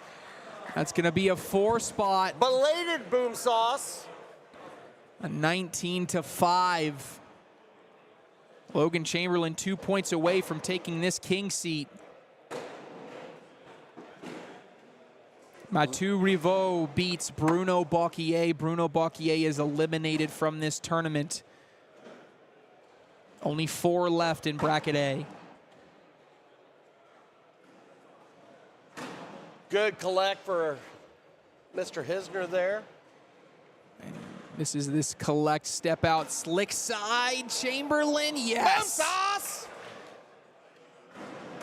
And that is going to do it. Logan Chamberlain in a dominating fashion beats Adam Hisner 22-5, and the Texan will sit in the king seat of bracket A.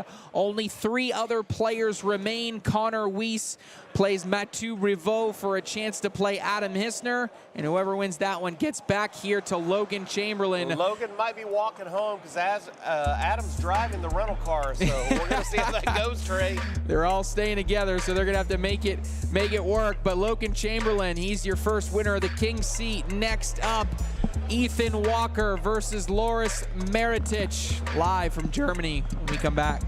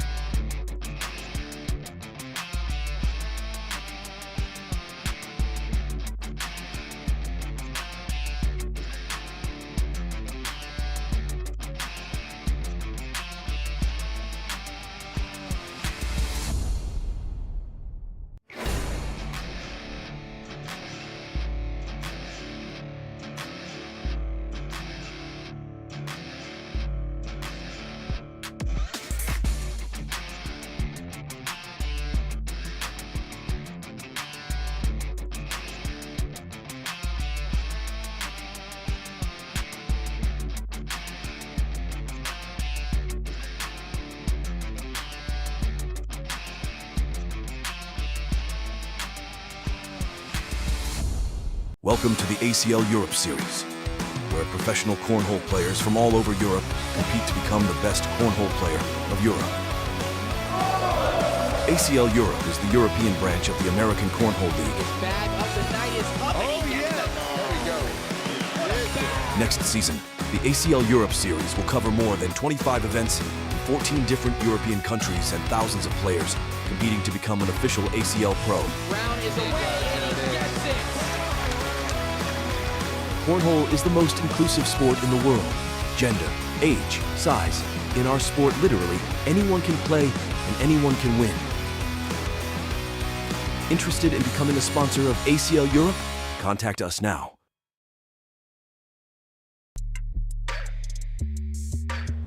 All right, Cornhole friends, we're here. Time for our second winners bracket final. Trier, Germany, Ethan Walker versus Loris Meritic. We just saw a commanding victory by Logan Chamberlain over Adam Hissner. That was a big one, 22-5, wasn't particularly close. And Chamberlain had it the entire way, so now we're looking to crown another King Seat winner, this time in the other bracket. And this is going to be a really, really good test here for Loris Meritic, I think, KT, because you're having to play against someone that's going to be one of the most defensive players that you're ever going to face in the entire sport. 100%, Trey. And I tell you what, I'm super excited for a guy like Loris to finally get this spotlight. You will not find a nicer human being here in ACL Europe Cornhole, and a player who has stepped his game up tenfold this year. So to see him get this spotlight and this opportunity, man, I'm super excited. You're seeing over there on the other side as countrymen are coming along. So they're excited too, and this should be a great match. I'm looking forward to it. Yep, let's give you some score updates here. On bracket B, our two fifth-place games right now, you have Roman Elsner up 7-2 over Dion Kuza, and then you have Hervé Ferraro up 6-4 over Miranda Coy. And then Connor Weiss and Mathieu Rivaux are just getting started. So that's still 0-0. That is actually the fourth place game in bracket A. Trey, I'll tell you what, we're going to see what we talked about, the difference between styles in American and European cornhole. We just saw that last round, if you guys are watching, Ethan hitting those roll bags, then hit an airmail at the end there to take a 2-point advantage. And here he goes for a roll bag, hits it. That's what is not quite here yet, but it's coming. But man, Ethan is the epitome. Another roll bag. That thing Ethan. just pops. That is disgusting. Loris tries. It's going to be a tough row to hoe for Loris here, man. Because when you play, and I've played roll bag players that you're just like, what the heck do I have to do? It's just so difficult. It is so difficult to play someone like Ethan Walker, because just when you think you have the hole covered, even covered against an airmail, covered against a push, that roll can sometimes just drip and find a way in and Ethan, very delicately. Ethan throws those cornhole scenario bags to perfection. Here he tries a roll. It's not fair the way it just bounces. He's creating a up mountain. There. Oh, and he goes to knock one in, but Meritic can get on the board. He's going to take it. Point for Loris. You see the European contingent shouting about that. But you know, the roll bag, and Ethan is one of these younger guys. I try to tell some of the Europeans about it. You and I grew up throwing a football or a baseball, learning that perfect thing. Ethan's one of those guys, being a young fella, he's grown up knowing nothing but throwing a perfectly flat cornhole bag. Yes. So a roll shot for him is nothing. You and I, being old, I'm a little older than you, but us being older, great roll bag again. It's harder for us to manage that skill, but for him, it's just like picking up something new. Boom sauce for Ethan there with a variety of different shots. He's showing you the whole gambit there. Ethan is cooking.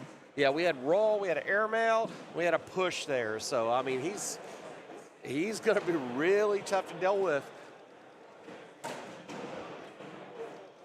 Hervé Ferraro up 11-4. Roman Elsner up 9-5. Those two games in the elimination bracket. Little roll that ended up being a piggyback there for Ethan. He's going to try to roll it again. No, he doesn't. He goes airmail. Wow. He says, "To hell with you, Mr. Announcer." Good answer by Loris. Oh, what a flat airmail that puts two of them in. Loris trying to push. Great bag by Loris to match it up. A nice back-to-back shot selection there.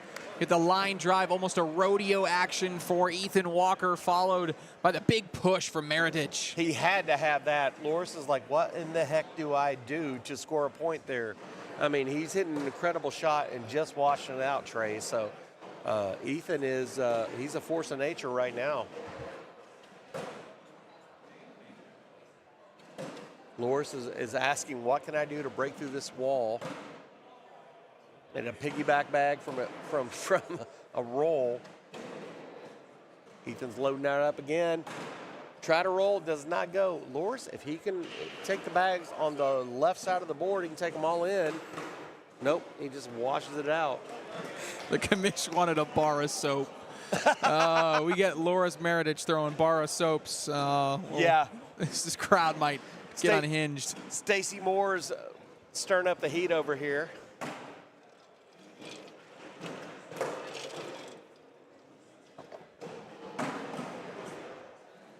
Boy, Ethan, we've seen this last couple games, Trey, has just came alive. That's just disgusting. The thing just gets some legs and crawls up the pile. Oh, he tried to airmail. He just clogs it up. Loris is like, yeah, I'm cool with the wash. Two should be two this sorry. way, yeah. Yeah. No, that roll bag is just, it's illegal in at least 16 countries, I think. Luckily, Germany It is legal not, in Germany, yes. Yeah, it's not one of those countries. Hervé Ferraro now up 14-4 on Miranda Coy. Roman Elsner 9-7 over Dion Kuza.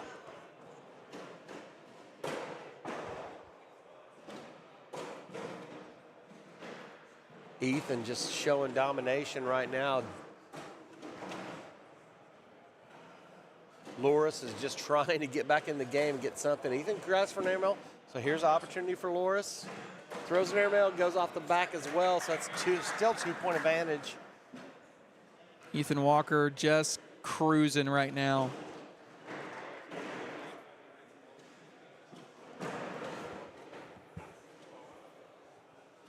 $17-1. And Ethan just keeping it going there, throws one up the middle. Loris leaves it out. And man, Trey, you know from playing, when you're playing against someone that's playing that well, your frustration level and knowing that you're like, what do I have to do? I don't know if Ethan was trying to go through the board. Oh, Loris knocks Ethan's in. He's not happy there. Ethan with a cut. Oh, a little reverse cut. Loris looks at him, says, what the hell? The entire Croatian bench, the entire Croatian bench just threw up their arms. That's why Ethan Walker doesn't have any Instagram friends right there, being a bully like that. That is a commanding performance. And if I look at Ethan Walker's path here, 21-1. He beats Dion Kuza 22-7. Gavin Clark 22-0. David Ramos 22-2. Alan Giakis 21-8. And then Anthony Aya 21-4. Nobody has scored double digits on Ethan Walker all day long. And nobody's going to if he keeps continuing to throw that way, Trey. And we're just going to see what the future holds for this whole entire tournament. We are white. He is white hot right now. Okay, we're in a weird break right now. We don't have a game to show you, so this might be an extended break. Stay with us. We got more live action from Trier here in Open Singles. We'll be back right after this.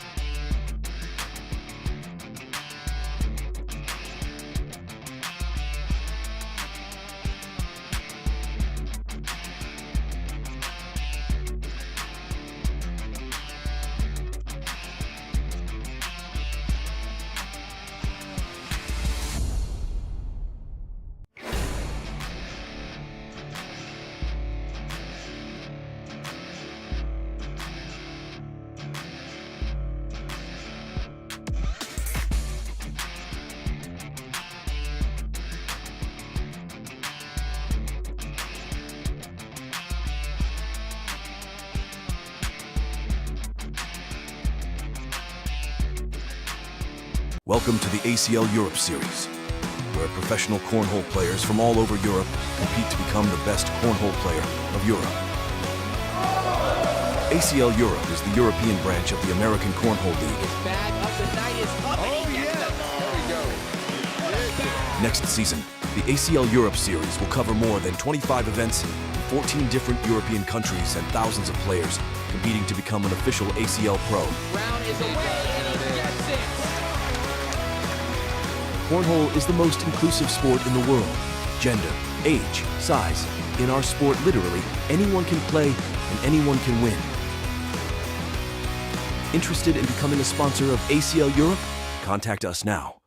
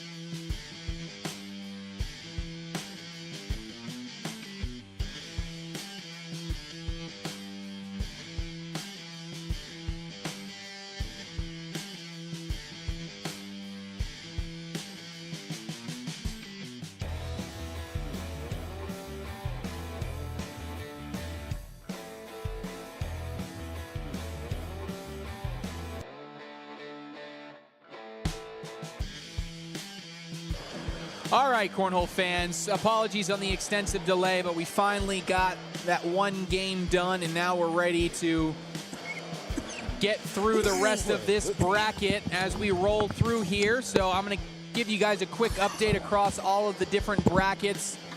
Trey Ryder and KT Thomas bringing you all the action here. All right, so in bracket A, we have Adam Hissner and Mathieu Riveau about to go head-to-head here on court number 1. The winner of that will advance to play Logan Chamberlain in the finals of bracket A. Over in bracket B, there are 4 players left. Roman Elsner is about to go head-to-head over Miranda Coy. So Elsner just beat Dion Kuza, so Dion Kuza has been eliminated. Miranda Coy just took down Hervé Ferraro, 21-18.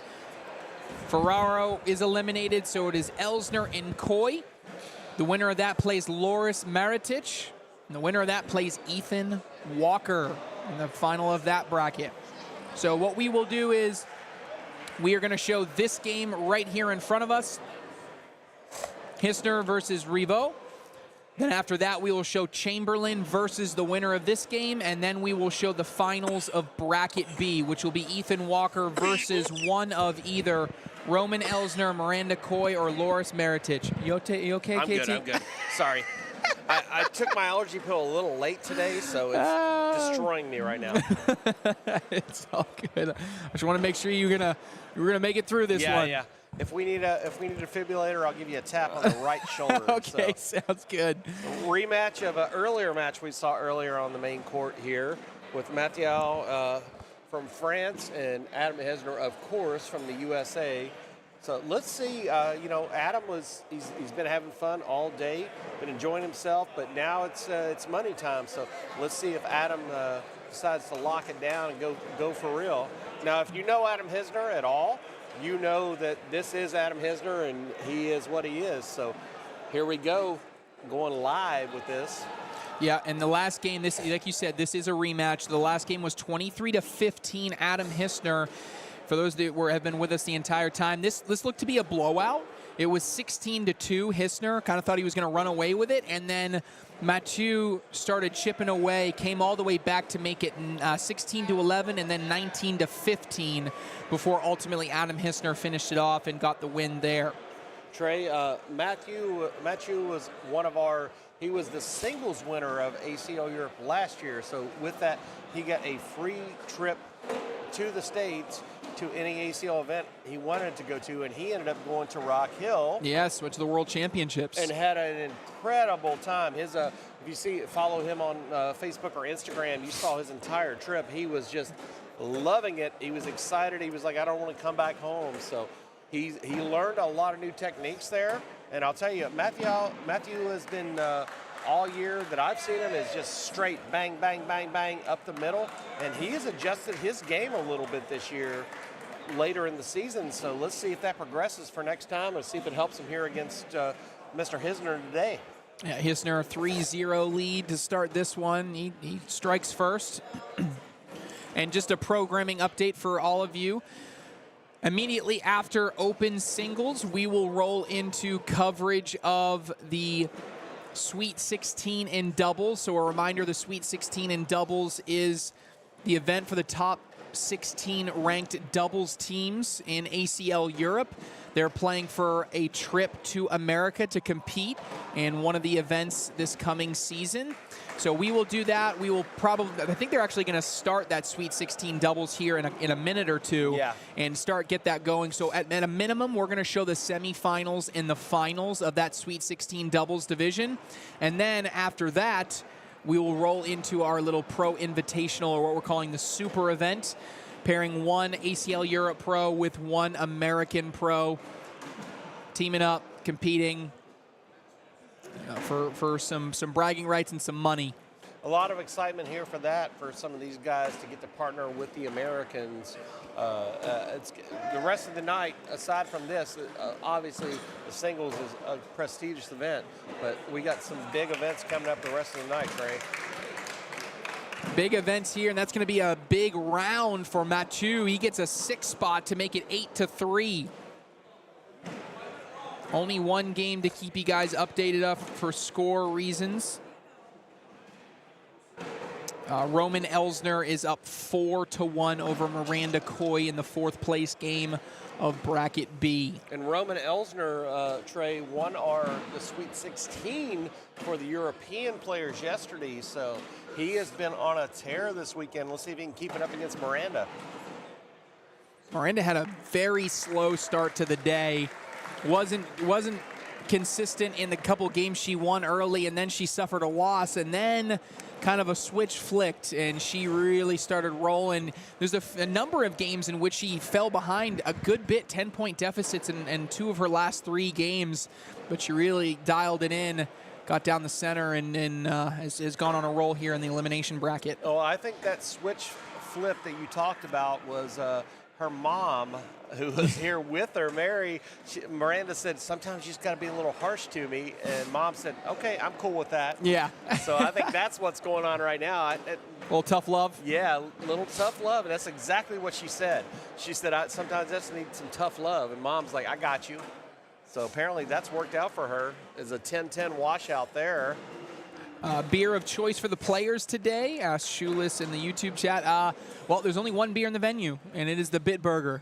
So it's a Bitburger Pilsner. So everybody's been enjoying it throughout the weekend. It's brewed about 30 minutes from our current location. Bitburg is a Germantown, very close to here. It's one of the oldest breweries in Germany, and very famous in America as well. So that's what everybody's drinking. Got the shorties, as you see in, if you're looking at the broadcast right now, you look in Adam's left hand, he's taking a drink. That's what they're drinking, the little shorties. 2 more points there for Adam Hissner after giving up the 6th spot, climbing his way back up the scoreboard. I missed my boom sauce for Adam, but I'm sure he'll be okay with that. Yep, he'll live. As long as he hears boom. Got boom on his bags. Everybody in ACL Europe that doesn't know, that's Adam's little catchphrase, is the boom when he hits a great shot, which he hits a lot of, so he says that quite a bit. Ooh, Mathieu leaves his out to the right and pushes one off. Oh, Adam goes off the back of the board uncharacteristically. Mathieu with a washout there. Yeah, it's going to be a wash there, and if we look at that, aggressive airmail choice there by Hissner. He wanted to go after, get a drag. He was trying to get 5 points. Instead, he's going to have to settle for the wash on the miss. We'll stay 8-7. Hissner with the lead bag going in here. He beat Mathieu earlier. Mathieu goes for an early airmail there, being very aggressive. Hissner says, I'll show you how it's done. Mathieu puts Hissner's in with a little push there. Hissner matches. And boom sauce for Mr. Hissner. And 9 points for Mathieu. So 3-point swing. Lead change. First lead change here. 10-8. And like all the games we've talked about over the weekend, Trey, the longer this game goes, the better the odds are for Adam with the more game experience, big stage experience. So all these European players, if you're going to win against the Americans, you need to jump out early and keep that pressure up. Yeah, I got to be aggressive if you're the underdog, and I expect Mathieu to be aggressive in this entire game. No reason to play with fear in this instance. And we saw what playing without fear can look like earlier. We saw Bruno Bocquier. I mean, he gave Logan Chamberlain everything that he could handle, and it wasn't as if Logan Chamberlain wasn't playing well. I think Logan Chamberlain was playing exceptionally well and still almost lost to Bruno Bocquier with how well he was throwing and how disgusting his airmails were, to be honest with you. Tell you, right now, as we watch the games, Ethan has to be the favorite the way he's been destroying people all day. But he's sitting there waiting in the wings. So let's see if that wait time affects him at all. And these guys can come up and throw something. He has the ability that not a lot of players have with that sick roll shot he has. So let's see if the rest is great bag, great drag by Mr. Hissner. Adam just throws that up there and grabs it. And another boom sauce for Hissner. Oh, and it's just out to the left. 4-point swing there. Now Hissner, just like that. I mean, this was a game that Mathieu looked to be have a good foothold in right now, and it just has flipped on its head. Yeah, in 3 rounds, this is completely flipped. This was 8-3 in favor of Mathieu. It is now 17-8. That is a 14-0 run for Adam Hissner currently. That's that experience of Hissner, the fact you're throwing great bags, and if you miss, if you flinch an ounce, you're going to pay for it. That's what we're seeing right now. Adam puts those bags in and puts a replacement up there. Mathieu steps in, great bag by him. Boom sauce again for Hissner. And boom sauce by Mathieu to wash it out. And that's, that's frustrating for over here. If you throw a 4-bagger, you're expecting to get a couple points. Yes, yeah. I mean, it is really important to get past that mental hurdle of almost getting fatigued or annoyed if your opponent just continues to throw 4-baggers when you do. You have to say to yourself, look, I did a great job avoiding giving up points there. Move on, short memory. Next round starts now. Absolutely. It wears you down mentally. If you know you're doing if you're like, man, that's my best and I'm still not scoring, that's tough. That's tough on you. Both these guys are throwing nails right now. 4-bagger, again, boom sauce for Adam. And boom sauce for Mathieu. That's 2 in a row washouts. So a game like this. That's a quadruple boom sauce? Yeah, we'll figure that out. Maybe with some Spanish, like cuatro de bombo. Yeah. I don't know. Miranda Coy's up 9-7 right now against Roman Elsner. Yeah. Right now, just leave it to Trey to, destroy my whole vernacular over here. Thought I had something going on. Hey, whoa. We're embracing it. We just got to get creative. Right, yeah, we'll improve on that. We'll figure different languages out for it, so. That's true. You need to figure out what boom sauce is translated into every country you have the open. I barely know what boom sauce is in English, so that's going to be tough, man. That's tough. Hey, Mathieu, can you translate boom sauce for me? He actually has. He did commentary on there was a weekend I wasn't there, and he ended up with EJ on commentary, and he was doing French commentary, and all he would say is "le boom sauce." Le boom sauce. I was in the States on vacation for my daughter's graduation and was watching it and laughing my butt off. So. But it's incredible the way all our European crowd has embraced it. Some of our big tournaments, if someone threw a 4-bagger, the entire crowd would yell boom sauce. So that's a lot awesome. of fun. And that's a fun one. Double boom sauce. Here we go. See it right there. These guys are throwing nails right now. Let's take a look at the PPRs for this game. Adam Hissner throwing a 10.31. Mathieu throwing a 9.63. So both players throwing pretty well. Again, winner of this goes to play Logan Chamberlain. Good bag by Mathieu. Drags his a little bit in. Backup bag there by Hissner.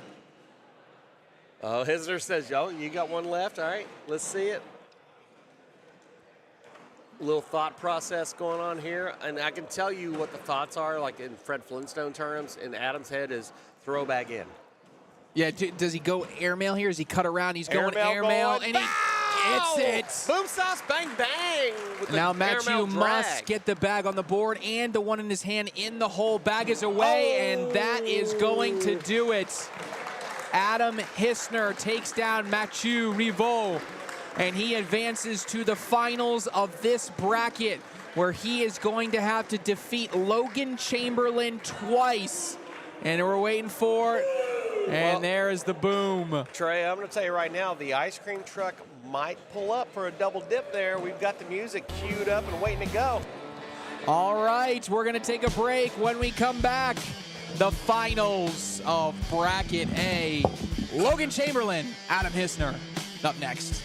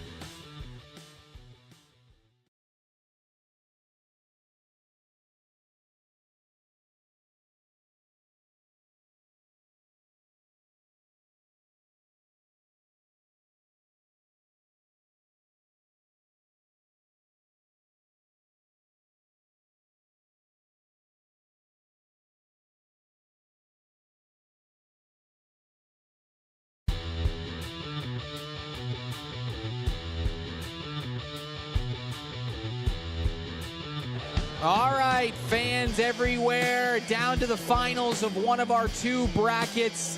And we're going to see two heavy hitters going head-to-head here. Logan Chamberlain versus Adam Hissner for the finals of Bracket A. Two of the best players really in the world. We got a world champion here in Adam Hissner as they go head-to-head. The question is, KT, can Logan Chamberlain, though, rekindle some of that magic that he had in that first meeting? He's been sitting a little bit, and Hissner's just been cruising since. Well, let's see, Trey. He was throwing hot earlier on. You know, setting for a couple games will affect you, but, you know, with the relationship these guys have, Logan wants to have a little changing of the guard here. Adam's been around for a long time in the ACL, been just a superstar all along. So Logan wants to show him that it's time for the younger generation to come on. So let's see if Adam can hold out or not, but we're going to need a little double dip action if we're going to get it. So let's just see how it plays out. I don't think Logan has got to be a favorite right now. I mean, but Adam just came off a very hot game, but let's see what can happen with that. I think Logan is more, he wants to make Adam make mistakes this game. Right. Yeah. I mean, you gotta have Adam make some level of mistake, but Logan Chamberlain was really just down the center, lights out, hit everything that he needed to. His pushback was incredible. I mean, that first meeting, it was tough to get Logan Chamberlain off. And then you compound that with a couple big misses by Hissner, and that was the entire story of the game. Now, we know that Hissner will risk it. He is not afraid to throw a risky shot. And sometimes it's feast or famine there. So he's going to either make a lot of money or lose some money there. And he comes out with that first hand to a 2-0 lead. So Logan backs off a second, thinking about what he's going to do, regripping that bag, getting that BG just where he wants it, lets it fly. So Logan threw that bag. Logan went to go through that bag, and he double clutched, and Adam Hissner looked at him and said, "Balk." Oh, great Oh, my bag by gosh. Adam there. And looks at Logan and says, "What, pup?" And Logan, now Adam is playing some games here with Logan out of the gate. This is literally like playing basketball or baseball with your uncle back in the Yes. States, where you want to beat him and you know you're going to do good, but he starts messing with you a little bit. Let's just see if that affects Logan. Oh, Nice bag good there little by Logan. Little reverse cut there. Score yeah. update, bracket B, Miranda Coy is up 17-9 on Roman Elsner. We know that Adam Hissner is not afraid to talk a little smack and have a little fun. Let's just see how if Logan can adjust from that. Logan with that hard grip on there. Adam, great airmail there. Logan going to try to, oh, great push. What a bag, just to pluck his Ooh, bag Adam over. Almost grabs them both. It's hanging. I think that one's going to go. He's trying to blow it a kiss in, and it goes. You got boom sauce part 2 there. You can tell the demeanor differences is kind of funny between Hissner and yeah. Chamberlain. Chamberlain is all business here, and Hissner, whatever the opposite of all business is, that's what Hissner is. It's Hissner. It's just Hissner. And you know what? Like we said, Hissner has been doing this for a long time. He's been in this spotlight more times than we can count. And Logan, this is a huge opportunity for him to unseat the old guard, if you will. So this is probably a little more pressure on him than it is Adam. And Adam has a chance right now to take some big points. Oh, great my bag push, boom sauce by Adam. goodness. What a push, and those Logan, bags that's a bunch up. eight round. Wow, he's going up to 10-0. This is game 1. Logan Chamberlain is in the king seat, which means Hissner has to win twice. Well, I don't know, Trey. I already hear the ice cream truck coming around the corner, so we might have a double dip on our hands here. Well, Chamberlain, he tries to roll on top, not a well-executed roll, so he's going to have to play catch up, and he does. It's a good bag by Logan to push his into contention there. I told you, Trey, as opposed to the other boards, great collect there. This board's a little stickier, so those stickier bags, the BGs, the cats that Ethan's throwing, they're going to bite a little bit more here. So boom sauce for Adam there. Sorry. Boom sauce for Adam to get 2 points. He's on fire right now. He's continuing that momentum he had playing against Matthew the last game. He's pretty tough to deal with. 12-0. Doesn't even wait on him to get back, and he was like, "Yep, I'm in the groove. I'm throwing that." Logan, a little backside shot there. Good shot by him. Adam, oh, what Oh my gosh. I'm telling you, Trey, ridiculous. he is in the zone right now. Unconscious. And you can see the frustration on Logan's face. He's like, what do I have to do to make this happen? Leaves that short. That's not going to help him. Adam's going to go. Adam's like, no, I'm in the king. I'm sitting in the driver's seat right now. I'm going to make you make mistakes. Logan goes up top, airmail. Oh, he does not hit it. It goes off the back of the board. Wow, he's a little bit deep on the airmail, and because of it. 3-point advantage. Yeah. Wow. Adam was waiting to see if those bags fell. Just like that, it's going to be 15-0, and Adam is just, as soon as he stands up, he's throwing those bags. He is not waiting. There's no adjustment period. He's going. Logan, good backup bag. Adam goes up top and says, I ain't worried about that. Oh, there's good the roll. Bag by Logan there. Adam goes up top again, says, I'm cool. Adam is in the zone right now. Roll bag attempt by Logan, a little bit short. Adam says, nope, I'm going to try to take that lane away from me. He's not excited. He wanted that a little bit more right. Logan's going to try, push. Gets one. He cannot believe that that bag did not fall. Yep, that bag is just pinned a little bit. Hesner does a little shimmy shake as he goes down to the end of the board there. You can tell he's having a little fun. Adam is the senior statesman for ACL. He's driving these youngins around all weekend, so he's having a little fun with this. I do find, this is almost exactly what Logan Chamberlain did to Adam Hissner in the king seat match. Yeah, absolutely. So giving a little bit back, a little payback. Adam has that internal switch. He can flip on and be like, yep, it's go time, and he is flipping on here. Both these guys have bags in. Airmail, oh, he did not drag his back one. That's a... Oh, and it just hangs up. 17-0. You can just look at Logan's body language right now. He's frustrated. He's like, what do I have to do to score a point? And Hisner is keeping a fast pace, having fun with it, being loose. First bag in by Adam. 17-0 lead right now, so he's feeling it. He knows that we're about to go to the next event. Good bag. Other court is 18-12. Miranda Coy currently leading Roman Elsner. Good bag there by Logan, trying to get some meat on the bone. Hisner says, nope, I'll take my boom sauce and walk on. Good answer, boom sauce there by Logan. 17-0. Logan has that slow, stoic walk there. Hisner's like, let's go. I want to throw my next bag.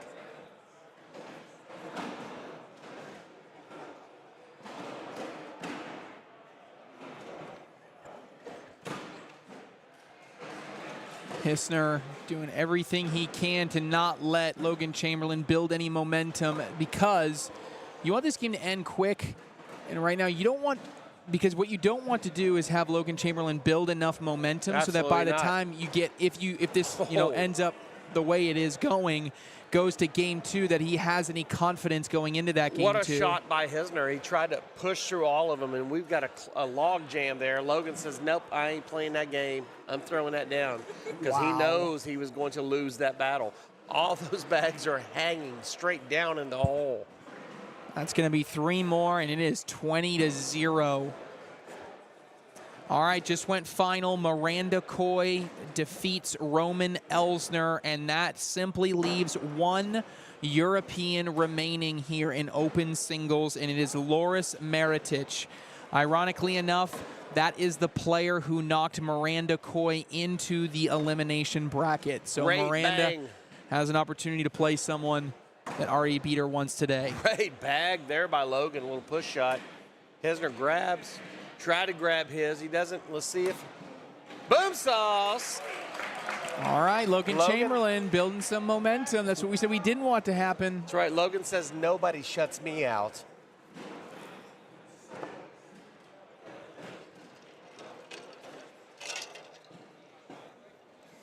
Let's see. Adam's having a little fun with it. He's smiling. But he knows how dangerous Logan can be, so he has to keep the pressure on him. Oh, that Second bag bag. is too far to the right. Uh-oh. Logan's got to drag that. He gets it more in position. Adam backs it up a little bit. He's trying to take that away from him to grab both. Logan's going to come with a right side reverse cut to take both those in. Oh, great roll bag. Woo. This is a big push for the win. Oh, he takes Logan's in. So Pushes the wrong bag. 2 more points for Logan. So that's going to be 4 for Logan now, 4-20. But you don't want to get Logan rolling that momentum. He'll be dangerous. Logan lead bag. Miss on the airmail by Hisner. Going to leave the door open for Chamberlain to make some headway.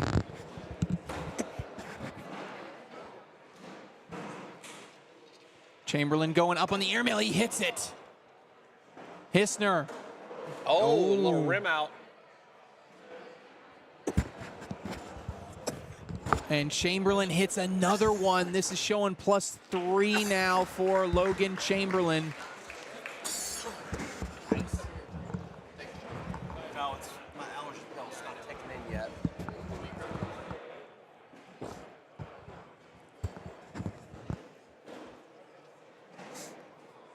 Just like that, Logan's coming back, trying to make it interesting.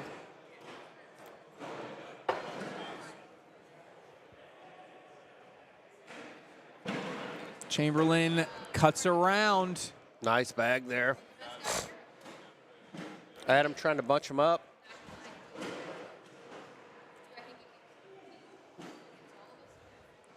Oh, and that was a really high arcing roll. Trey, we've talked about all weekend. Oh, great bag a by bag Adam. by Hisner. He splits and sits there. Oh, and Chamberlain there, and that is it. And he gives us a little sarcastic throw. That's just the single point he needed. We are going to game 2, folks. Game 2 will immediately start. Trey, do you hear something? Oh, we talked about double dip. I hear the ice cream truck coming up the street trying to serve up a double dip here in ACL Europe. That's how we do it. So a little double dip action coming on. We're going to go straight into game 2 and see if Adam can get that ice cream. Needs to update it.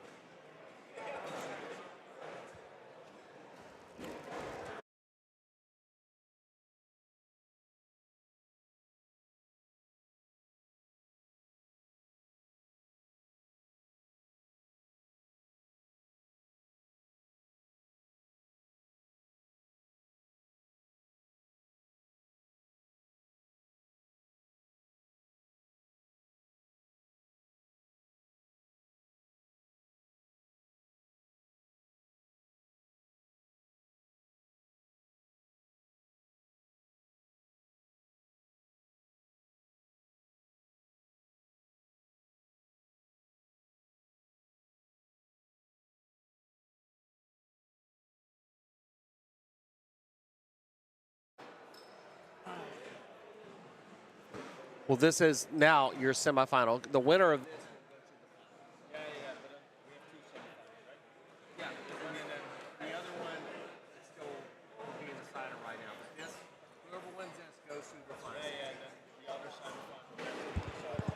All right. All right, we're going to take a quick break, and when we come back, we're going to have the double dip final here. See if they can win it. We'll take a quick break. We'll be back right after this. Welcome to the ACL Europe Series, where professional cornhole players from all over Europe compete to become the best cornhole player of Europe. ACL Europe is the European branch of the American Cornhole League. His bag of the night is up, and he gets the ball. Next season, the ACL Europe Series will cover more than 25 events in 14 different European countries and thousands of players competing to become an official ACL pro. Round is away, and he gets it. Cornhole is the most inclusive sport in the world. Gender, age, size. In our sport, literally, anyone can play and anyone can win. Interested in becoming a sponsor of ACL Europe? Contact us now.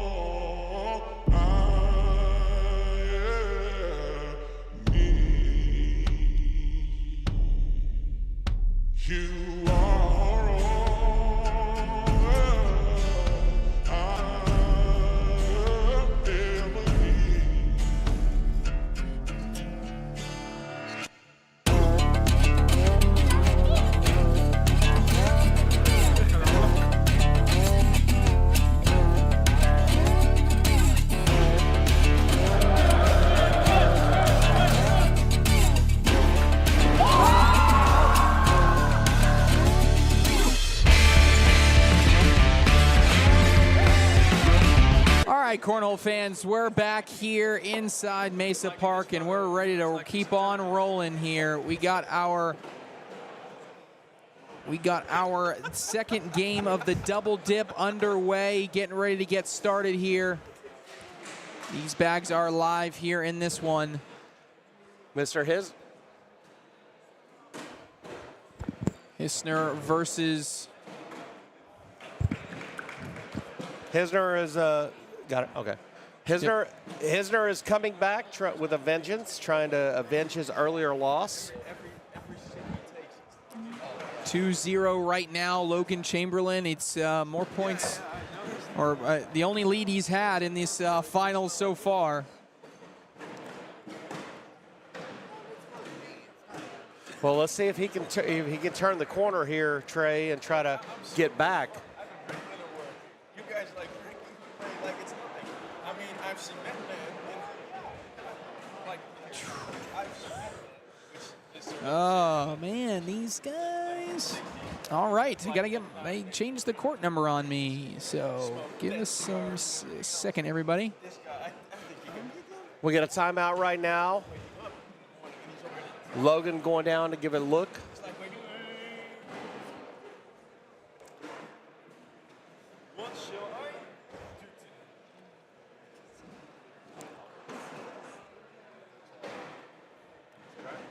Logan has opportunity here early to put some points on the board. Airmail. Oh, and he goes after one it. of his. Adam trying to reverse cut, does not drip back.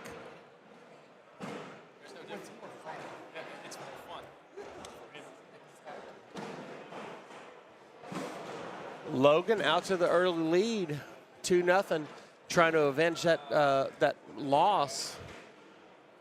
And this would mean a lot for Logan to take this championship, not only because it's ACL Europe, but playing against one of his mentors, one of the olders, Adam Hisner. Hisner goes airmail, a little bit long. Logan tried a slide bag, did not quite have it there. Adam pushes it up. Opportunity for Logan here on that left side to throw a little cut shot. Lets Logan it is fly. away. Great airmail drag there. Great bag. Hisner goes, does not take it. That's a 10-6 round. Logan coming out firing after that loss. It's going to be a 6-0 lead here, back and forth. First game, all Logan Chamberlain. Second game, all Adam Hisner. Third game, what do we get? At least starts here with a little bit of rejuvenated Logan Chamberlain. Absolutely. Logan came out firing early, so let's, if he keeps that momentum going. Good replacement bag there. Adam cuts in on the left side of him. Logan has the opportunity to take both bags in there, and he almost does. That bag's as good as gone. There it goes. Logan trying to keep that pressure up. Boom sauce for Logan. 10 points for Mr. Hisner, so 2 points for Logan there. Adam looks at him, says, where did you come from all of a sudden? Hisner's doing everything he can to get in his head. And Hisner's going to talk to him, Trey. He's going to try to see what he can do. Chamberlain wants to lock in.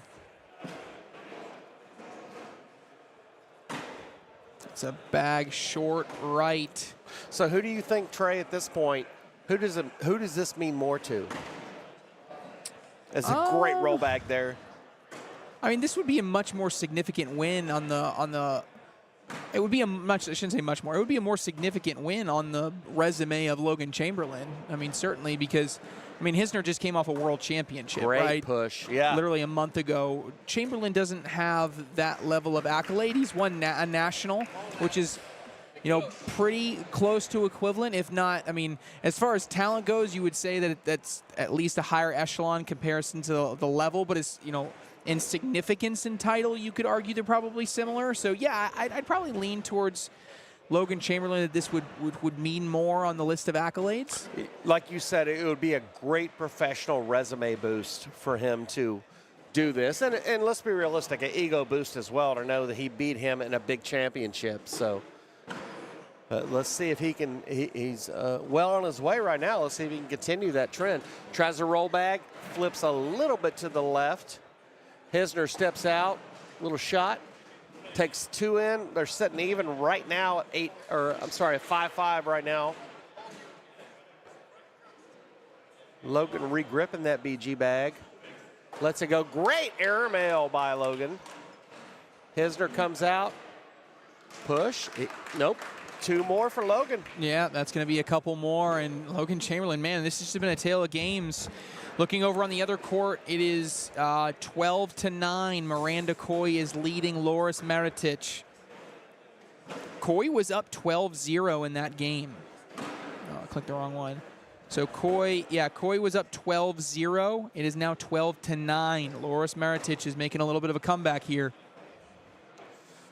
Loris is a dangerous opponent, and he played her earlier today, and you said put her in the loser's bracket, so he's familiar with her game, and he is always dangerous. We have some great action here. Both these guys are going bag for bag right now. Boom sauce and boom sauce.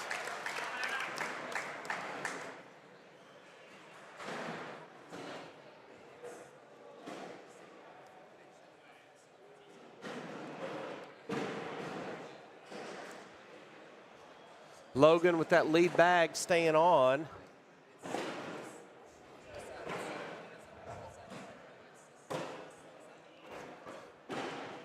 Hisner with the bag up.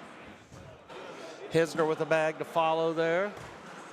Logan takes them both in. Hisner's there on the right side. Chamberlain has been red hot to start this game 2 of the final. I think he took the ice cream sound. He's like, somebody shut that ice cream truck down. Yeah, he took that a little personal.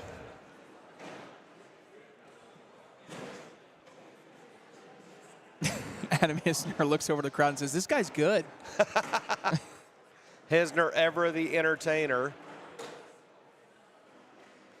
Hanging on that edge. Logan leaves his out to the left there a little bit. Hisner filling the hole up. Logan probably wants to try to jam it. Good bag by him to try to jam it up. What's Hisner going to do? He's going top. up, airmail, and hits the Take drag, takes them all. Bang, bang, bang. Chamberlain is in. Hisner can go in to get on the board. Oh, No! off the back. That's a missed opportunity. That's a single point, and Logan Chamberlain now 11-0.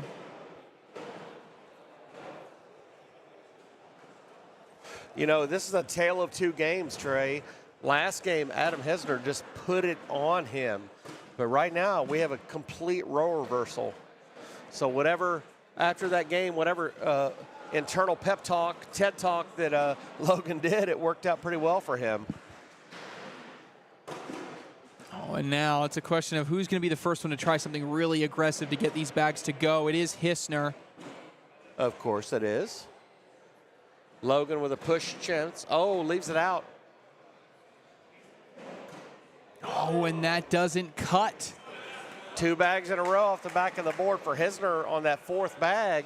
So you're giving Logan a little more momentum, and I don't think right now Adam has to do what he can to stop the bleed and try to get something going.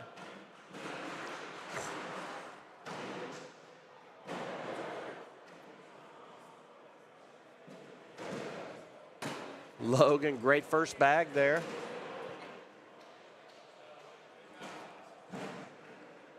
Regrip again. I don't know if Hisner's talking that time. I didn't see it, Trey.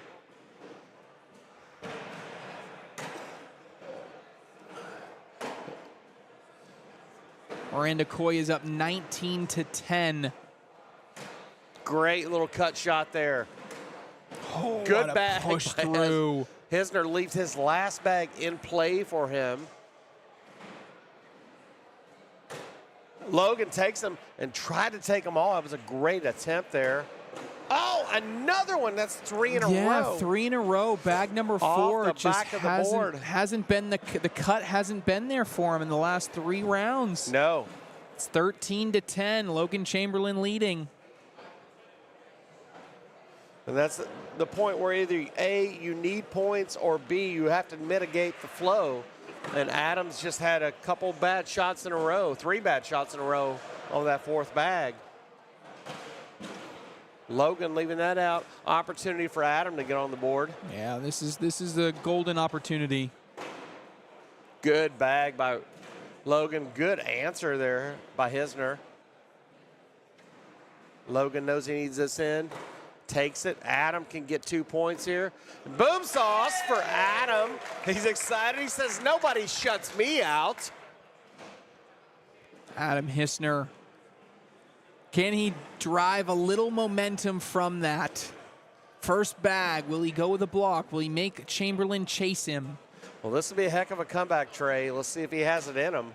I mean, we know he has the ability, but let's see if Logan can shut that down and keep his place in the king seat.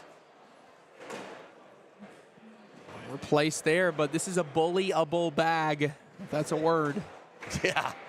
That gets a little bit of rotation, and Hisner hasn't been the cleanest on his cuts this game, and again, hasn't been able to hit it there. Takes that, but does not bring his more into play. Ooh, bag off the back. Adam has a chance here. Takes that cut. Boom sauce for Adam. That is a cut bag, and that's going to Absolutely. be for a couple points. He tells the crowd, take a photograph of it. That's that cut you were talking about, Trey, that he's missed a couple times in a row. It hit right there, though.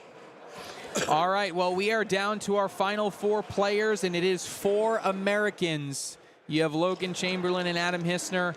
On the other side, it is Ethan Walker and Miranda Coy. So as much as the Europeans came to play this weekend, they battled through. They did get some wins against the Americans, but at least the final 4 of open singles is 4 American players. Very disappointing for all the Europeans here. They were hoping to get a championship this week, but with the quality of bags going on, anybody could have had it. It just worked out like that. Great bag there. Hisner trying to get, again, in the head of Logan Chamberlain. He said, why didn't you airmail that?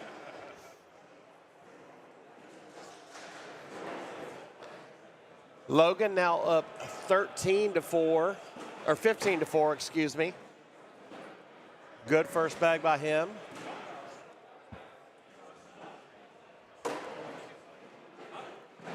Hisner needs a regular cut shot here. Oh, great airmail, clean airmail. Logan goes a push, but his is up and out of place. Hisner puts his in, but he goes one off the back. Chamberlain going for a push for everything. He Nice. gets it again. He's been so good at those pushes.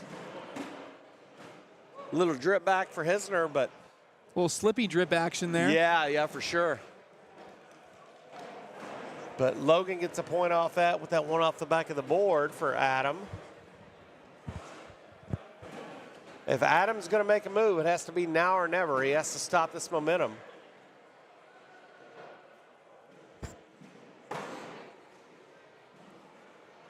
Immediately following this game, we will have the finals of Bracket B, which will be Ethan Walker versus Miranda Coy. Good little reverse cut there by Logan. Adam pushes his in. Reverse cut again by Logan. Just a perfect bag. It just hops right over. Uh-oh. Adam leaves his up and to the left. That is not going to be collectible. Throws that. 2 points. 2 more points. 18-4. Logan Chamberlain 3 points away from booking a ticket to the single game finals.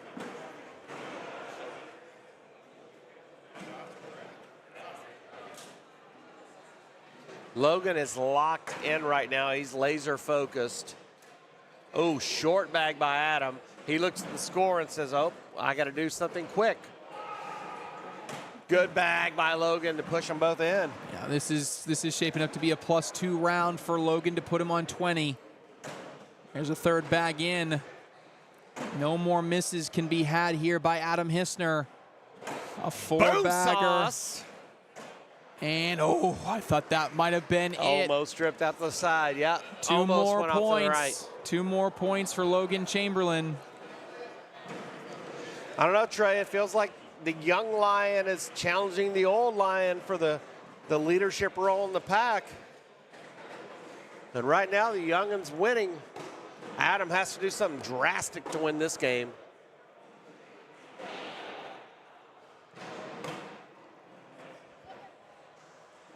Hisner lays behind. Who's going to be the first one to go aggressive? Oh, what a roll shot. How about that from Logan Chamberlain? Is that enough? Update real quick in the Sweet 16, Trey. Samuel Zatowski and Jacques Bilter just beat Goonie Wrights and EJ in the first round. Wow, and that will do it here. We have Logan Chamberlain winning it and taking down Adam Hisner. He will advance to the overall finals. He gets beaten game 1, but ultimately in game 2, Chamberlain prevails. Congratulations going through to the finals. We just had a quick update on our Sweet 16 that just started with our top 16 European teams, and a complete major upset in the first game. The 1 seed, Goonie Wrights and EJ Von Drawn, are beaten by Samuel Zatowski and Jacques Bilcher from Luxembourg. What an incredible win. Insane, absolutely insane to get that big of an upset. We're gonna take a quick break, and when we come back, it's the finals of the other bracket, Ethan Walker versus Miranda Coy.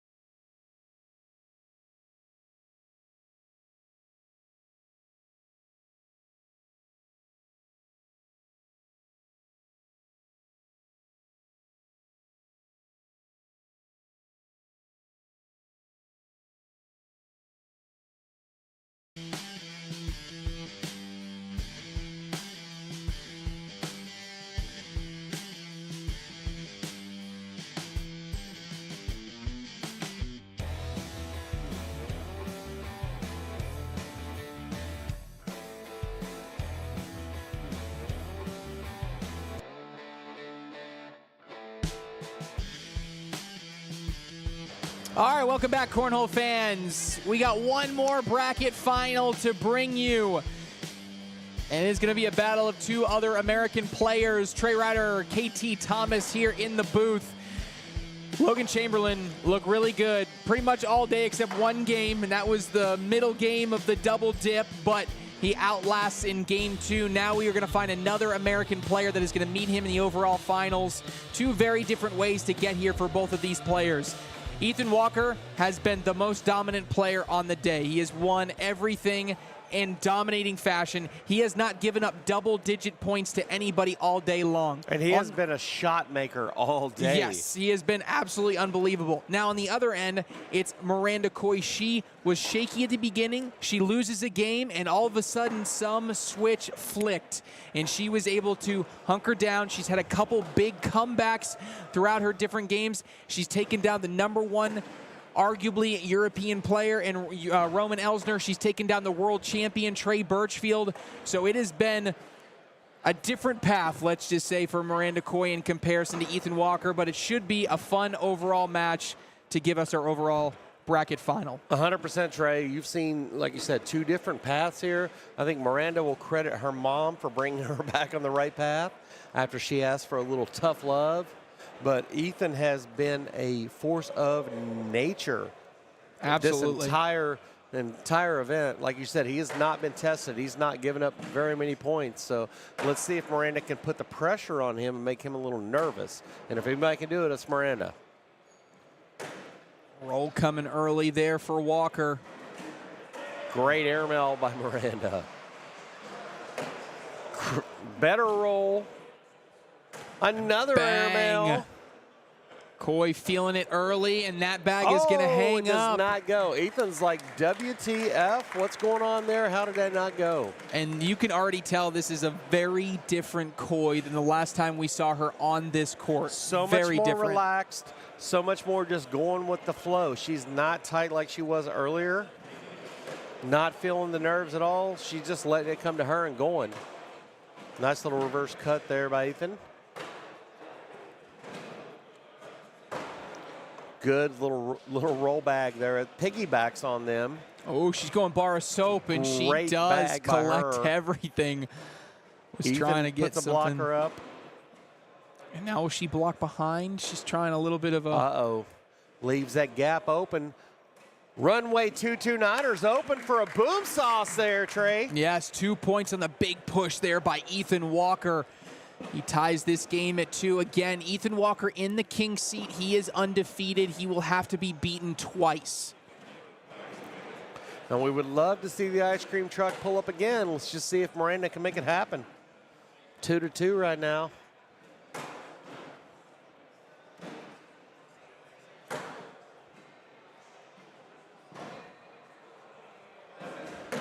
Another cut here by Coy. Ooh, Ethan has a little bunch there going on. And she's not sure if she likes it yet. Yeah. Ethan steps out. He goes slick side on that. Oh, that's a little gathering going on at the hole there. She's going to just lay up and get a couple points. That's She'll take right. a 4-2 lead. A game like this against a player like Ethan, you take any advantage you can get.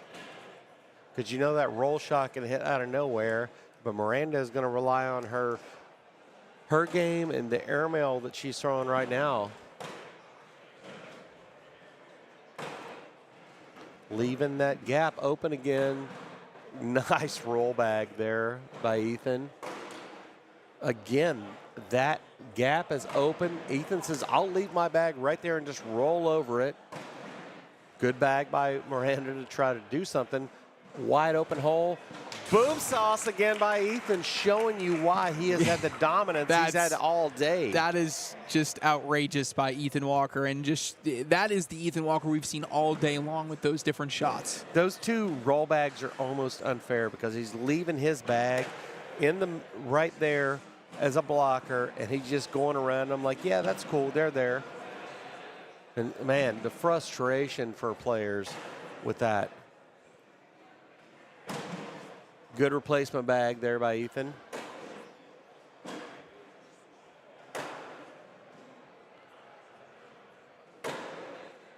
Good bag by Miranda to take those in. Ethan trying to keep it up. Stays boom sauce there. Oh. 4-point advantage there for Ethan. Another 4 points gets him up to 12. He is just he's that first round begot. He is throwing nails right now, Trey.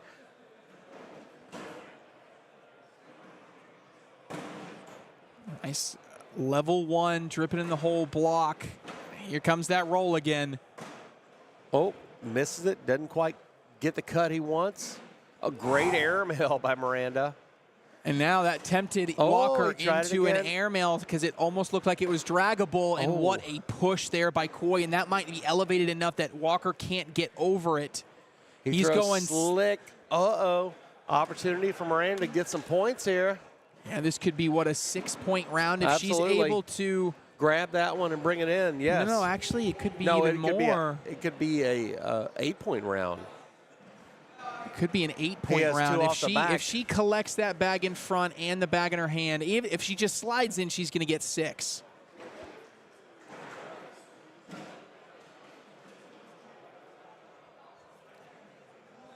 Here she goes, trying to grab. Oh. No. And Good. Ethan Walker, it just Get some points, but Yes. she let him off the hook there. Yes, he knows he dodged a bullet there. That is 12-7 now our score.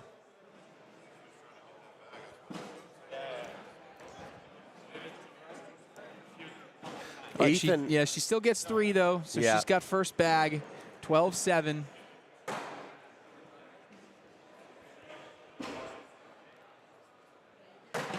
Ethan staying hot right now. Roll coming from Ethan Walker. He lands too short, so Coy going up, hits the backside. Trey, Ethan has a commanding lead right now, but I was just informed, someone who's watching the games, this will be the 3rd time she was down majorly in the loser's bracket and has came back to win every one. Yes, so do absolutely. not count her out at all. She knows she needs to win both these games, but she is a fighter, and she is used to coming back here in the loser's bracket here in Trier. So let's see if she can keep that momentum going. Going airmail here. Oh, she goes for the No. roll, kind of bunches it up a little bit. This is tough for Walker to get in. He can do it with a roll. Airmail, be a Goes up question if he top. can drag, and he's off the back. Goes off the back.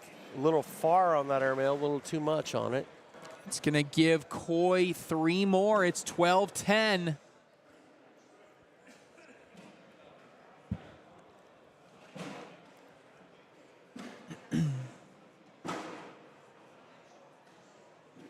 Miranda coming back, battling back, got that lead bag now.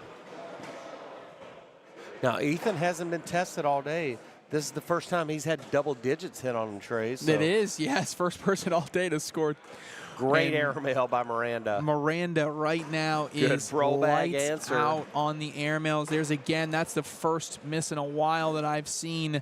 Not happy with it. Walker going slick side, and he Ooh. gives it back to her. So both of them have now missed a big open slide shot to let the other player get off the hook. What do you think his thought process was on the last bag, Trey, with the slide shot? I think his he roll was bag's trying- been working so good. I know. He was, you know what, he was getting super aggressive. He was trying to bar a soap her bag and push his 2 in for some crazy, incredible shot. It was a little bit, maybe a little bit greedy. Yeah, a little much there. His roll bag's been working. He had an airmail open. He went, and I understand being super aggressive, but boy, that he might look back on that and say, why? Miranda off the back. I could see her, she mouthed, that was so good. She liked it. As soon as she let it go, she thought it was in. Roll bag by Ethan, try. A little bit short, didn't quite cut left enough for him. Miranda with the push. Great roll bag by Miranda. I don't know if that was on purpose or accident roll bag, but it don't went matter. in regardless, and another one off the side, going to be 2 points. So suddenly, Ethan goes from dominant status, not allowing double digits, to we got a tie ball game at 12, Trey. So what's going through his mind right now? Yeah, I think the only thing that Miranda is maybe doing differently than anybody else that we've seen is that she is really aiding and muddying up the board. So I would say almost like his roll lanes previously were clean. It was just like a one bag off to the side like that, and he was hitting them consistently. As she's continued to muddy up the board, it's just making those lanes a little bit harder to roll around and push through. And she's kind of playing the odds game right now. Now you watch her right now. She's having fun. She has a little smile on her face. She knows that she's slaying the dragon here, if you will. Yeah, that was the old pulley bush, bully and push Great combo, but bag. a collect there by Walker. I got to be happy with that round if you're Coy, and so does Walker. 10-10 Both of them, washout here. Both of them got to be happy with that. Ethan's mom, Mindy Walker, in the chat. Quit being aggressive, Mom. We'll pass that message on, Mom. And hopefully for your son's sake, we don't hear that ice cream truck come for that double dip again. First bag by Coy's a little bit short left. Great bag by her to take both those in. I don't know if if her bag on the left side is, she's trying to bring it closer for a chance for a collection there.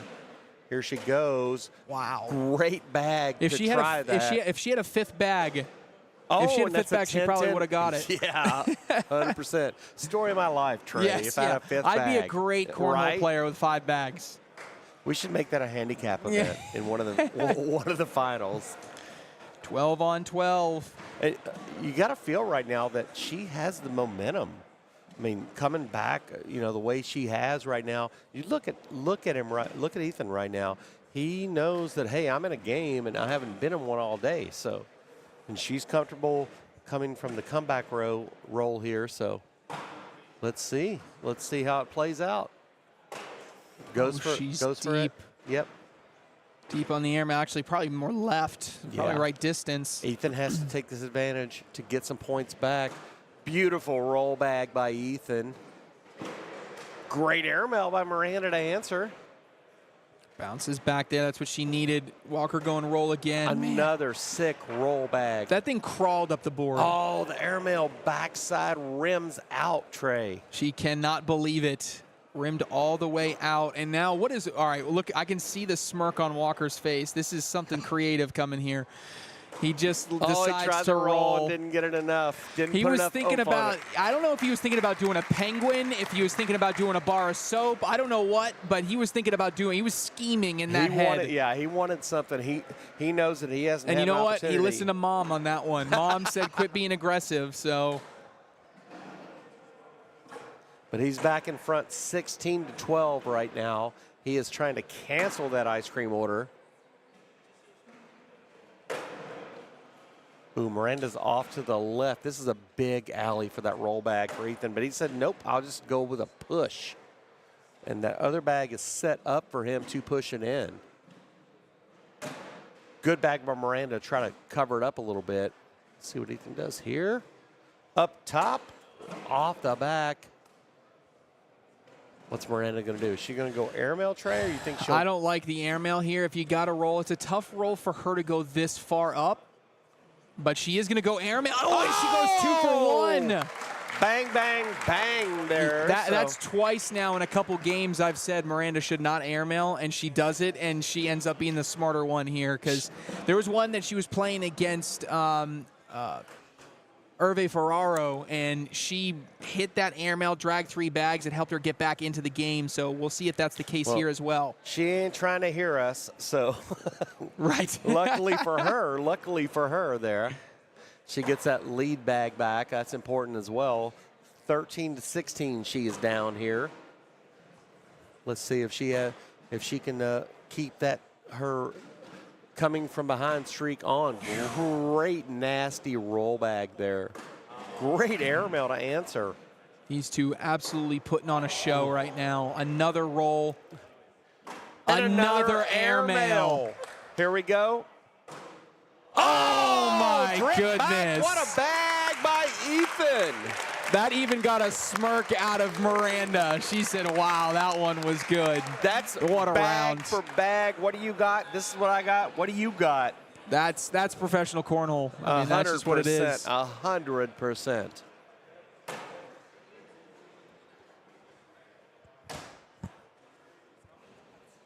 That roll bag is just, it's the cornhole equivalent of a cheat code. Yes. Ooh, Pushed up Miranda, there. Will they get stuck?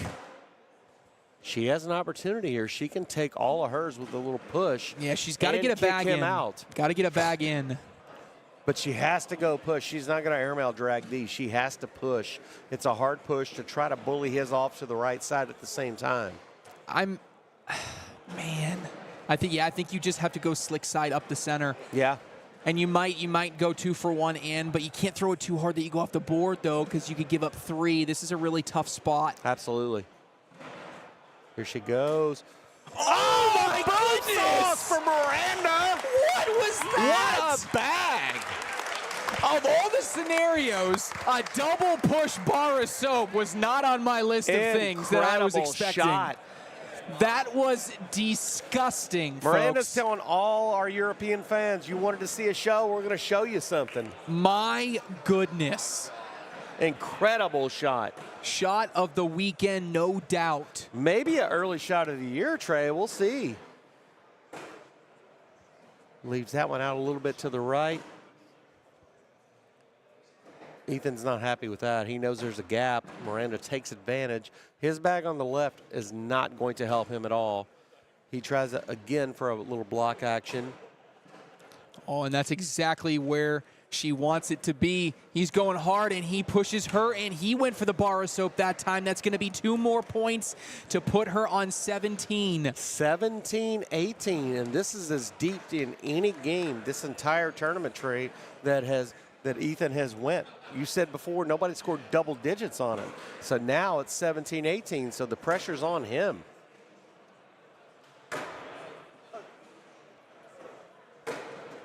Great first bags by both players. Miranda off to the right a little bit, but she can, nope, she did not move that 1 ounce there. Good she bag didn't go by, after it. She's just going to try to see if she can go through it. Oh, and now can Ethan Walker this get could be in? it. He's taken, she's not. She's very upset about the way that bag went.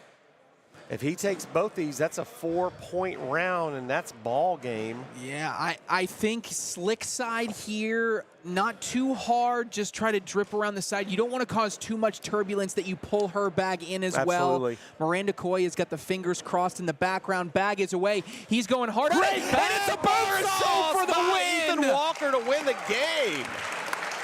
What a performance by both Coy and Walker. Incredible Ethan shots. Walker, unbelievable shot for the win.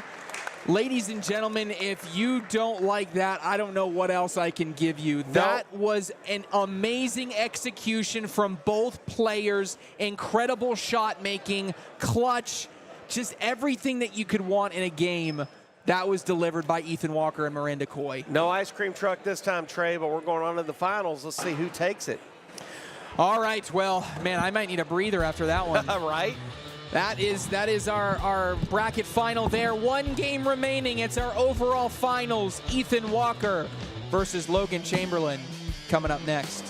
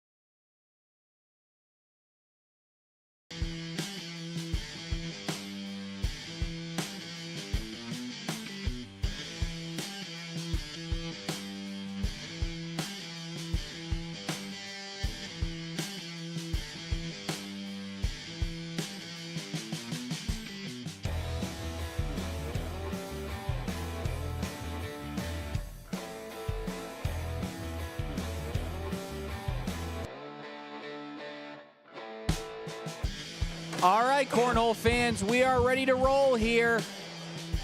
We got Ethan Walker versus Logan Chamberlain for all of the marbles here in open singles action. We just saw honestly, one of the best games of the year between Ethan Walker and Miranda Coy. You know, Miranda Coy, keep your head held high on that one. That was just an incredible performance. And when you get beat by a double bar of soap push for the win, I mean, sometimes you just got to tip your cap and say, it is what it is. You're mad, but you can't be mad at the same time. She's not happy right now. She'll look back in a couple months and be like, yeah, that happened. So, but man, what an incredible match to lead us up to this final. Oh, here she comes Miranda behind says, us. at least I should get to commentate.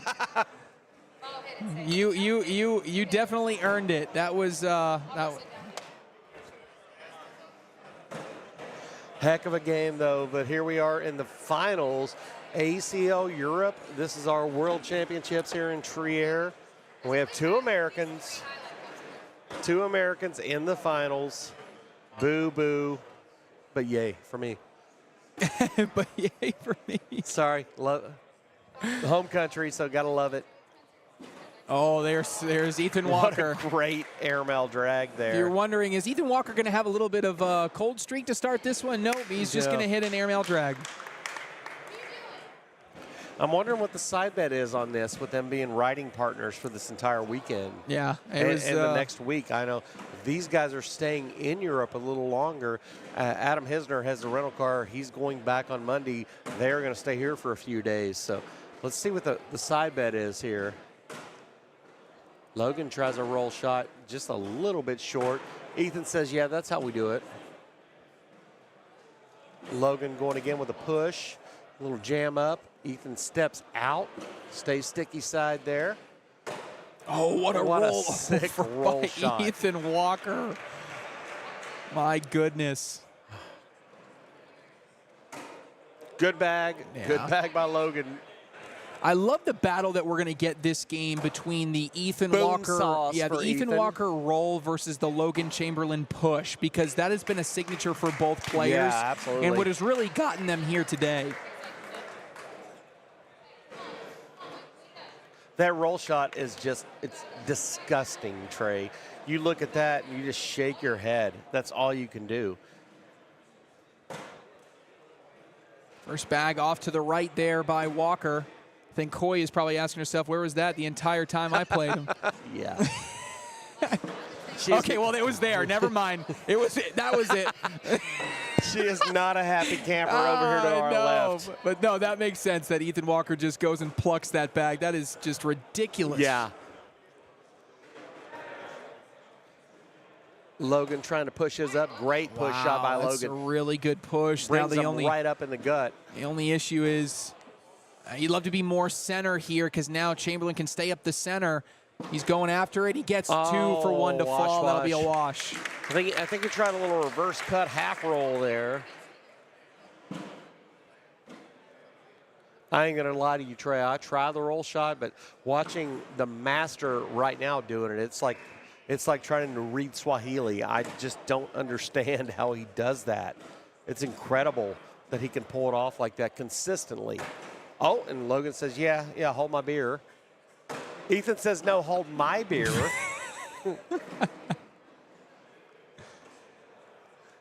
Logan trying it again. Flips off. Let's see what Ethan does here.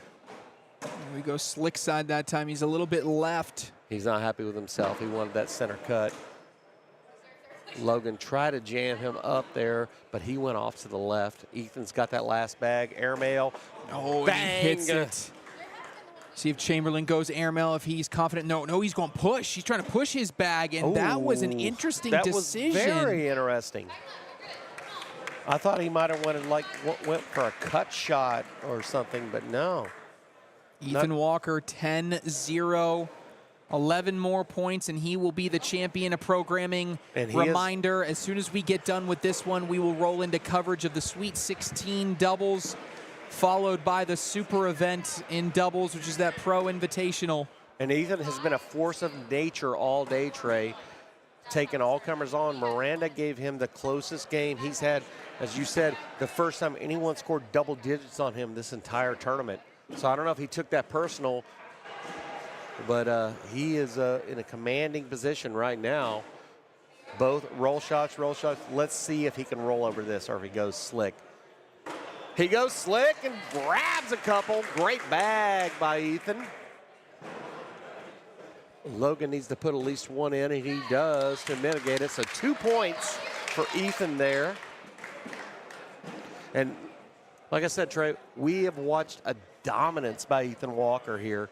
So let's see if that's something he can carry momentum into this ACL season stateside, because he has been incredible all day today. Good bag by Logan, trying to back it up. Kind of rolls on top. Ethan, see what he does. Push. Oh, he goes hard at it, but he ends up off the back. This is Logan's opportunity to get on the board and get first bag. Yes, has to. You got to take advantage. Good little block by Logan. Ethan makes sure, checks, and sees if he has one left. He does. Uh-oh. Logan has a chance here. Boom sauce by Logan. He says, nobody shuts me out. Yeah, and he does a good job almost cutting the lead entirely in half. That's right. Takes a big chunk out of it right there with a 5-point round. Getting that lead bag. Let's see if he can do something with it. Ooh, out to the left a little bit. Ethan puts the perfect middle bag up there. Here goes Logan. Ooh, nice push through and sit in front on the replace. That is just absolutely ridiculous. It is. That's not fair. Legal. That's not fair. legal. It's not possible. That is getting all the fatalities in Mortal Kombat immediately. I mean, it's just got to be. I just got to give credit to both Logan and to Miranda. When you just see a bag that does that, it's to an extent it's got to be so demoralizing. No, it takes your soul. It's like I just set up perfectly. I like where my bags are laying on the board, and then all of a sudden you just get that roll. We've said, and there it goes again, we've said that roll bag is the evolution of cornhole. That is just, I'll take your perfect up the middle bag and I'll just show you that that's not good enough. Great bag. Scott Peterson in the chat. It is possible. You just watched him do it, Trey. Yes. Yeah. Boom sauce by Ethan. Only possible by Logan. Ethan Walker. And it's 16-5, folks. Ethan Walker 5 points away. Ethan with the commanding performance in this final, and it's been a commanding performance all day for him. No one can slow him down. Miranda had the best opportunity, the best effort, last game, and she made him battle for it. But man, he's a juggernaut right now. Super hard to deal with. And Trey, you got to think any of the Europeans that are seeing that Ethan's going to be their upcoming partner are excited as heck. Yes.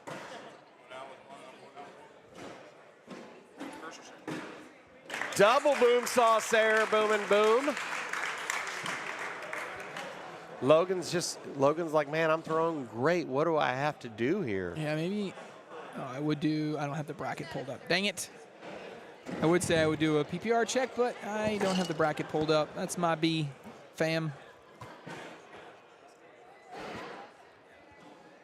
Ethan's first bag a little bit up left. Logan puts it right in the middle there. Ethan says, let's roll. Just a little cartwheel bag, piggyback now. Does that tempt Chamberlain into a bar of soap? He's throwing it hard, but he wasn't throwing it that hard. No. Now let's see if we get a roll over top here. Tried it. He gets a little backpack there. He got a little cover on those two bags. Hard push coming. Chamberlain is away, and that is a bar of soap. Two of them, though. His bag goes off the board. He pushes one, and he launches Walker off, and Walker goes for an aggressive cut collect, so Chamberlain can go in here for 4, and he'll count it. 16-9. Logan says, don't call it a comeback. 16-9, Ethan Walker over Logan Chamberlain. Is that the momentum that Chamberlain needs? This is a single game final. Just like that, Logan is back in the fight. And all Logan has to think is just win this round, win this round. The game will come. You got to win round by round here. Good bag by Ethan. Takes them both. Logan, perfect block bag. Ethan puts an opportunity here. Ooh. Logan steps out. What's he thinking, Trey? Roll maybe? Yeah, sometimes he steps out to get a better angle on his roll, and he didn't like it. He was trying to, he liked the landing spot better. Oh, Ethan tries to roll, and it's a little too much, so 2 points for Logan, 2 more. All of a sudden, 16 to 11, or 11 to 16. Logan fighting back. Yeah, he's creeping back in. He's now in double digits, 5 points away. And this is a heck of tying. Logan was down huge. Or I'm sorry. Logan was down huge to start this game. Yes, he was. He has battled back. Oh, I can click on this if I want to do PPRs. Yeah, PPR actually just a 908 to a 95, but to your point, it was 12 to 0 and 16 to 5. Yeah. Uh-oh. Logan leaving that one out to the right. This one's got to be in. And now if Walker can find a way to get his 2 bags in, he'll win it. Here Walker's away. Big. Oh! And that falls. It drips back. He barred a soap. He went a super aggressive bar of soap there. Yep. Yeah, he did. And that was, he went super aggressive. Might have been better just to try to slide in, get a couple points. But either way, he's now sitting on 17. He's getting in the red zone, so one hand can end it really quick here. Logan's got to do what he can to try to get the momentum back in his favor. That's a miss off to the left. That and bag out to the left is not going to help. Oh, I was going to say that would be super aggressive. He's going to try to collect that. That it feels out of play. He's probably can't give up another extra 2. He's got to try to work it back in, though, Trey. Work into play a little bit. I kind of like leaving it out there. Well, now you might not have a choice to go after that side of the board with your last bag as Walker is in, and now you have to get 2 bags in on this shot. Here he goes. And it will not happen. Do it. Ethan Walker is your champion here of the 2024 ACL Europe Open in singles. Over 300 players from across the globe traveled in here, represented by 19 countries, but in the end, it is the American Ethan Walker on the back of his incredible roll shots that takes down Logan Chamberlain. Chamberlain finishes 2nd place. Hissner and Coy finished tied for 3rd. And what a performance by both of these American players. Just absolutely incredible. KT, Ethan Walker, pretty good. Dominant from start to finish. Dominant. If you looking that up, if you look up dominant in the dictionary, it is a picture of Ethan Walker holding that trophy with the word dominant.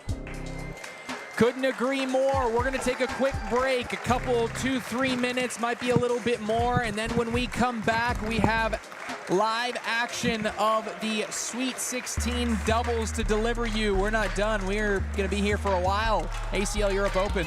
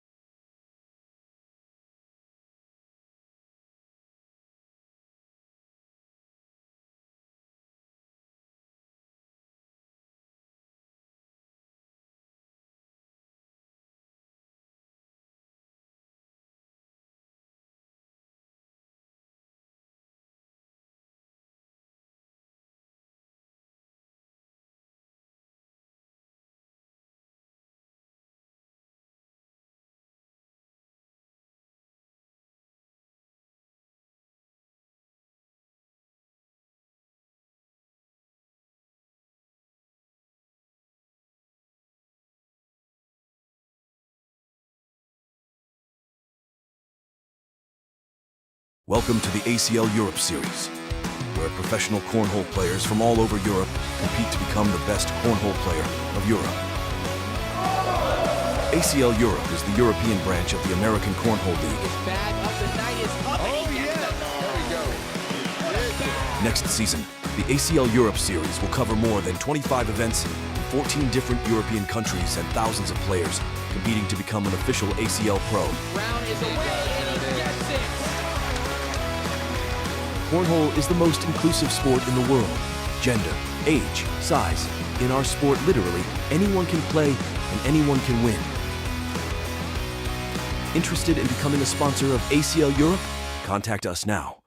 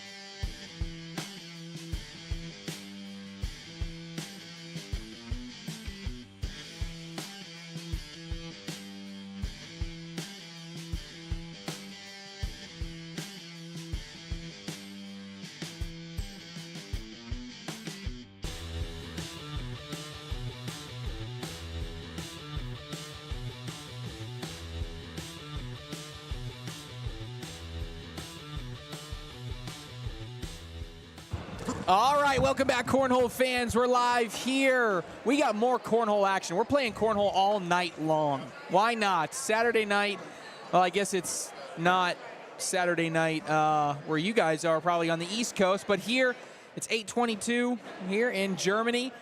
We just saw an epic win for none other than Ethan Walker in the singles division, so he is the singles champion. And so now we are jumping over into the Sweet 16 doubles. So if you remember Sweet 16 singles that we did yesterday, Roman Elsner came through, won the entire tournament.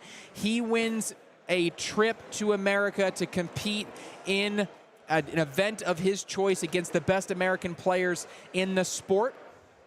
On the flip side, this is the doubles event, so the winning team of this doubles event will also get the same opportunity to do that, to travel to America. We are jumping in. We've already made decent progress, actually really good progress in this bracket. So we're jumping into this bracket right in the middle. And we have semifinal action. So we're going to show one semifinal, and then we're going to go ahead and jump right into the final match. The semifinal that we're going to be showing here is Dejan Mogorovic and Loris Maritic taking on Mathieu Revolt and David Peredi. On the other side, Roman Elsner and Goran Milecevic are going to be taking on Henry Kranz and Richard Blanca. So those are our four remaining teams. The winner of this game will play the winner of that game in the overall finals, which will bring you immediately following this one. Trey Ryder still alongside KT Thomas. KT is carrying me through the second half of this day. I appreciate you being here, KT, because if you weren't, I would be under the table. Hey, Trey, I'm blessed to be here and blessed to learn from the best in the business with you. We talked about earlier about Roman Elsner taking that singles final. We have two countrymen right now over here. Two of our Croatian guys here. We have Dean and Loris taking on our French duo of David and Mathieu. And these guys are mainstays on the European Cornhole circuit. We talked about before. You saw Dean a couple times, and you saw Loris a couple times on the live stream for other events going on. You just, of course, saw Mathieu for the singles events. David is just as dangerous.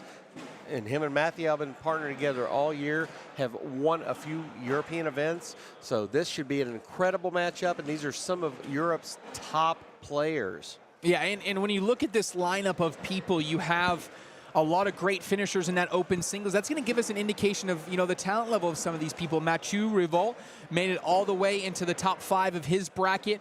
And then Loris Maritic on the other side was the highest finishing European on the entire day. He was the one to deliver one of the 2 losses to Miranda Coy, who we already saw just have an incredible run. Her and Ethan Walker putting on one of the best games of the year, especially, given the stakes of what they were playing for. So a really good performance there by Loris. And then you said it best.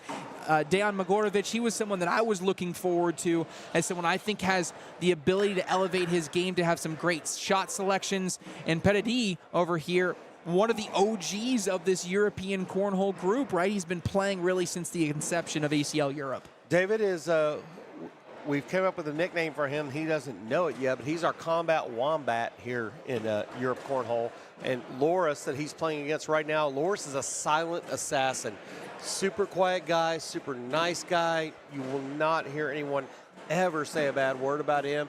Always got the hat on, and he is just an incredible player. Like you said, top finishing European. I'm so excited for him for that. And on the other end down here, Mathieu is, he's been a force in European Cornhole for the last couple of years. As you said, he won last year. He won the opportunity to go back to the States and play in a tournament, and he loved it so much. He had a great time. And I think Dean is the guy that I think Dean is the future of European Cornhole. A shot maker just like we saw with Ethan. With the Americans going, he has that potential with the type of bag he throws. So, man, the future is bright and awesome here in Europe, and we're excited to be a part of it. Yeah, if you're gonna model your game after anybody, I mean, why not just take a look at what Ethan Walker was just able to do? I mean, literally throwing bar of soaps for the win, rolling over everything, drags on the airmails. I mean, just about everything he wanted to do, he was hitting. Sorry, Trey, I missed my cue. That's a boom sauce and a boom sauce there. Machao and Dean washing out with boom sauces. It resets. It's everybody right now. All of ours are doing it. No. Todd reached out. But yeah, these guys are incredible players, all of them. There's a reason that they're in the Sweet 16, the top 16 teams in Europe. We've already had some surprises here with that, with the top team of Guni Rietz and E.J. Van Dron being unseeded by the 16th seed, Samuel Zatowski and our friend from Luxembourg. That's an incredible thing in itself. I mean, the fact that Jacques and Sam could beat Guni and EJ is when no one saw, well, no one except me saw that coming because I bet on them on my wild card. So they're not going to win it all, but you know, they owe me a little money, but I told everyone they were going to win that first game. So incredible. But yeah, you called that one. You called that one early. You see the cream of the crop rising here. Great bag by Dean. Mathieu steps out trying to do a little cut bag. He pushes both of them in. Mathieu's left bag, first bag is out to the left. That's not coming back into play. Dean pushes it out. He can still grab that one right now. Dean can grab all of them. Lets it fly. Does not, but that's an 8-8 round. Not a big thing. Right now, our Frenchmen are leading their Croatians 5-2. Yeah, if we look at the nationalities of who is left, it looks to be 4 unique countries, which is great to see, right? We have Croatia versus France here, and the other one, it appears that we have Slovenia versus Germany. Yep. So we got 4 different countries representing the last 4 teams in Sweet 16. That's good. Great. Incredible. You see David doing what he does, throwing that bag up the middle. Nice little cut bag. Lets it go. Boom sauce for David. Loris puts it in to limit the bleeding a little bit. 10-12 round there. So 2 more points for the French team. And I've got to see these guys, Mathieu and David, throw since one of the early events in France that I went to this past February, and I got to see them for the first time. And you saw, I was like, dang, these boys can throw. So, and they've only grown since then. Mathieu has added a little bit of a cut shot and more of an airmail to his game since then. So it's incredible to see the growth in these guys. Dean with the opportunity for a little cut.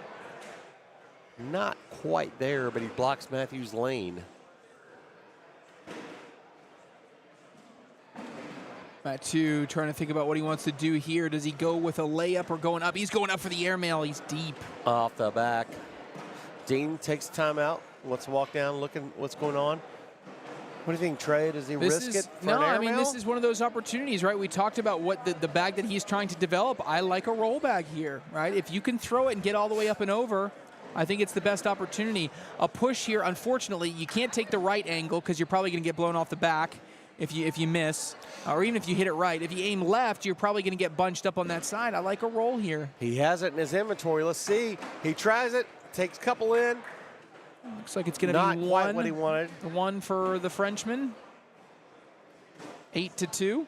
And that's the evolution of that roll bag. If you don't get that perfect fat side landing like Ethan does, which very few can. Ethan is the master at that. We saw it earlier in action in singles. Laura's trying to take advantage of David leaving a little lane there. He backs David's right bag up, trying to prevent him from taking that in.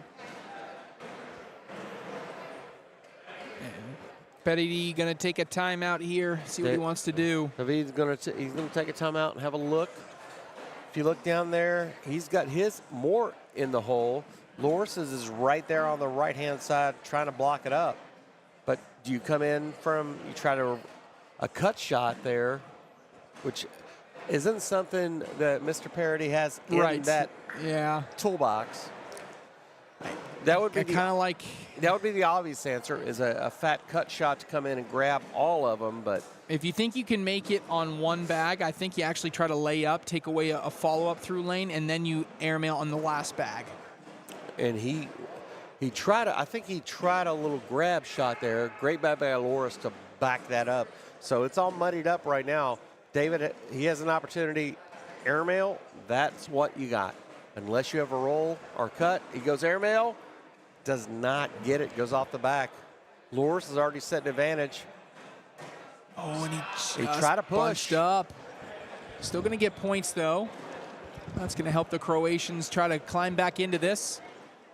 And we've said we have a little sticky board here. Most folks back home or back in America watching right now don't understand that we're sitting at about 85% humidity right now. That's the way Germany normally is.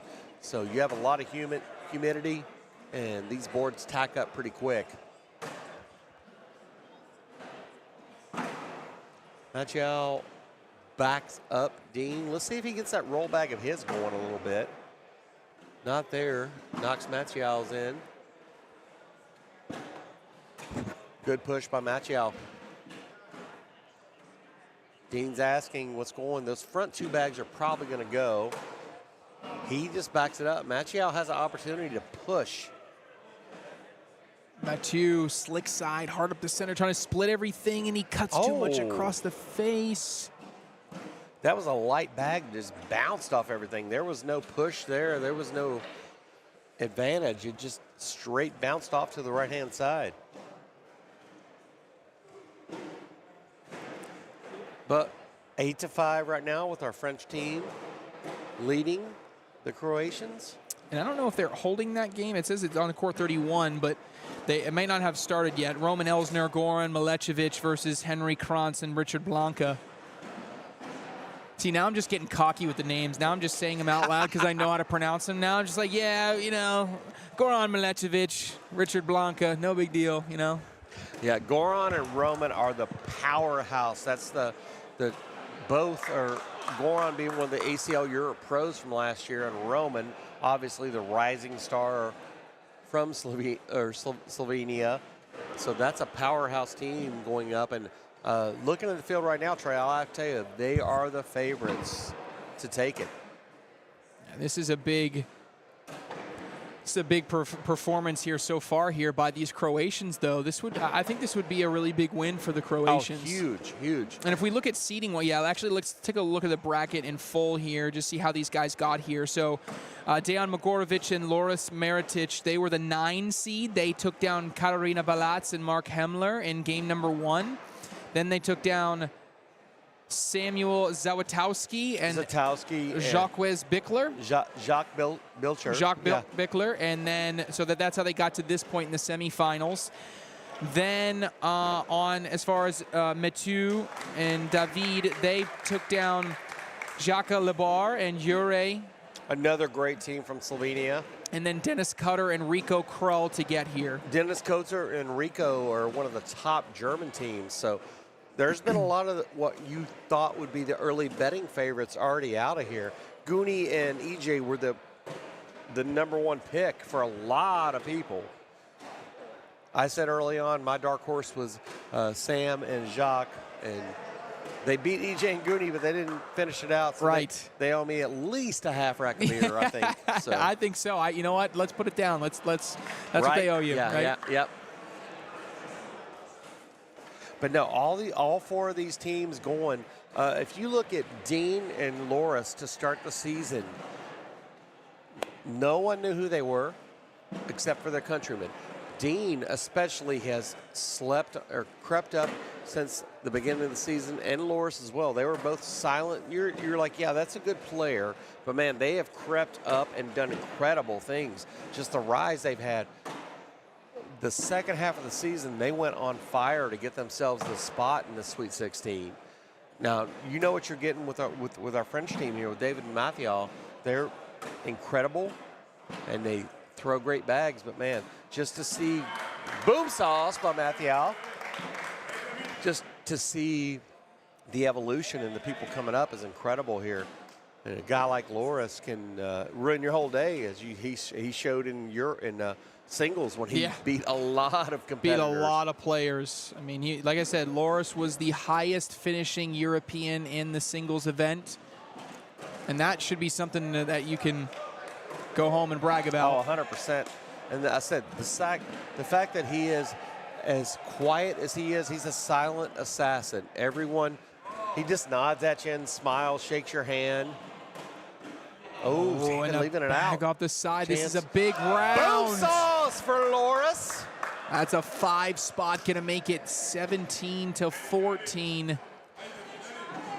And just like that, we got a brand new ball game. The French have been leading the entire game, and now oh no, I missed a bag that was also off the back. That makes it 20. 20. That was an 8 spot. What a huge bag. The French have been leading the entire game, and now the Croatians battling back with the opportunity to take it. Great first bag by Dean to block that up. Mogorovic pushes it closer, and now Mathieu Rivaux is stepping out. Oh, he cuts out. Really, you just need to board it here. There's nothing you need to do fancy. If you got to roll, throw it. If you need 1 point, you just need 1 point if you're the Croatians. Oh, great airmail by Mathieu. And now Mogorovic going to take a timeout. I like the timeout here. You could either try to roll over, maybe just bump your bag in, or you could be super aggressive and go to try an airmail if you want it. I don't know if he has that roll shot for this depth of roll. So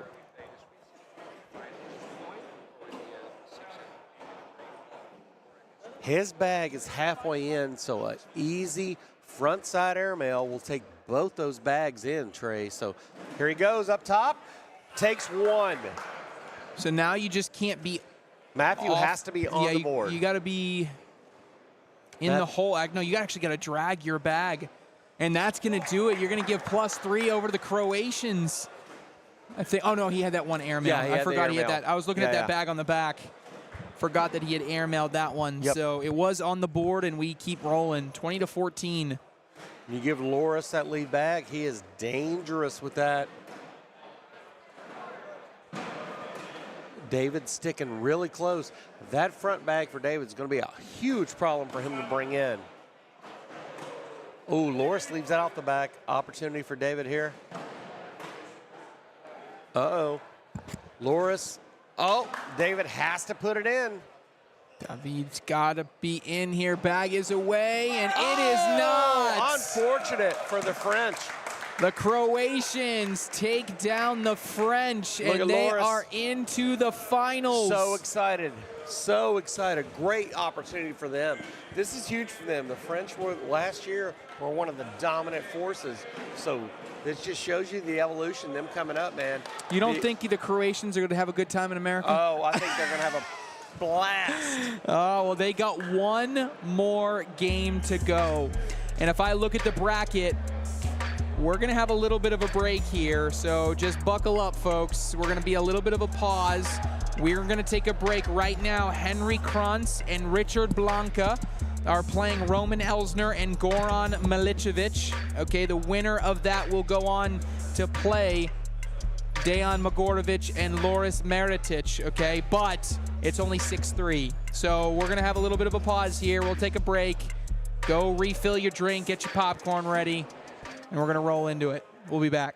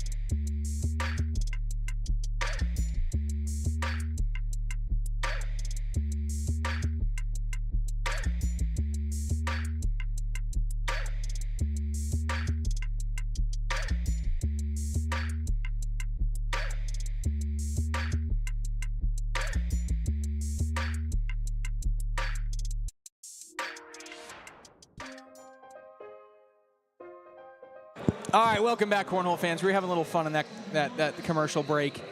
Trey Ryder, KT Thomas. I just got my butt whooped by Miranda Coy. I scored a 600 early, KT. I took my early victories. The only thing I saw was a future HR complaint, Trey. That's the only thing I saw there. I'm going to stay impartial on that. Oh my gosh, that was fun. That was a good time. But yeah, the commish and Miranda Coy take down me and Jack Geddes. It was a good win there, and now we're going to get really down into the actual action that people have been waiting for. Now we are at the finals of our Sweet 16 competition. Hey, you talk about surprises. No one had these two teams on their bingo card to be playing in the final of the Sweet 16. 1,000,000%. I canvassed outside. No one had this final. So talk about anyone can play, anyone can win. You're seeing it right now because all the leading candidates got knocked out. One of the leading candidates got knocked out first game. Last game, our German team beat what I would have thought were the favorites to get to this championship. So here we go. We have a completely random Sweet 16 final. Not completely random because these guys are in the Sweet 16. They're top 16 European teams. But our Croatian team with Dean and Loris, they were an unknown quantity at the beginning of the year. Henrik down here has been, he's played for a couple years in Germany. Richard Blanc, this is his first year really coming onto the scene. So these guys are unknown quantities coming in, both really good teams. Richard has tabled at a lot of tournaments this year. Throws a very nice style of bags. And Henry is, Henrik, he goes by Henry. Henrik has been in later on in the year. He didn't play in some early events, but he's been coming on more this year. Later in the year, he ended up getting a spot. Both of these guys were on their national teams. All four of these individuals, as a matter of fact, were on their national teams. Dean and Loris were on their Croatian national team. And Henry and Richard both made the German national team. Huge accolades for those guys. And to be here, man, it's incredible, Trey. Yeah, I would say the two players, well, actually, 3 of the 4 players that I think have taken me by the most surprise this weekend are on this court, actually, right here. I would say Dejan Mogorovic right there on our left side of our screen. He surprised me. Loris Maritic on the other end, his partner, the partner of Dejan. And then Richard Blanca. All 3 of these guys in particular have been really big surprises for me this weekend, just because the rest of the players, I was looking for Roman Elsner when I walked in the building. I was looking for Mathieu and Bruno and all these guys, EJ. Like, I was expecting those things. I did not expect, to be honest with you, I had never heard Loris Maritic's name before, and he comes in as the highest finishing European in all of singles. Richard Blanca, when we were in the Sweet 16 singles, Tone and I were even talking about how when he made it to the semifinals, that was a big surprise and a big shock to a lot of people. So I really think this has been, this is just showcasing that these 3 players in particular are continuing to have really strong weekends and breaking out of their shell and trying to become top players. Richard walked into, we did the first French Open early in the year. He walked into the gym and only a couple people knew who he was, and he walked out of that gym as a top 5 finisher. So a lot of people knew who he was immediately afterwards. And I saw what kind of game he had, and I was like, dang, that's a dude to watch. Same thing with Loris. Loris was the unknown quantity, and Dean last year. So for those guys to come in throwing like that, it just goes to show you the evolution of the game. And Hendrick has been, he played last year ACL Europe and did very well for himself, but these other 3 guys are kind of newbies, and this is their first year really making a name for themselves. So, yeah, we're excited. You're going to have, like, new royalty on top of Europe right now with this. And then, again, a reminder, the winner of this specific game is going to get a trip to America to compete in a tournament of their choice among all the great USA tournaments that are going to happen this season. Will it be the World Championships? Will it be one of the signature events later in the season? There are a lot of great opportunities for these players to showcase their skills against the best of the best. And you see Richard immediately showing you why he's there. A couple pure bags up the middle. Loris had left one off the back, gathers that one to take it in. You're going to see, with the exception of Dean, the rest of these guys are going to throw block, push, airmail game. Dean is the only one that has that, I think, has that ability with the roll bag or the cut shot that really brings it in. So let's see if he can utilize any of that. But he told me earlier, I asked him why he didn't try a roll. They're playing with Loris's bags, and he's not as comfortable with those for a cut shot because he usually plays with BGs, and they're throwing with the lucky bags right now. So he doesn't feel like he has enough control on them to try that at the moment.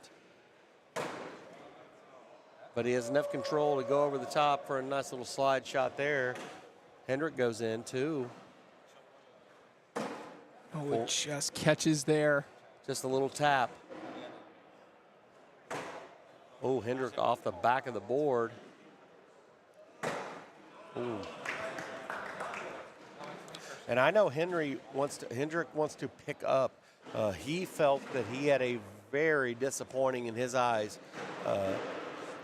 performance during the WCO as part of Team Germany. So he told me today that he was going to try to fight back with a vengeance.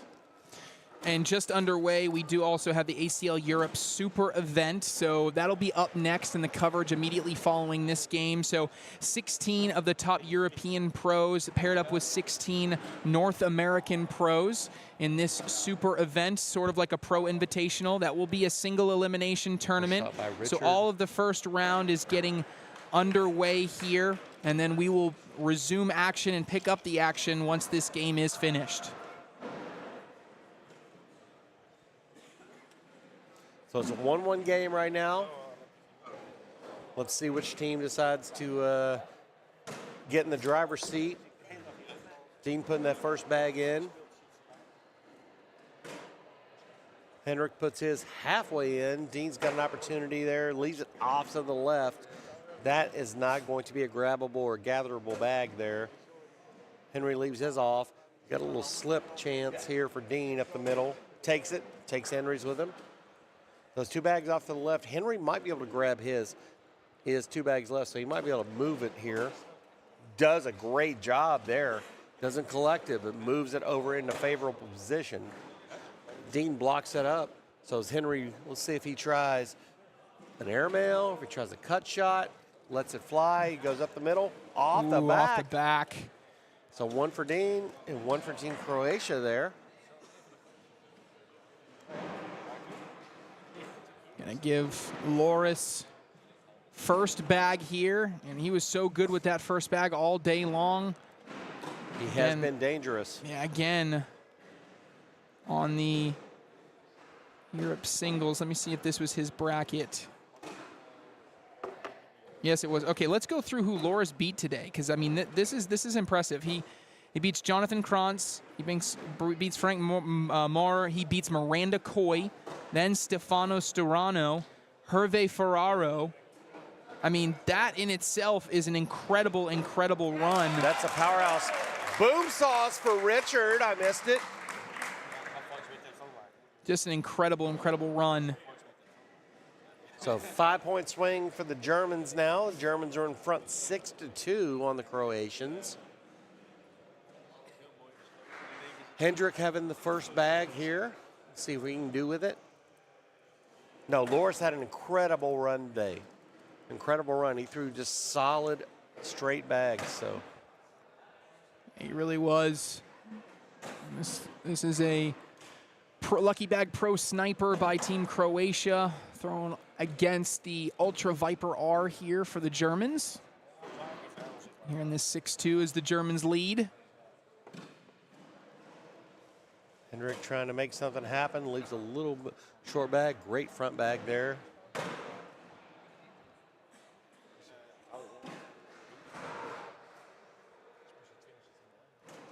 Good push bag by Hendrick. Dean has that left side open. If he can throw a cut, he could probably bring both those in. Let's see what he does here.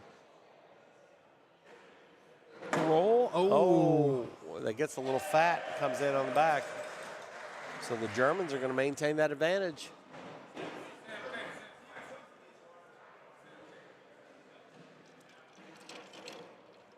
the Germans continuing to build a lead here. Moves it up to 8-2, so the Croatians need to make a move. Richard has been throwing fire to start this game, so let's see if Loris can knock him down, get the momentum back on there. There's a good opportunity for him, too. Loris sitting with a 7-5 advantage right now. Richard's fourth bag coming. He's going, oh, yeah, he's going He up. went airmail. Oh, the front's wide open for Loris now. Oh, it clogs up. Unfortunate for Loris. Crazy. That just got sticky as heck up there. Even went slick side, but they just bunch up. That could have been a huge momentum swing. It is going to get some points out of it, just a couple, but we could have been talking about a tie bag game here at 8. Yeah, Loris is up there still shaking his head, wondering how the heck that didn't fall in. Good first bag by Dean there. Gives him a couple points, so it's 8-4 with the German team leading right now. Dean backing that up. He's got one in already. Hendrick wants to push through here. Tries, but goes off to the right. Good opportunity for Dean to get a little bit more points on him. Lets it fly. Oh. He goes off and only takes Henriksen. Hendrick wants to take a timeout and have a look at things. I think just as much as he wants to take a look at things, he wants to calm himself down. Yes, this is an important time in this game, right? You have a lead, they just cut it down a little bit, just taking a timeout to reset. You already have one off the back. And I know him very well. We talked earlier about yesterday about the WCO, and he told me, he's like, hey, I get a little nervous. And you can see it right now. He's got a little bit of nerves going on because he usually is a very straightforward bagger. So you can tell the nerves are getting to him. So it's a good timeout by him to try to gather himself and gather his thoughts. So here he goes with his third bag. Left side's completely open. Covers it up. Dean has opportunity to push both those. Yeah, if he can push through, he's going to get at least 3. Flies it. Oh, he's off to the left. On the board would give up a point. In the hole would get a point. Dean is very upset about that last bag down there. Oh, great bag by Hendrick. Just sneaks around. Didn't have barely any room whatsoever. Absolutely. It was crazy he was able to get that in without knocking Dean's in. On the ACL Super Event side of things, Adam Hisner and Kala Akasen win the first game.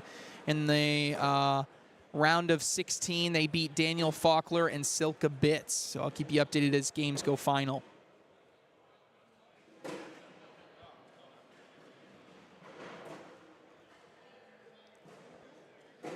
Richard and Loris trading blows back here right now. Richard's fourth bag coming. He is setting 7-5 right now, advantage. Puts a blocker up there. Loris has an opportunity here if he can go up. He doesn't. He tries to push. So 8-6 there.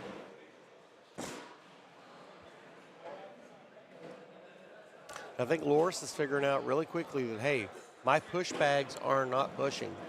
So he's got to make a decision, Trey, either if he's going to try to airmail or just try to go angry with the push. 11-4. Kron's first bag is in there. Right now, let's check, let's see, PPR check real quick. Low on this end, both players in the 7s. Henry Kron's 7.6.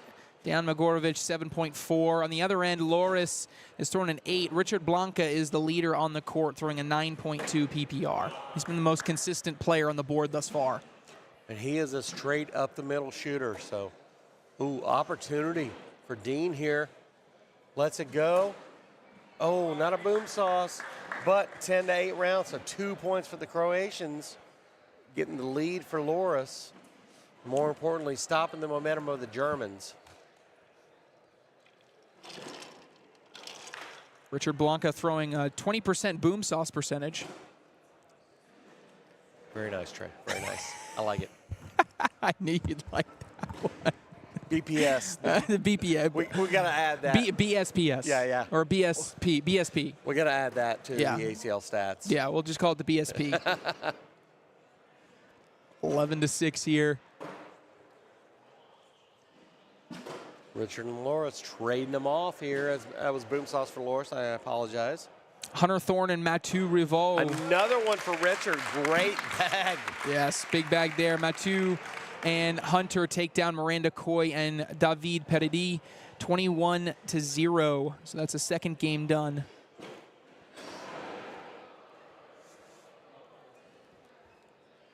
So coming off the double four-baggers, let's see. And Croatians have the lead. Let's see if they can keep the momentum going here. Dean's first bag in. Henry's a little bit out to the back. Both those bags up there can still come back in. Hendrick lets it go. Dean has a chance here. If he goes hard, he does. His is, that front bag is 3/4 of the way in. Let's see if Hendrick just tries to clog the hole. He does, Oh, but but he Dean's does goes in. knock one in. And I think Mogorovic has just got to say lay up in the front, see what happens. Yeah, you have to. He doesn't have the bag that he's comfortable throwing a roll bag with, so that's an 8-6 round. Take their. Oh wait, Hendrick still has a bag left. He's going to take a timeout here. This so is they're tough. setting 8-3 right now. All right, so you don't have a roll. But an airmail can take everything right now. I don't think a push is the right move. No. You So either lay it up or you airmail. So if you hit an airmail here, best case scenario, you go what, 3 for 1? Best case scenario? Yeah. More likely scenario, you go 2 for 1, give up 2 points? Most likely. So if you go off the back, looking at a tie back game, yeah, this is a tough situation. Really good position here for the Croatians in this round. And you're going to have to hit a stovepipe airmail to drag them. Another game goes final. Jacob Babic and Maria Belats take down Samuel Zawatowski and Kom Seriat. So Babic and Belats are into the second round. Henry puts it on the front of the board. Smart move there. Take 4 points. He's going to give 4 points. 11-10. Maintain the lead, but first bag and just a 1-point deficit over to the Croatians. All of a sudden, we go from the big lead the Germans had to start to now it's a nip and tuck ball game. Loris off to the left. Loris has to get Richard under control. He has to do something because Richard is throwing some fantastic bags. He throws one up to the left.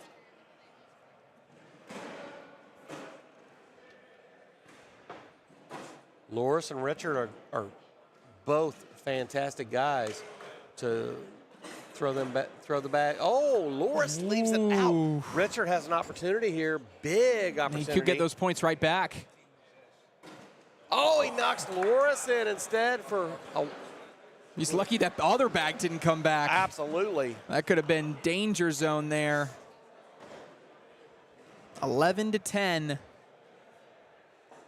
I think Dean has to keep the momentum going and play on Henry's nerves and try to put the pressure on him right now. That bag up to the right, that is not going to come into play anymore. E.J. Von Dran and Adrien Vostera, they take down Conrad Ryan and Demi Cartwright. Did you like that, Vostera? I got that one right. Yeah, you remember that? Yeah, Tone, I'm getting cocky now. I'm getting cocky. You just start putting some Slavic names in front of me now. Yeah, he's getting real loose with it, Ton. No, I was kidding. But they take it down. They take down the win. And Henry bag off the back. Great advantage there by Dean to get that bag in. Henry has one off the back. Henry has to put this in. Just to limit the damage here. He does. Woo. 3 points only. You feel the Croatians building a little confidence here and getting that lead change going on. So let's see if Loris can keep that on.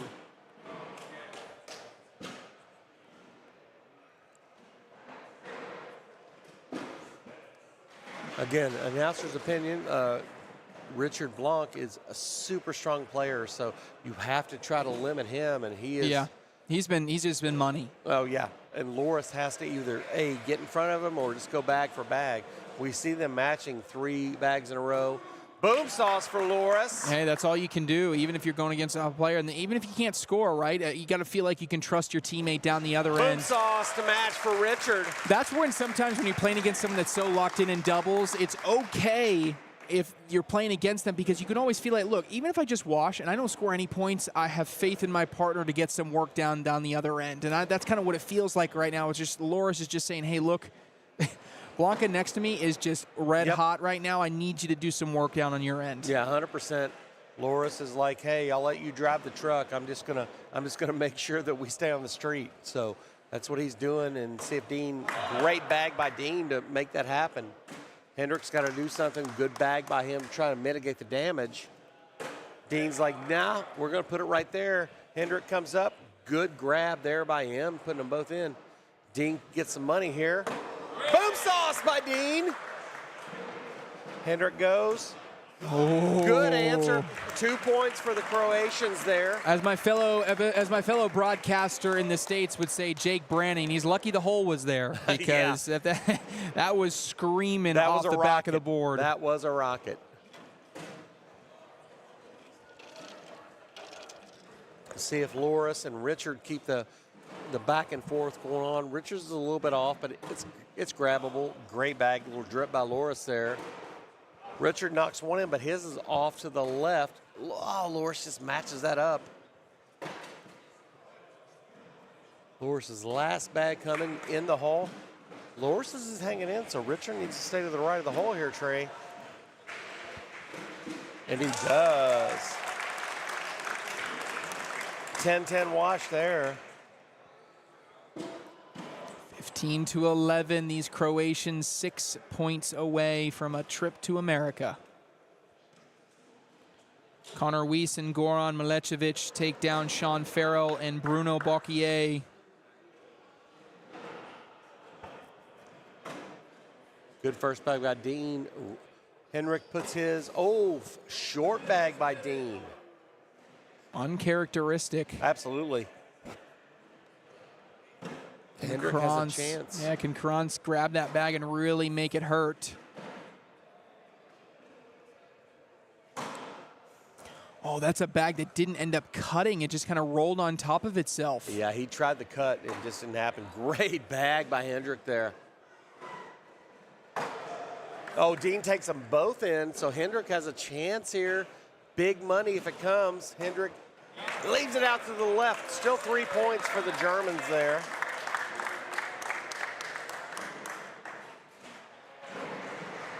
(15-14). Yeah, just like that, we got a snapback. We got a really tight game. And the two guys down here at the end, Loris and Richard, have been throwing nails the entire game. So let's see who blinks first. First bag says neither one of us are going to do it. Richard stays up. His is out to the left. Good bag by Loris.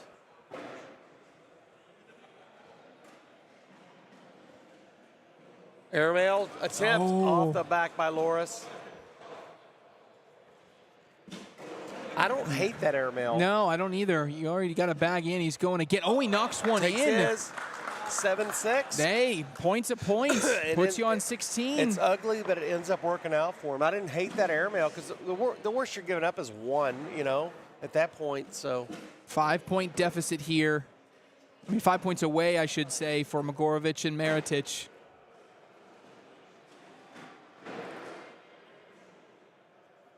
Hendrick seems to have settled down a little more comfortable right now, so Dean has to keep that pressure on him. That first bag of Dean's that's going to be a hard collect over there. Yeah, and now I don't think you worry about it at all. No, but do you try to bump that off if you're him with this last bag? Yeah. Hendricks is hanging off to the right. That can fall. It could. Let's see if he tries that with this last bag. Lets it go. Great bag by him. Being in is fine there. Puts the pressure on Kranz. Gotta get it. Oh, off the 2 more points for the Croatians. And They're you can creeping feel closer and closer. I can feel the energy from this section of the building. There's a Croatian fan, and they are just shaking. You split right here. Croatian, And then Germans on the other side, but the Yeah. Croatians are shaking right now. They are just so excited for this opportunity if they can get it. Uncharacteristic short left bag. Uh-oh. This could be the money. Oh, what a drip back for Loris. And Richard now off the back. this is going to do He it. knows it's The that Croatians. sauce for Loris to take it all down for the Croatians. The Croatians have done it. Look at the excitement over there, Trey. Unbelievable. They take it down. They win it. And the Croatians are going to the United States to challenge that the best of this sport has to offer. Congratulations on Dean and Loris with their trip to the States. And a great performance all day by both those guys. Just an unreal performance. Dejan Mogorovic, Loris Meritic, names that the Americans better start learning because they are coming down. That's right. Coming to a town near you. Get your Ubers ready, kids. What a great win. We're going to take a quick break. When we come back, we're jumping over into the super event. Crown an invitational champion, 1 pro from Europe, 1 pro from North America pairing up. We'll be back right after this.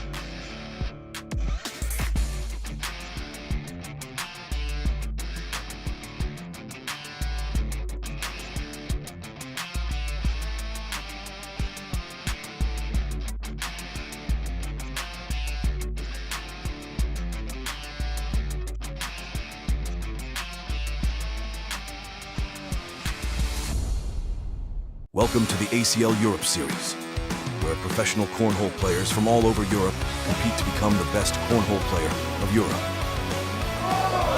ACL Europe is the European branch of the American Cornhole League. Bag of the night is up. Oh, yeah. There we go. Next season, the ACL Europe Series will cover more than 25 events in 14 different European countries and thousands of players competing to become an official ACL pro. Brown is away and he gets it. Cornhole is the most inclusive sport in the world. Gender, age, size. In our sport, literally, anyone can play and anyone can win. Interested in becoming a sponsor of ACL Europe? Contact us now.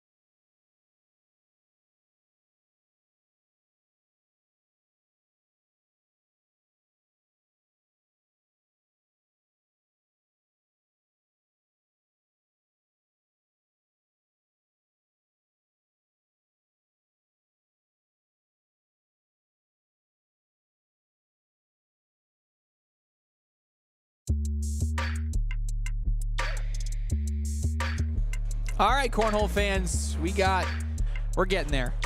We got a couple more games to show you. We're here in the Super event now, which is kind of the invitational event that brings together North American ACL pros and the European pros. So we're going to make our way through that bracket. Trey Ryder and KT Thomas going to be bringing you all the action. 1, 2, 3, 4, 5, 6. Only 6 teams remain here in this Super event.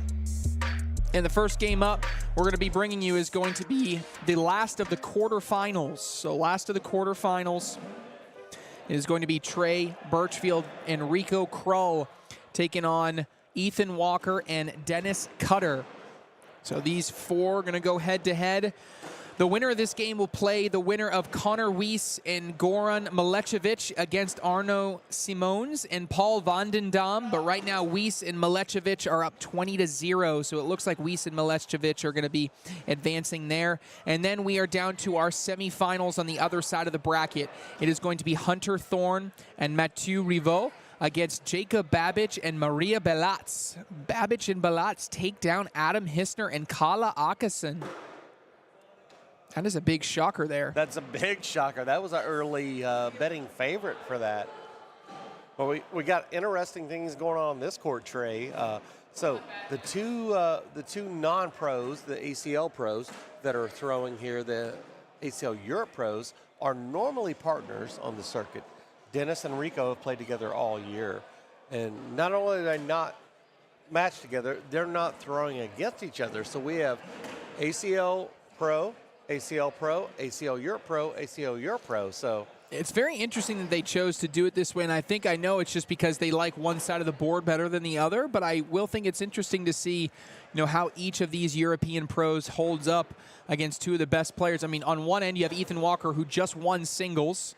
A fireball. On the other end, you have Trey Birchfield, who's the singles and doubles world champion. Some would say the GOAT right now, but that's a later discussion. You're ready to get that deep right now, That's a later aren't you? discussion. But interesting for Trey, because I know Trey's pace of play. Dennis Coter on the end there with the head wrap on. He is the slowest, and I'm not saying this in a negative way. He has the slowest pace of play. He gets right on the button every time. So I don't know if that has something to go in it. You and I made the joke before the cameras went live about a boat race. So let's see if that's going to come into play or if it's going to be just a straight-up battle. Ethan Walker getting right back to that roll bag. Second roll bag in a row. Disgusting cheat code. Rico, you could just see him smile. He's like, I don't know what I do about that. Dennis trying to give Ethan. Ethan's like, what the heck are you talking about right now? Yeah, I think this is a good opportunity for a timeout. Oh, yeah. All right, I think this is going to be a roll call here for Ethan. That was interesting to watch. Dennis was doing the hand signals. I don't know if the hand signals are different in different languages. Oh, and it goes Tried all it. the way up, but doesn't fall in the hole. That's going to be 4 points, though. Going to be 8-4. I was always taught in the military hand signals were universal, but judging by Ethan's face, they are not universal. That's a great point. Yeah. That's another thing. And the other thing is it's interesting when you pair someone that you're not used to knowing that has a roll ability, right? It's tough to coach that. And there's a language barrier, right? So, Trey, is this your first time watching Dennis throw, or? I know I got to see him this weekend, and I've seen him on streams before. He was in Paris last year, I believe, which I was in attendance of, but I didn't get a chance to watch him much. So his pace of play and his pre-throw ritual is pretty unique.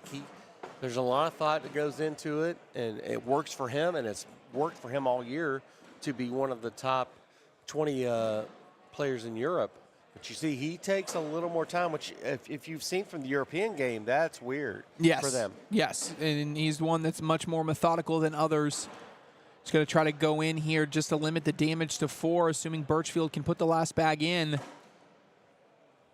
And does Birchfield decide to go airmail or lay up here? He's going up. Up top, off the back. Going to be 3 points. 11-4. All right, Connor Weiss and Goran Milecevic do take down Arno Simons and Paul van den Dam. So next up, we're going to show 2 more games here. 2 more games. The next up will be Hunter Thorne and Mathieu Rivaux against Jacob Babic and Maria Belatz. Then the other semifinal will go ahead and play while that one is playing, and then we will show the finals, the winner of each semi. Another sick roll bag. Ethan's on fire with the roll bags right now, Trey. Ooh, Rico tries to go over the top with an airmail. Does not work. Here it goes again. Oh my goodness. Sauce with a sick push there by Ethan. Crazy push. All Rico Krull can just do is shake his head and look away. He's going to cry in the car later. Because now it is Ethan Walker and Dennis Cutter with a 12-11 lead. Rico is staying in the same hotel as me, so if I see him sobbing uncontrollably outside, I'll understand what's going on.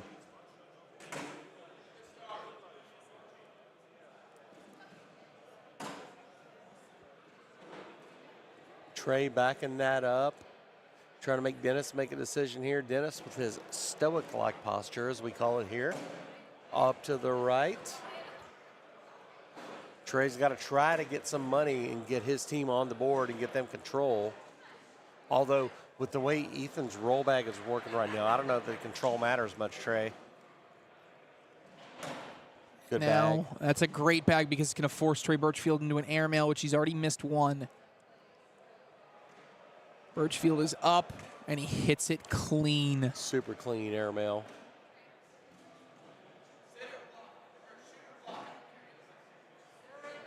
Ethan tells Dennis, do what you feel, shoot or block. It's a lot of trust in your partner if you're going to tell me he has the clearance to shoot this. He's going up, and he hits it. Great airmail by Dennis. Trey has opportunity to drag. He goes up. Oh, he just knocks Dennis's off the back. So that's 1 point for Trey. Trey and Rico, 1 point there. They're getting That's a break something. and serve. Yeah. Ethan throwing immediately. He's comfortable with the way he's throwing. He's not worried about pace or tempo.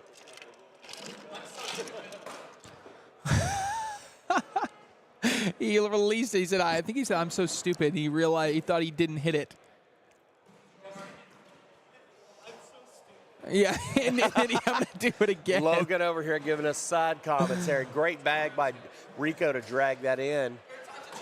Oh, and one by Ethan. That's just dirty pool, yes, Trey. That's dirty pool. That is Ethan Walker for you.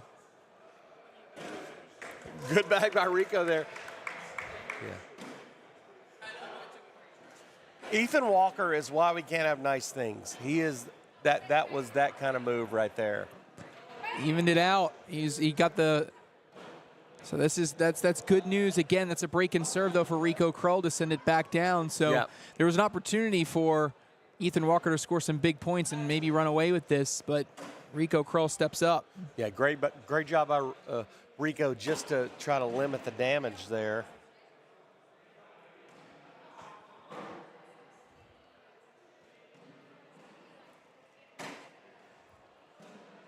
Is Birchfield going to go for an airmail? He is not. He is going to lay up. That's a long push. Ethan's telling Dennis to push for it, though. I think this is a long push. I think Ethan's first reaction was airmail, and Cutter shook him off. Yeah. I just don't think you have enough power to push this. Well, and he does, but he just rolls, so it ends up just tumbling over. Last bag's coming up. They're setting even right now, 7-7. So let's see what Dennis does. Takes timeout. Is he taking timeout to look and see if he can drag that, Trey? What do you think? He's not going to be able to drag that. I don't think it's a good idea. Dennis is they're talking in front of us. Dennis is asking about the push. Ethan said, yeah, I like that a little On bit this better. end of the board, a wash is a win. I don't want to give the opportunity just to give Trey Birchfield possibly 3 points. 100%. A wash is a win on this end, but he's got tacky side down. Especially with the way Ethan's playing right now. He's going up, and he great hits it. airmail by Dennis. Birchfield just goes in. Another wash. I think that's a little pride moment there for Dennis, just saying, hey, yeah, I can hang with you. Ethan has been wrecking Rico right now, so let's see if that's going to give them the advantage they need. Good bag by Ethan. Takes him. Rico's half in, so he goes a regular. Oh, drips his in, but leaves his off to the right. Ethan puts that block up there. You know what that means is coming. Uh-oh. Rico, open lane. Ethan does not get it. Rico can still grab that bag. Oh, he does can't. not. It's a 10-6, 4-point swing there. Yes. 4 points, and now Walker and Cutter are going to be just 3 points away. Yep, they're in the danger zone right now.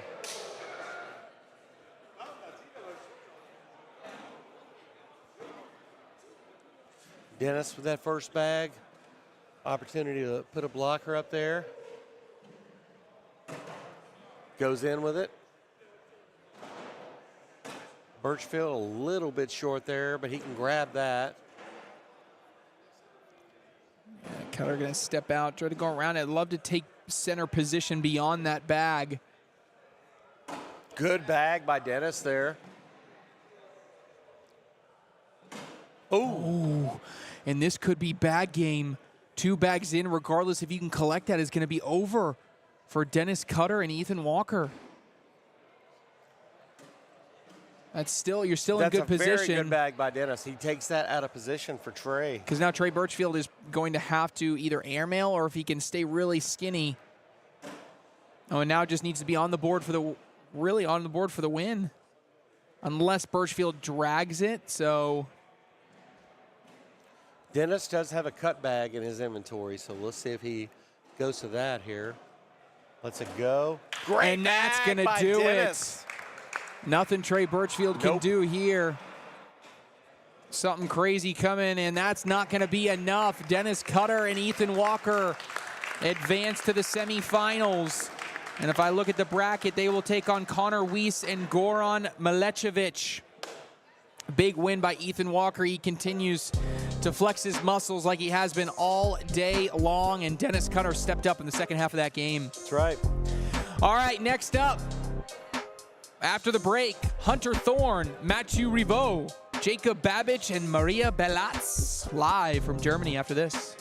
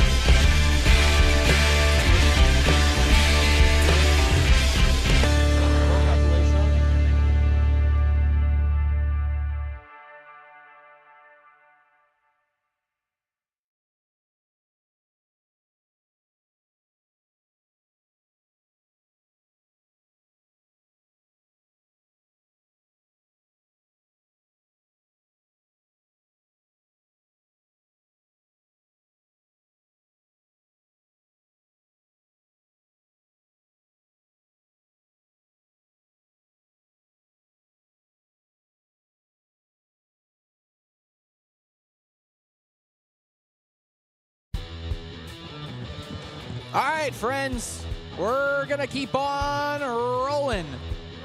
We got more live action of our super event here live from Trier here in Germany. And next up, we're going to have a battle between we got a Croatian, we got a Frenchman, got some Americans. It's going to be a fun one. Jacob Babbage and Maria Belatz going to be taking on Hunter Thorne and Mathieu Riveau. And this is a semifinal match. The winner of this will go to the overall finals of this super event.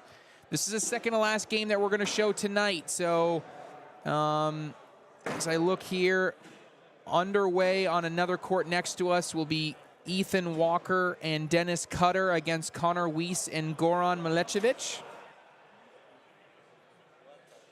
And Trey, we have a unique take on the super event here. Jacob Babbage up there obviously he's not an ACL pro from America, but he is an American living here in Germany. He's active duty Air Force, and he was one of the top finishing Americans here to round the field out. So that makes sense then. Yep. Great player, great guy. Very happy to be here in this situation and partnering with Maria. Yeah, and if we look at who they beat, I mean, it wasn't an easy run. The first game they beat Samuel Zawistowski and Kom Seriat. Yep. Then they beat E.J. Von Dran and Adrien Vostera, and that was a big win. Anytime you have E.J. there, yes. And the first team, Sam and Come are not easy pushover games, so that's a tough game for them. So they earned their way here, and you look at who they're playing right now, playing Mathieu, one of our top European players. And then, of course, the doppelganger up there with Hunter. So this will be a very interesting matchup. And if I look at the path of Hunter Thorne and Mathieu Riveau, they took down Miranda Coy and David Peredi 21-0 in Game 1. In Game 2, Adam Hissner and Kala Akison. And specifically, it was Hunter Thorne and his commanding domination of Miranda Coy in that game that led to the overall Well, we start there with a boom sauce from Hunter, so... Miranda over here to our left, contesting stats. Yeah, I take it back. Stats. I take it back. I just I had to get that one in there. It was too easy. I need to keep myself busy here, KT. I think Trey's mad about the celebrity shootout game we had earlier. We're not going to talk about it anymore. I got a 6 spot and a 4 spot. I scored 10 points. We're going to leave it at that. True. Stacey Moore sitting to your left, just shaking his head slowly. He knows what happened. You know what happened. The American people know what happened. You know what's really great about these headphones is that they're actually noise canceling, and I can't hear anything outside of what you and I are saying, KT. I don't know that you can hide that voice, though, over there. That's fair enough. Fair enough. All right, first bag there by Babbage is a little bit short. Hunter Thorne going to have an opportunity here. It is 4-2, Babbage and Belatz. Off the back of the board for Hunter there. Hunter and I we were having a big conversation about Spencer McKenzie's. Anybody out there who doesn't know what Spencer McKenzie is, it's the world's biggest cornhole tournament in Ventura, California. I was stationed in Ventura area for 4 years. Hunter's from that area, so we waxed poetic on that and had a good time talking about that. That is one of the best events. If anyone in the cornhole world says, hey, man, I want to pick a tournament to go to, I highly recommend Spencer McKenzie's. It's one of those you need to go to at least once as a cornhole person. And right now, we have a 6-4 lead. Hunter and Mathieu up on Maria and Jacob. Maria's second bag, putting it in. Mathieu a little short. She'll probably go through that. She does, but she leaves hers up to the left. Mathieu puts it in. Maria trying to at least. Ooh. She's going to try to collect this. This is aggressive. 10-10 round. Hunter Thorne get the bags back on his end. Sitting with a lead and lead bag.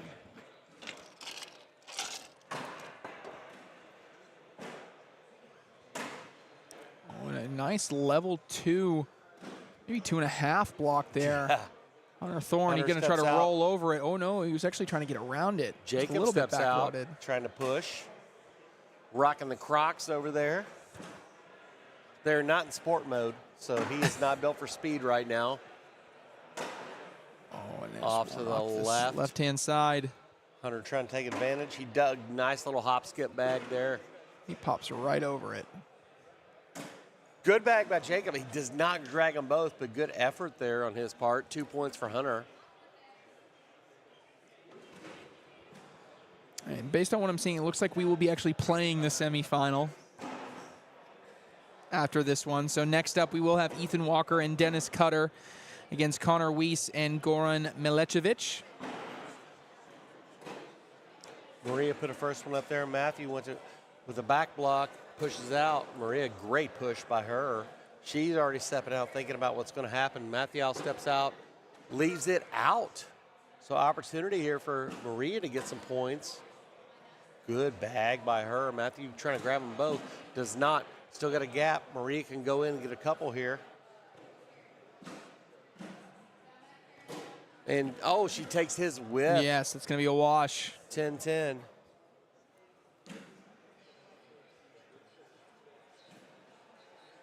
Maria, of course, was one of our ACL Europe pros.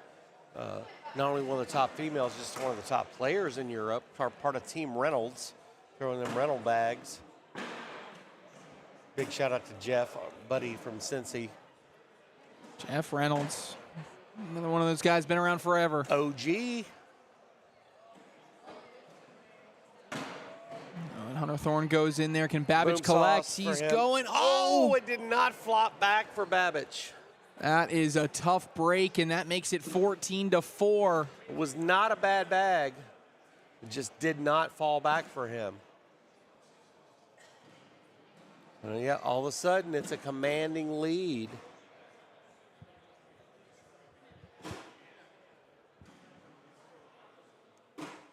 Ooh, Matthew, great bag. Pushes it or gets his in and drags the other one. Now Maria pushes it in. This could be it, Trey. This could be it. Matthew puts it in. Maria's got to have this in. She puts it in. Matthew's taking time out. He's thinking and one right now, Trey.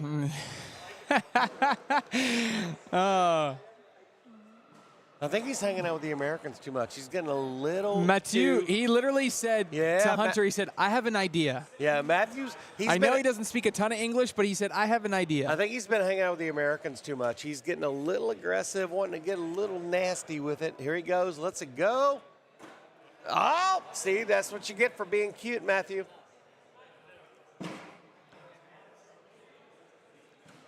Maria lets it go. Oh, it hangs up 9-6 round there. It's going to be 3 more and put him on 17.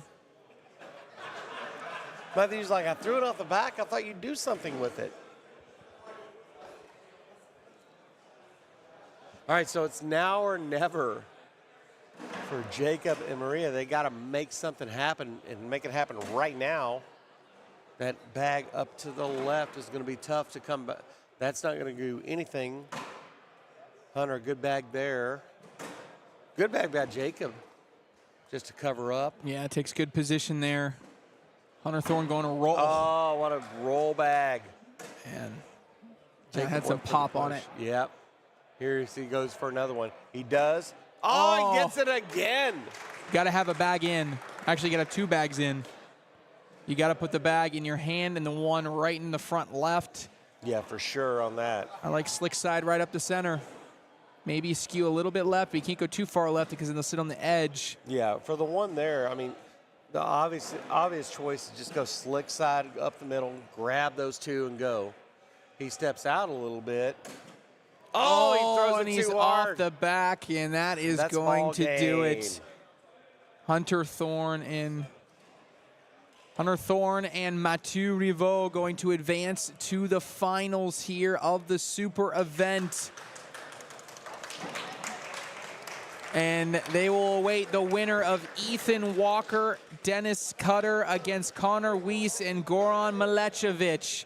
But a pretty stout victory there by Thorne and Rivaud. We're going to take another break. When we return, semifinal number 2 of our super event coming up next.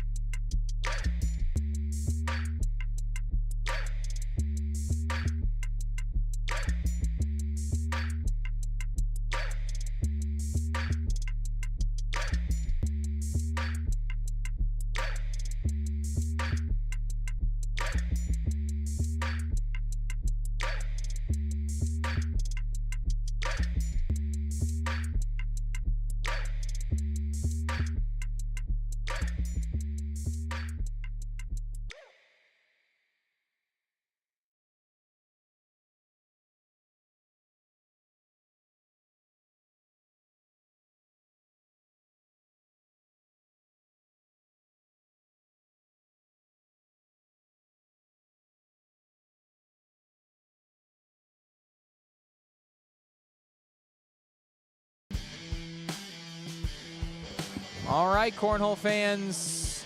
And they're going to do another down and back. Never mind. But we're back now, so I came on air. Welcome back, everybody.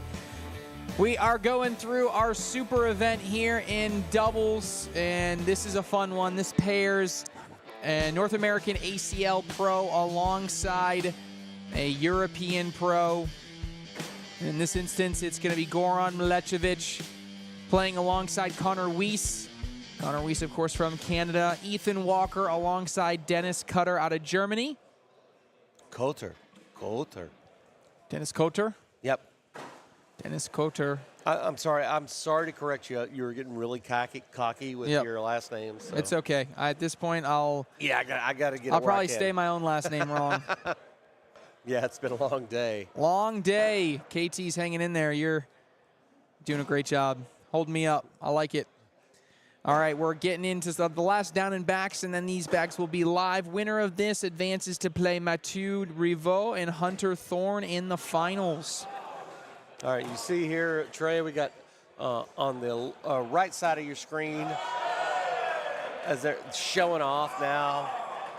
That's why no one likes you guys, show-offs.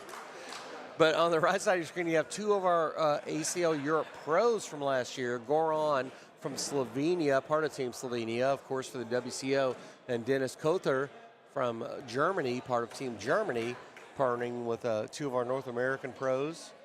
Of course, Ethan needs no introduction. And then down here with his Canadian counterpart there, these guys, with especially with Goran, this is a good chance for him to get some exposure. One of our steady, quiet pros here in Europe, who's done a lot for the sport and is super consistent about not only throwing good bags, but put on good events down there in Slovenia. Dennis Kocher of the Stoic Pose there. 2 bags right in the center of the board. And Goran goes up on the airmail, misses it that time.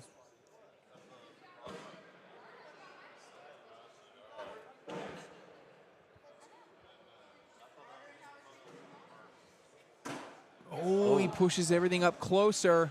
Goran's just got to put a block on that. He tried. He threw it a little too hard. Dennis still has that entire middle open. If he can hit that wedge.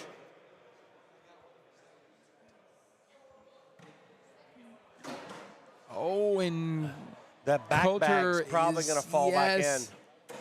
And it does. That's going to be a 5 spot to start this game.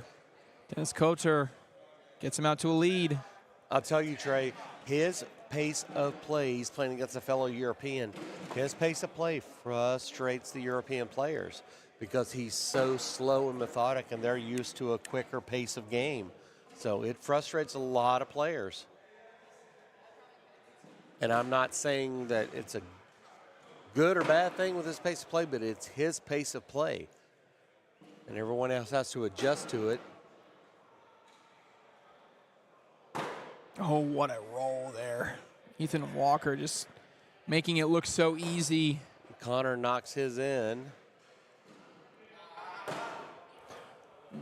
Another great roll. He said he acted like he missed it. Update, he didn't miss it. Yeah. I thought he felt bad for a second, but no.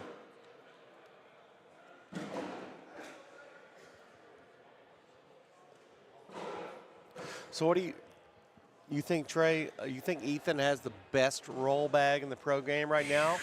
That's a loaded question. That probably gets me in trouble answering it, KT. I think it's easy to put him in, guarantee him in the top 5, and I think, yeah, I mean, it's tough to think of anybody else that does it as consistently as he does. There's a few that have that great one, but boy, to throw that with the frequency and accuracy he has, like you said, he is definitely top 5. I'm not gonna. I would say definitely top 3. And he may be number 1, but I'd have to seriously think about some of the other options and some of the other people that could be mentioned. Yeah. But man, what a weapon to have in the arsenal that is. Great bag by Goran there.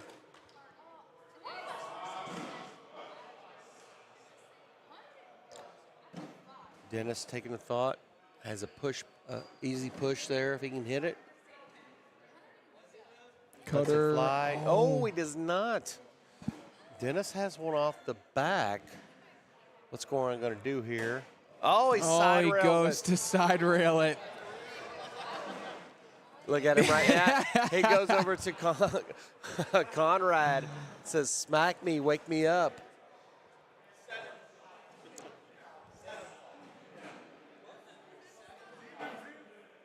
So 2 points for Goran and Connor there. 9-2. Letovic gets him on the board.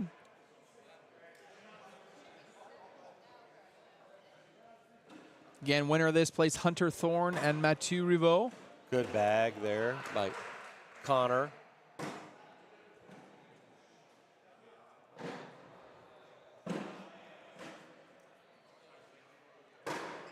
Great bag by Connor to collect. You don't want to give Ethan that ramp to run that up. Ethan says, that's cool, I can push too. I don't know, playing against a player like Ethan, you almost just have to go in. You don't want to give him that ramp to get that run up, Trey. Let's see, he's got it right now. Oh, he went for an airmail and missed it. I was surprised he went for the airmail. Yeah, it was funny. He's like, I lay the block right there, and he put his hands up and say, that's the best I can do. You saw when he threw it, he was like, it's in the fate's hands now. Couple points there. 5-9 now. Goran and Connor trailing Dennis and Ethan. Goran with that first bag up the middle, a little bit on the left side. Trying to, I saw, actually, okay, it's in Coulter's lane.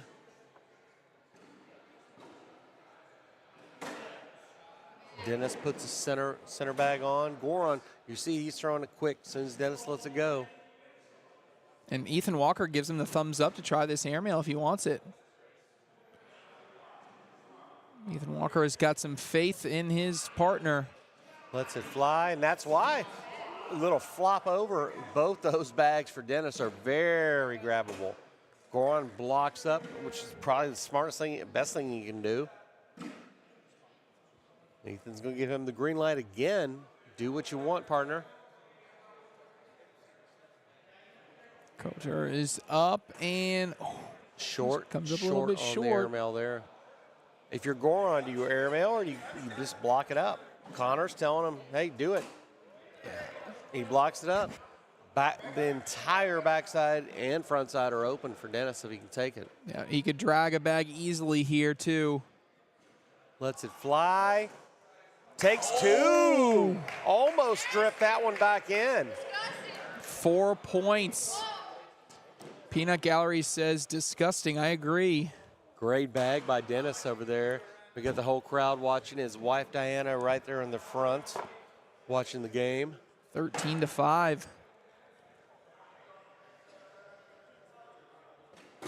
And you know, if you got a partner like Ethan sitting there, you can risk some things because you know he's got your back on that.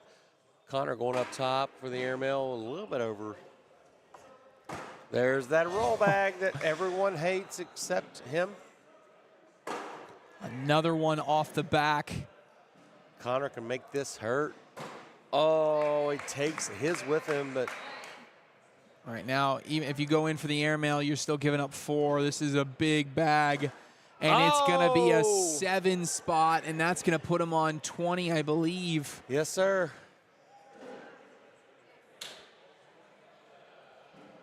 And that is Ethan Walker at his best. He's having a little banter back and forth with Logan and Hunter over here. Dennis with the lead bag. They just need 1 point.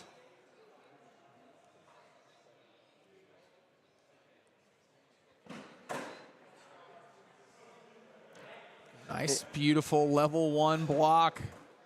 And now a 4 bag. A boom sauce wins it. You know, we've talked about Ethan a lot, but Dennis has been super solid in the 2 games that we've seen him in, Trey. He's not just he's holding his own. He not is. just holding his own, but he's scoring points and he's being the yin to Ethan Jiang there. 100%. And now side by side there. Coulter, if he can push everything in, It'll be ball it'll game. guarantee the win. Steps out, slick side down there. Thinking about it. Lets her rip. Oh, he does not. Goron still has a chance. You got to get a bag in. It's got to be in at least. And it Oh, is. he does It's a take one, wash. so a wash. So it remains 20-5, 8-8 round.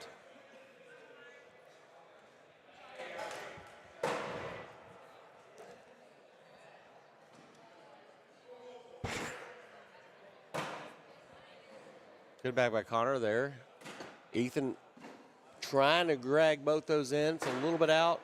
Connor tries to block it. That's all you can do at this point. Ethan's going to hit a sick shot like that. A Ethan cut. Walker just pushing everything in. That may wrap it up. And oh no. Connor says not yet. Not so fast, he says. And this has got to be 4-bagger, in. boom sauce for Ethan.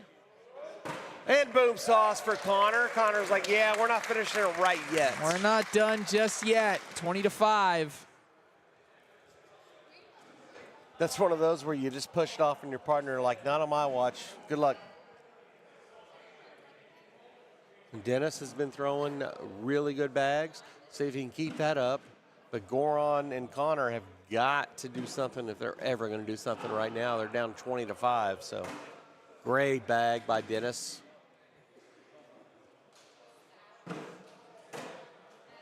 Goran tried to cut that in. It didn't quite do it. So Dennis has the easy roll for a push, and he takes them both. But he moved Goran in a little bit. Goran's got to get all the bags in. At this point, you can't give anything up. They only need one. Sitting in front is not a bad strategy here if you're Kotar. I mean, you have the advantage. Put the pressure on them. I'd like to be maybe 2 inches more to the left, and That's you're in perfect position. Ooh. But now if you're in, it all but clinches it. Unless a miracle shot happens, yeah.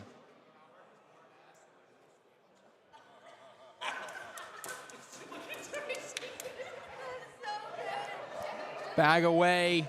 Oh, and it's just off the side. So now this has to be in. In to run it, and it is. They're so staying one alive. More round, one more round.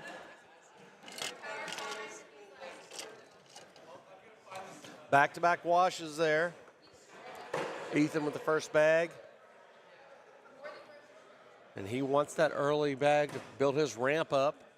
Connor backs it up. Here comes that roll bag.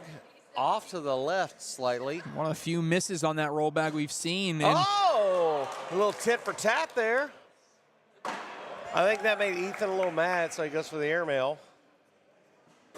Connor tried it again, didn't quite have it. Here comes this blow-up push right down the center. Bag is away. Oh, and yeah. that is Ethan Walker. You got to get 2 in on this shot. Weiss is away, and he does. He does. Man, they keep finding a way to stay alive. No points in the past 4 rounds, but 4 really great clutch bags to stay in it. Yeah, they're staying alive.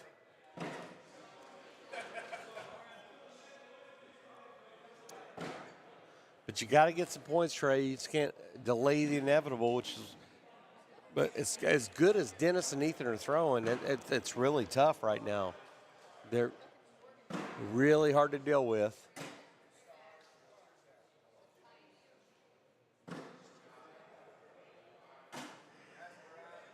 Good blocker by Goran there. Dennis's first bag was in. So if you're Dennis, you're in the driver's seat. You're comfortable backing it up. Now Goran needs to push here. Oh, and that could be it. That could be the ball game. Dennis just probably should put a back block on Goran here and make him go over the top and do something. He does, but he leaves a wedge there. So runway 229er is open if Air Goran can take flight. Here he goes. And he does. Great opportunity. Does not miss it. Yeah, now you're like, which one do you want to try to go after? And Walker says, just go in. Well, they're in the driver's seat. They can make any decision they want. They give up a few points. They're still up 15 points right now. It's sitting on 20. So it's nice to have that luxury. Dennis lets it go. Oh. The only thing you can't have happen is coming up short and have that back fall back. You're good at any other scenario.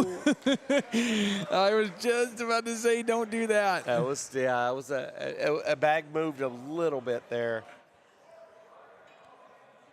7-8 or 7-6. 2-1. 1-3. Connor telling him the correct score to put in there.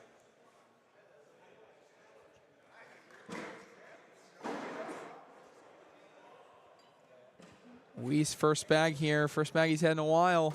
First bag he's had in a while, I should say.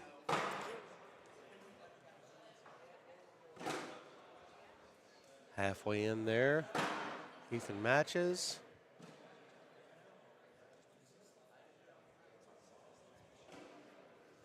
Goes on slick. Pushes them both in. Or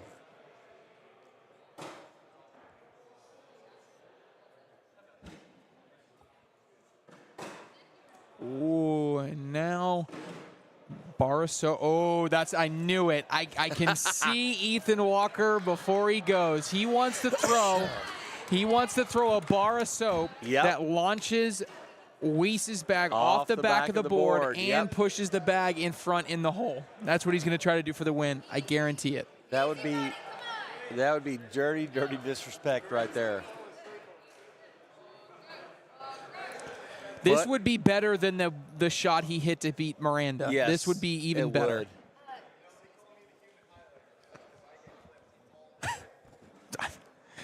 Bag away. Lets it fly. Oh, he does. Connor's like, we live to fight another day. That's a 5 spot, I Yep. think. Yeah.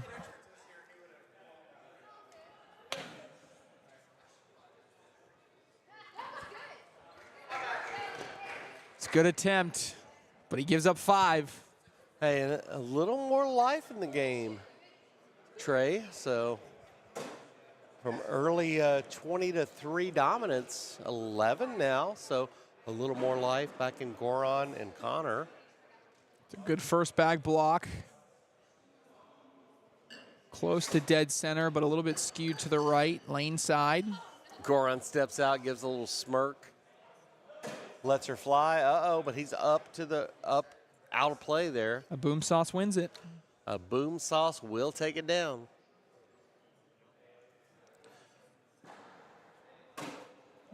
What a push by Koter.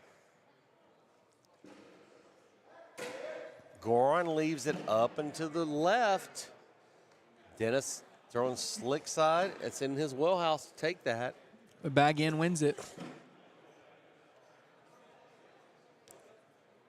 Lets it fly, and it's in. And now you got to do something crazy, drag Yeah, a bag. Something magic has to happen. And that's going to do it. Dennis Koter and Ethan Walker have won it. You don't need a timeout. Just throw it down the way.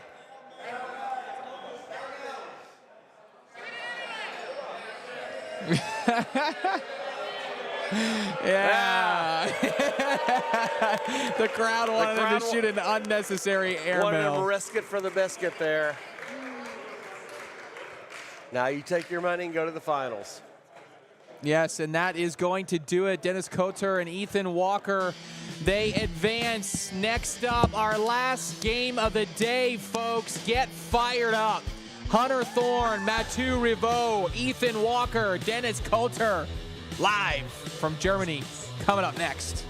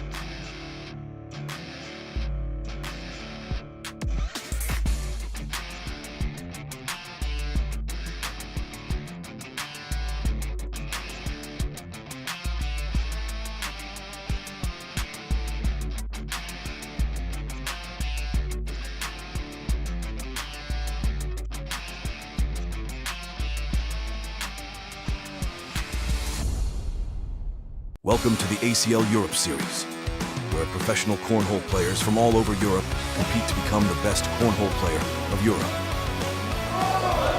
ACL Europe is the European branch of the American Cornhole League. Bag of the night is up. Oh, yeah. There we go. Next season, The ACL Europe Series will cover more than 25 events in 14 different European countries and thousands of players competing to become an official ACL pro. Brown is away and he gets it. Cornhole is the most inclusive sport in the world. Gender, age, size. In our sport, literally, anyone can play and anyone can win. Interested in becoming a sponsor of ACL Europe? Contact us now.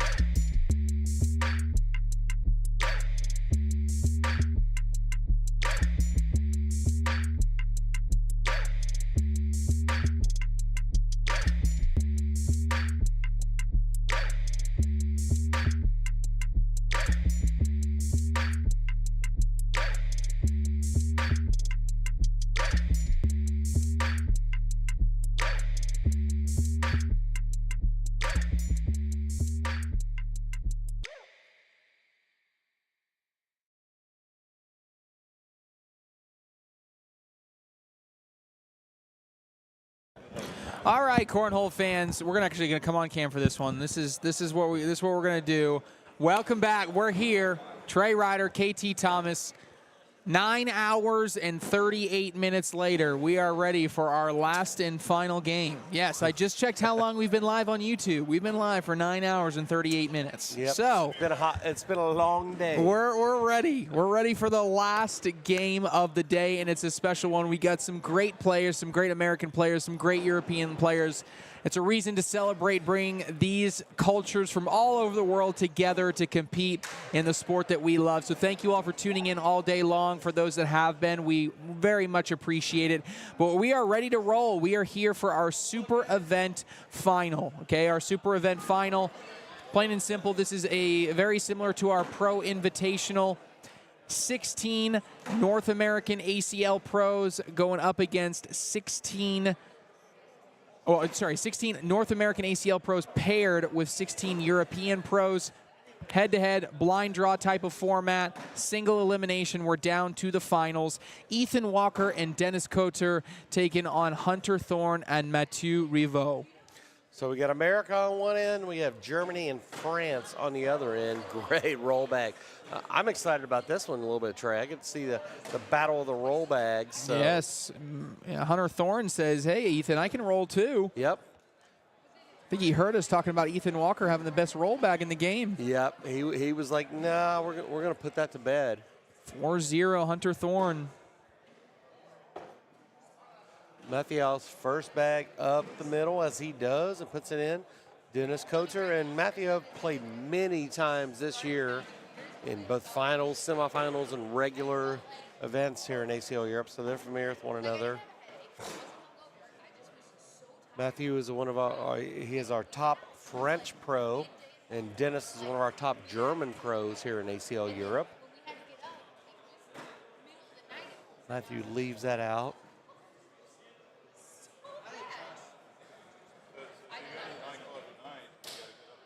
Good bag by Dennis there. Matthew puts it in. Dennis can still grab his on that left side. Koter trying to decide what he wants to do here. Does he go airmail or does he just slide it in? He's just going to slide it in here. Oh, he's he off lets the it back. go. So that's going to be a 7-0 lead now for Hunter and Matthew.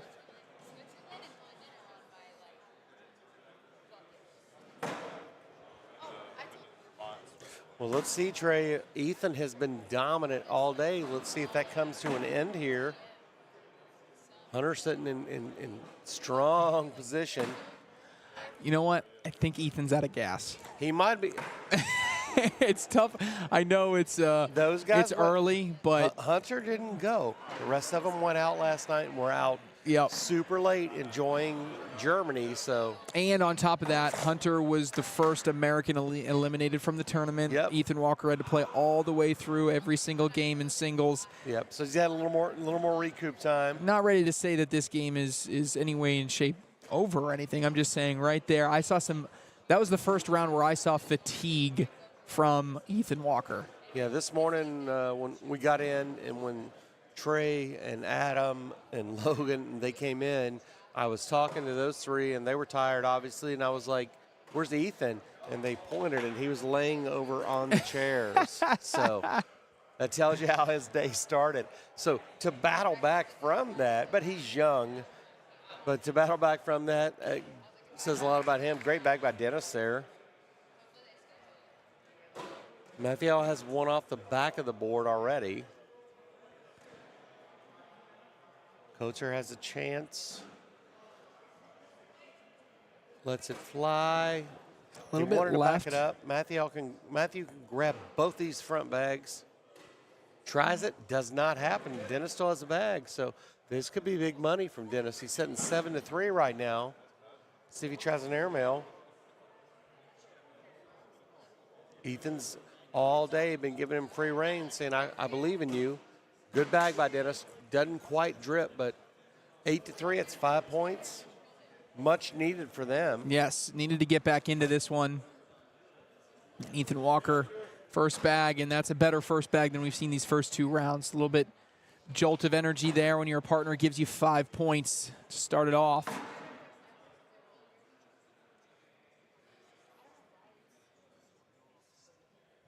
Hunter tried the roll shot. It flopped a little bit over. Oh, and Ethan there's says, that roll. Yeah, that's how we do it, son. Hunter try it. Oh, he rolls too far off the back, and now there's a lane created. He's going slick side hard up the middle here. Walker is away, big bag, and oh, he just cuts across the face. Just takes Hunter's in there.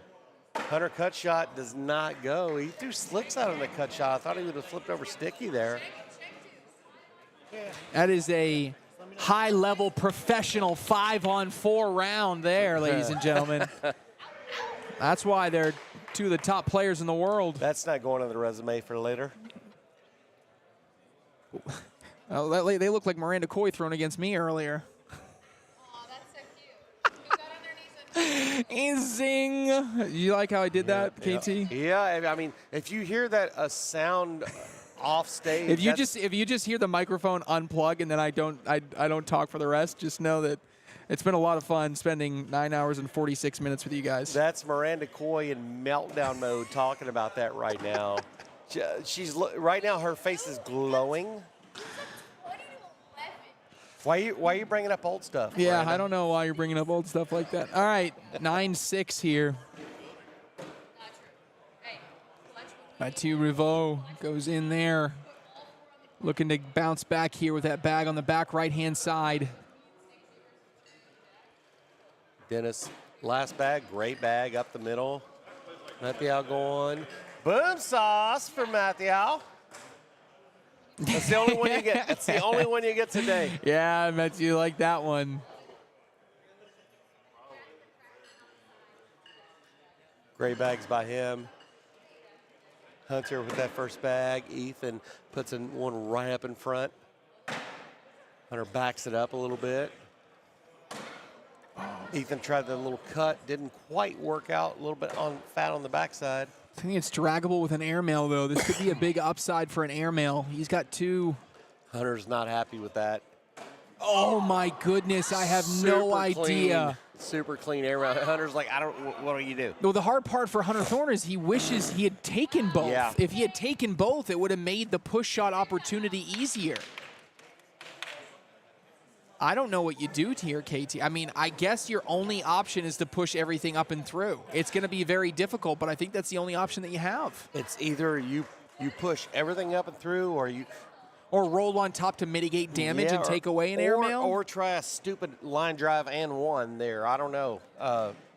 Yeah, this is a tough situation. He's going for the hard push, and he gets not 2 too to bad. go. Not too bad. Give one up right now. Let's see. Oh, he's going to get gets 2. So risk it for the biscuit worked out there. 13-6. Thorne and Mathieu. And it's easy. We talk about here watching on screen about, oh, yeah, let's do this. That's a super high level shot there to make that. So tells you how good these guys are.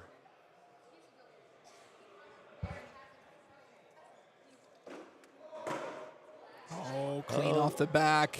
And Dennis has been fantastically strong today, being stoic, and to see him have one off the back, that might be one of the first ones off the back we've seen from him this entire run that they've had. And Mathieu is, once he gets locked in, and that's where he is right now. It's 3 in a row in for him. That's actually 7 in a row in for him.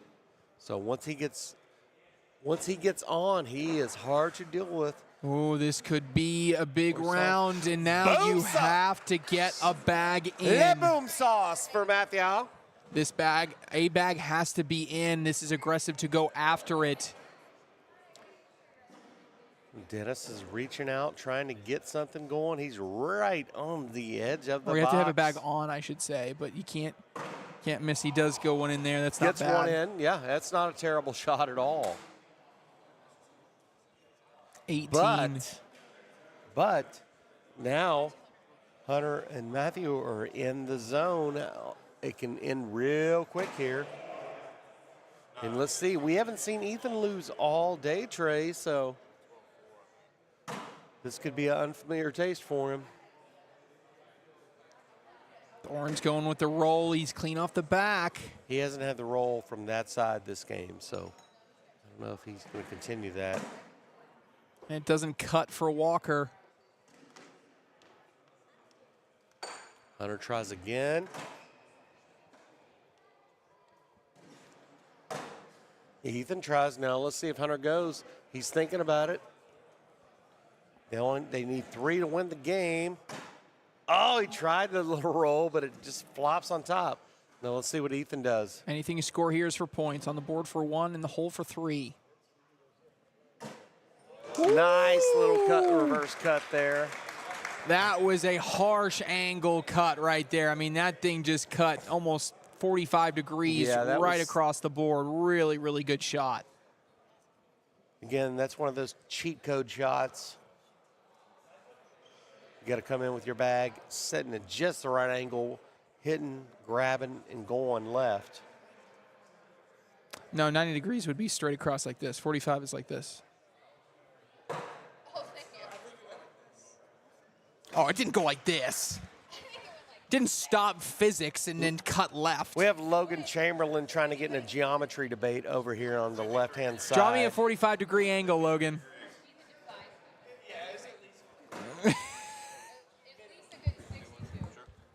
And Miranda is still upset about the earlier round. Yeah, I know. Trey She's very, is trying she's to very bring back upset. Mathieu is going up. Great bag by Mathieu. He's ready to win this. I think he's just like us. He's ready to get the heck out of here, Trey. Oh, Dennis up to the left. Does he go after this? He's going up. Oh, Knocks one in. knocks one off. I mean, so knocks one off and point. goes on. So, yeah, single point puts him on 19. That's striking distance, 2 Yep. points. Big difference between 18 and 19.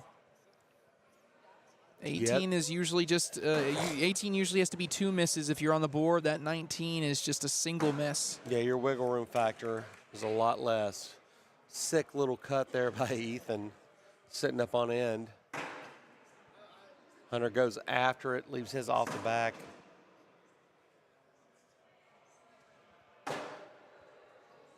Ethan's third bag right in the hole.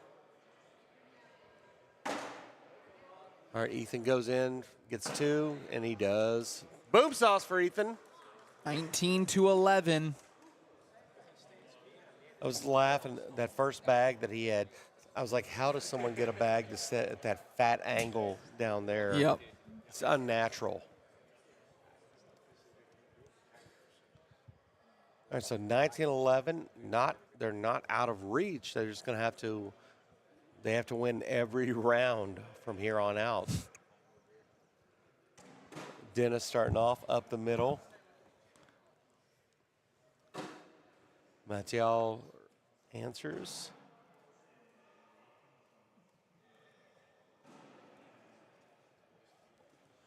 Every bag now Dennis. you can feel. Yep, little tension. Dennis up to the left. So Matthew 4 bags, it's done. And he Boom has sauce 4 wins bag. it. He has 4 bagged the last 2 rounds. This Dennis better, if he boom sauce this better be the biggest one of the day, KT. Oh, yeah, we'll get with it. Dennis's wife over there is nervous. She can't even watch. Third bag in.